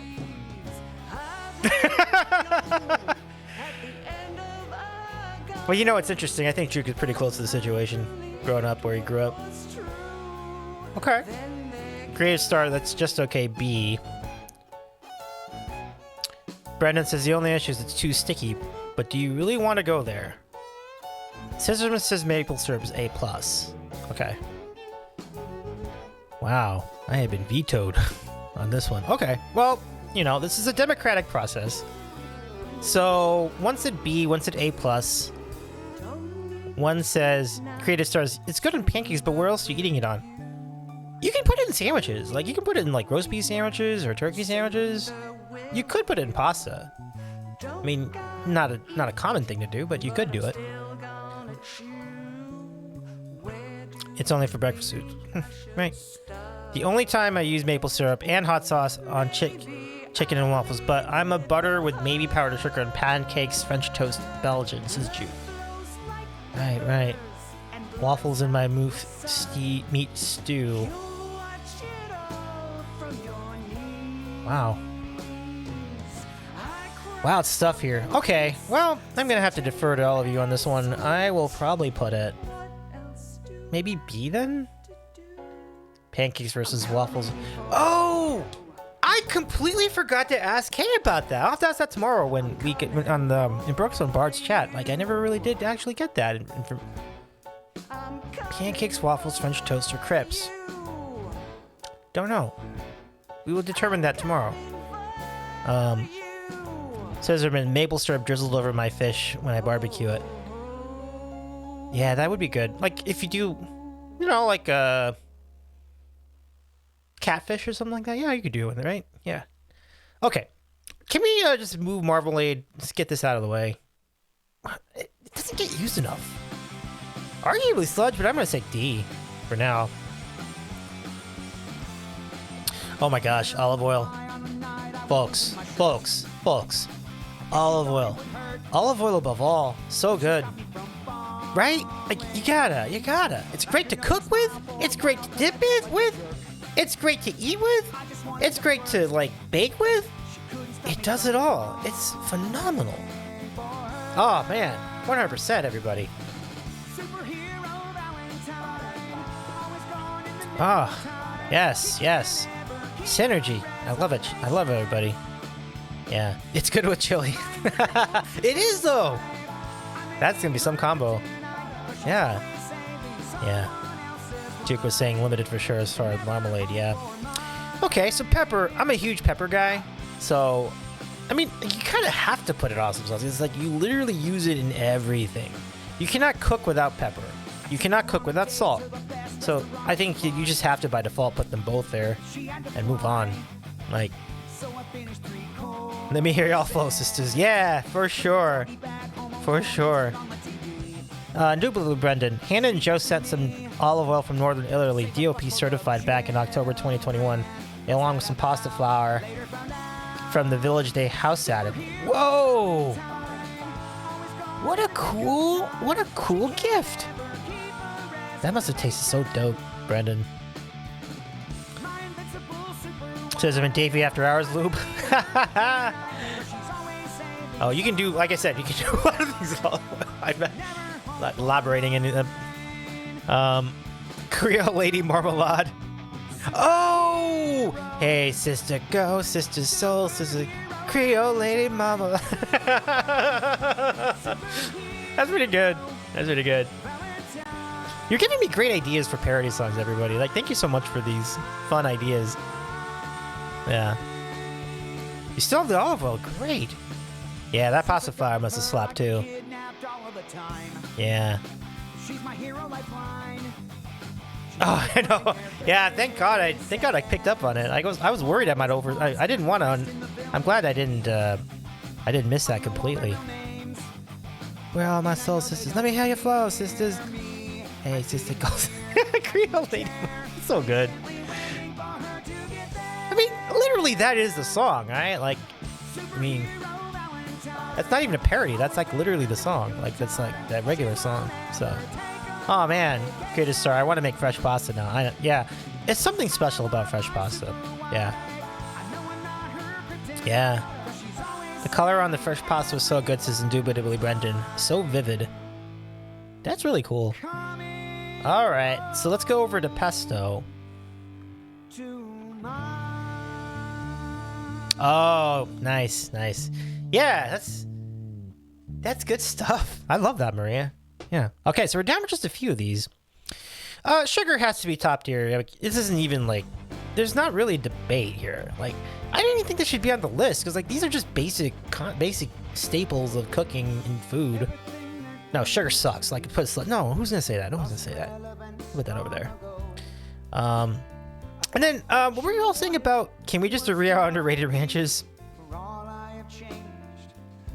I don't think we can all agree on it, but I can respect your opinion. Is it underrated, though? Lawn Ranch? That's only, I would say, I'm not sure. I don't know if I would say it's underrated. Because many people do talk up ranch. I mean, listen, I think ranch is good. I can agree on that, you know? So for what it's worth, I'd be like, you'd be down with that. So, I don't know.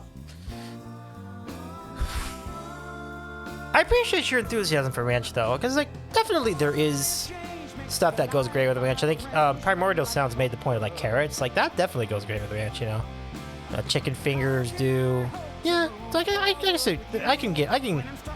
I'm a little bit down with your comment, low on ranch. Do you stream low on ranch? Let me go see. That'd be phenomenal. I wouldn't know, but I love. Yeah, this is pretty hardcore.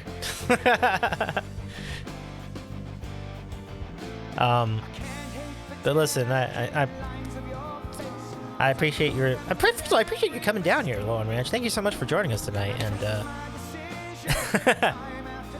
yeah, Maria's like, I don't think it's underrated. It has so many commercials. And as far as sugar, makes you crash, but it literally triggers the feel goods. Sugar is dangerous from a health standpoint. Yeah, as was pointed out, it is a gateway to diabetes. Absolutely. Indubitably, Brendan. I like cutting down sugar for my breakfast, though, and eliminating from my coffee especially. Gives me so much more energy. All I drank at the Airbnb is black coffee and never went back. Yeah. When I make coffee at home, I do not put sugar in it. I just drink it straight away. It's black for me, too. So I feel that alignment there, Brendan. Homemade pesto is better. It's not for everyone, but I like it. Pesto's a little interesting. I mean, we could probably go B or C. Because there are certain things that go great with it, like grilled chicken and pasta, right? They do great with. So I think B's solid there. Soy sauce is good. I don't ever crave it, but you do need it with sushi. But it's not like the kind of thing where you're like, oh, the soy sauce is so good. Like, does anyone ever say that about specifically the soy sauce? I don't know. In the same boat as sesame? I need to investigate sesame a little bit more deeply. Good dad when attempting to make Chinese food. Well, certainly, absolutely. Sesame oil would absolutely be in that category. Jamie says, I only drink black coffee like my soul. I love it. Love it, Jamie. Yeah. Scissorman says, too much sodium, but I do put it in my moose meat marinade. Word up. Where's the MSG? Gotta love the MSG. Well, I think that's why I also didn't think salt and pepper were. These are powders. I don't think powders are well, I guess they are condiments. So MSG should be in there, right? And MSG would be very high. I would put it in awesome sauce. I think they missed it here. I think there should have been an MSG as well. So all good. Can we look? Let's go back. Let's go over to relish. Now, what were we saying about relish, everybody?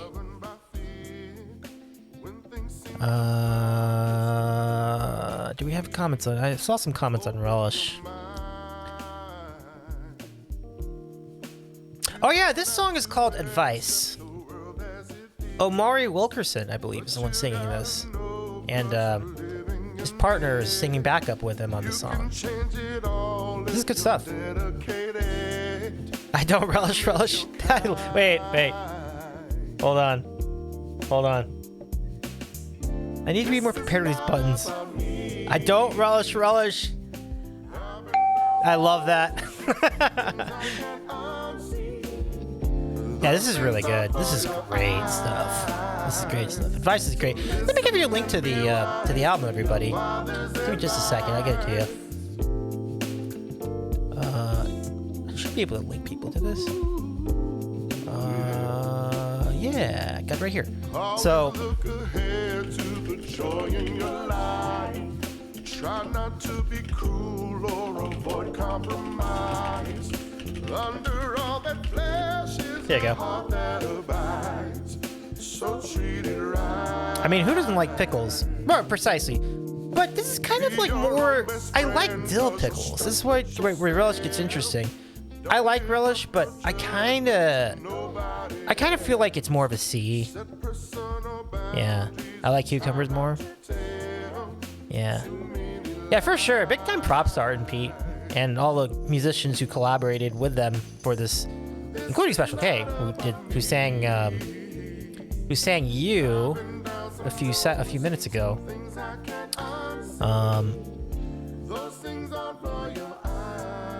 Yeah. I think relish is a B. I like relish. Like when you have relish in hot dogs and hamburgers, it's pretty good. And remember, you do need relish to make a good Thousand Island dressing. And relish goes great when you're making other things too. I'm trying to remember what. Sometimes people use it in tuna salad. That's fine. So I think relish is solid. I'd probably put it at B. I do not relish either. But the problem with it, I think Maria's right. It's that one of the big draws of pickles is that you've got that snap and that crunch, and relish really sucks that away. And it's too sweet too. Like if there was like a diller relish, I think I'd like that more. But it's fine. Like I'm good with it. So I put it at B. Robbie says, okay, Davey, I'm going to crash, but this is a solid list. I agree with everything so far. Ranch maybe C instead of D, and Hoisin the C. Where do we put Hoisin?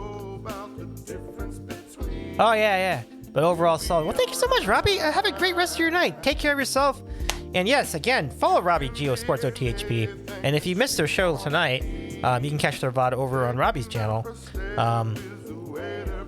Go Cats. Love it. Take care, Robbie. Thank you again for the raid tonight, Robbie. Thank you so much. Okay, so now we're gonna round this out. We've only got these left. So, thank you for the shout out. Thank you for the shout out, mods. I appreciate that. Now go follow Robbie G and check out his show. And always engaging sports conversation with his buddies. Like it's really interesting to see their takes on all the different things, and particularly with local sports. Let's see, Robbie says, I highlighted 3 videos up on Twitch and on YouTube tomorrow. Finished audio podcast too. All during... Wow! Pretty efficient. Gotta give it to you. Yeah, so if people care about specific... Okay, cool. So check it all out on all the things, everybody. All the platforms. Okay, so sesame oil. Yeah, I mean, I like it with like ramen and things like that. So I think sesame oil is good, but... It faces a similar problem to soy sauce and marmalade where I just think it's not enough. It can't be used on enough things. So on those grounds, I would have to put it at C. And yeah, sesame ramen is pretty solid. The creative star. Sesame oil is okay, but I cook with it more. I don't really put it on things. You too, Robbie. Thank you so much. Have a great rest of your night. I appreciate you so much. Very kind of you. Very kind to see you again, Robbie. Yeah, I think C's good. And even when you factor in like it being cooked with things, and I definitely see it more of a thing you cook with than necessarily something you put on top of anything. So I'm with you on that. Okay, good. Let's just roll with that. Okay, so now we have sweet chili, which I'm a fan of, but it's kind of reminded me a little bit of like sweet and sour sauce, which is good, but I think you can only do so much with it. So I'm kind of putting this on C as well.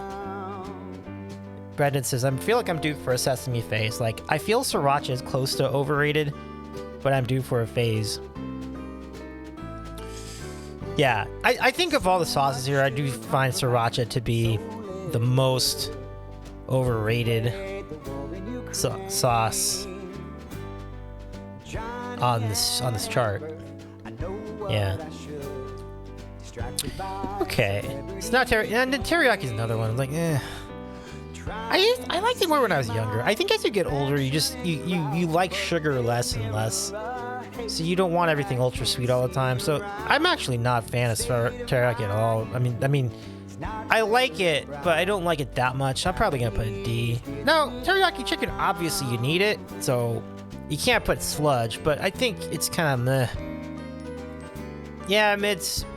Yeah, I gotta say, I think mid is probably the fairest ranking. I'm gonna do that. Now, tomato sauce. I think as for cooking, it's quite good. As its own sauce, it's kind of useless. It's, yeah, like and tomato soup is great, but tomato sauce is only part of a soup. Do we seriously not know our 5 mother sauces? Well, certainly it's a cornerstone sauce, but just mere sheer usage is not enough of a ranking. I feel like you have to like it. I like tomato sauce.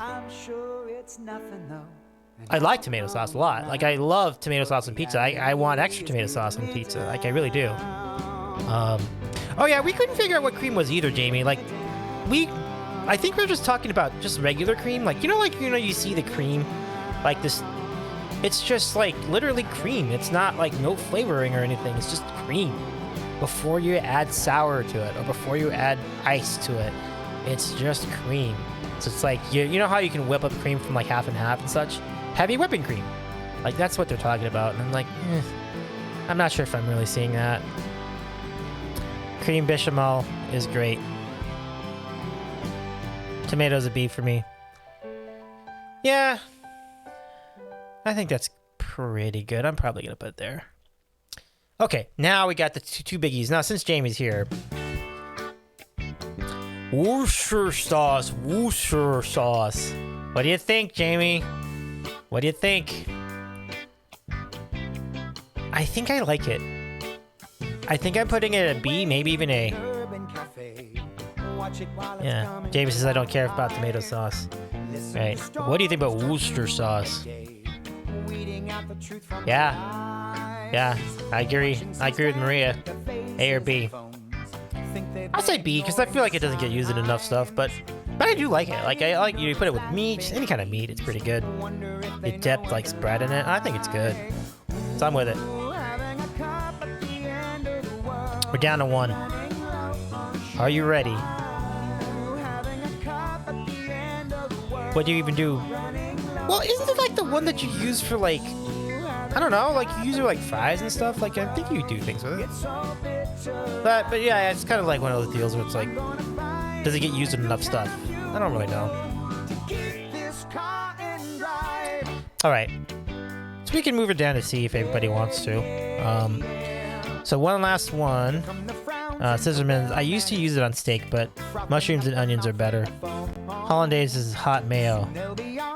Oh, is it really? I didn't know that. Maybe we should rank it higher then, if that's true. Okay.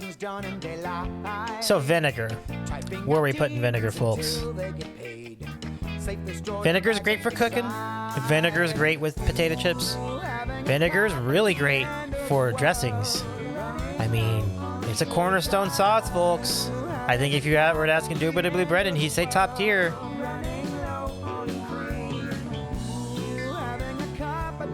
What do other people think? So Jamie doesn't like it, okay.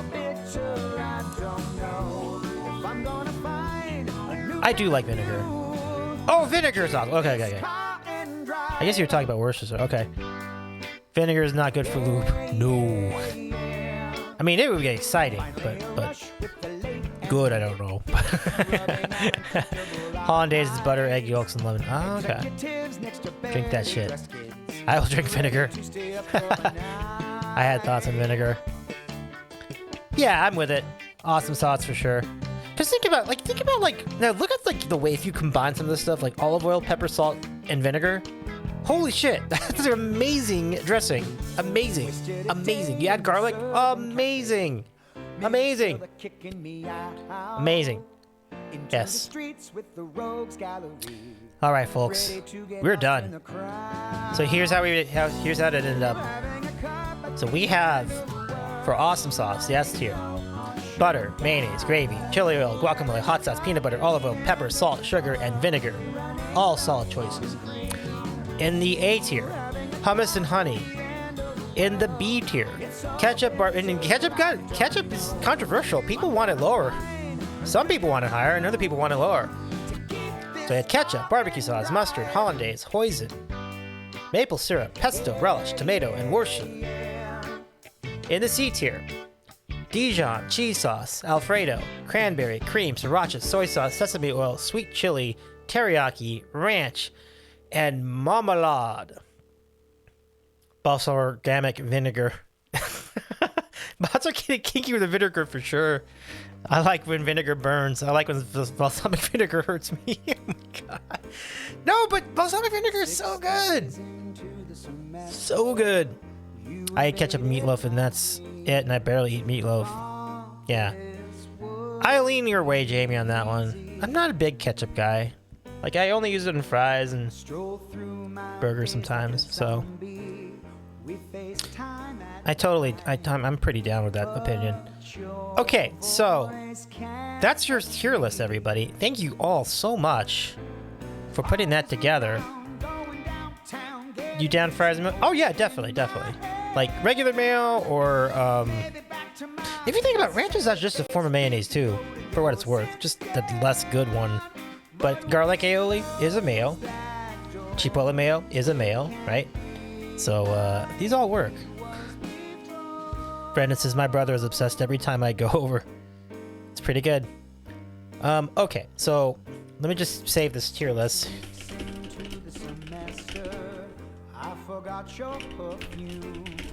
Thank you so much, everybody, for participating in that tier list. It was really fun. I appreciate that very much. Okay. Let me open the folder. Okay. Okay. So we are down to the last couple of days of January. We will see you again on the first day of February, Wednesday night. Thank you so much. We're going to thank some folks, and then we're going to take it from there. So let's do that. As we let our friends Art and Pete carry us out.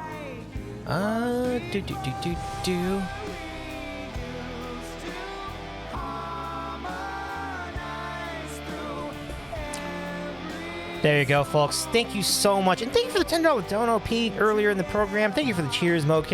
Moke with 1,000 bits. And Brad, thank you so much. Thank you for your mod help tonight. Rahomo, Maria, and Jamie, and then all the resubs. Thank you so much. And thank you, Raiders, Robbie G, and Drunky Skunky with awesome raids tonight. I really appreciate all your support, everybody. Great to have the new follows as well. And this has been a great night. We appreciate you all being here. Thank you so much, everybody. Vinegar has some favoritism to select a few in Maryland if you have some older generations. Interesting. Lower Vinegar for Brendan. We'll have to have that debate another night, folks. But now let's go find someone to raid. Let me see who's on before I make that decision. Refresh my text like a madman.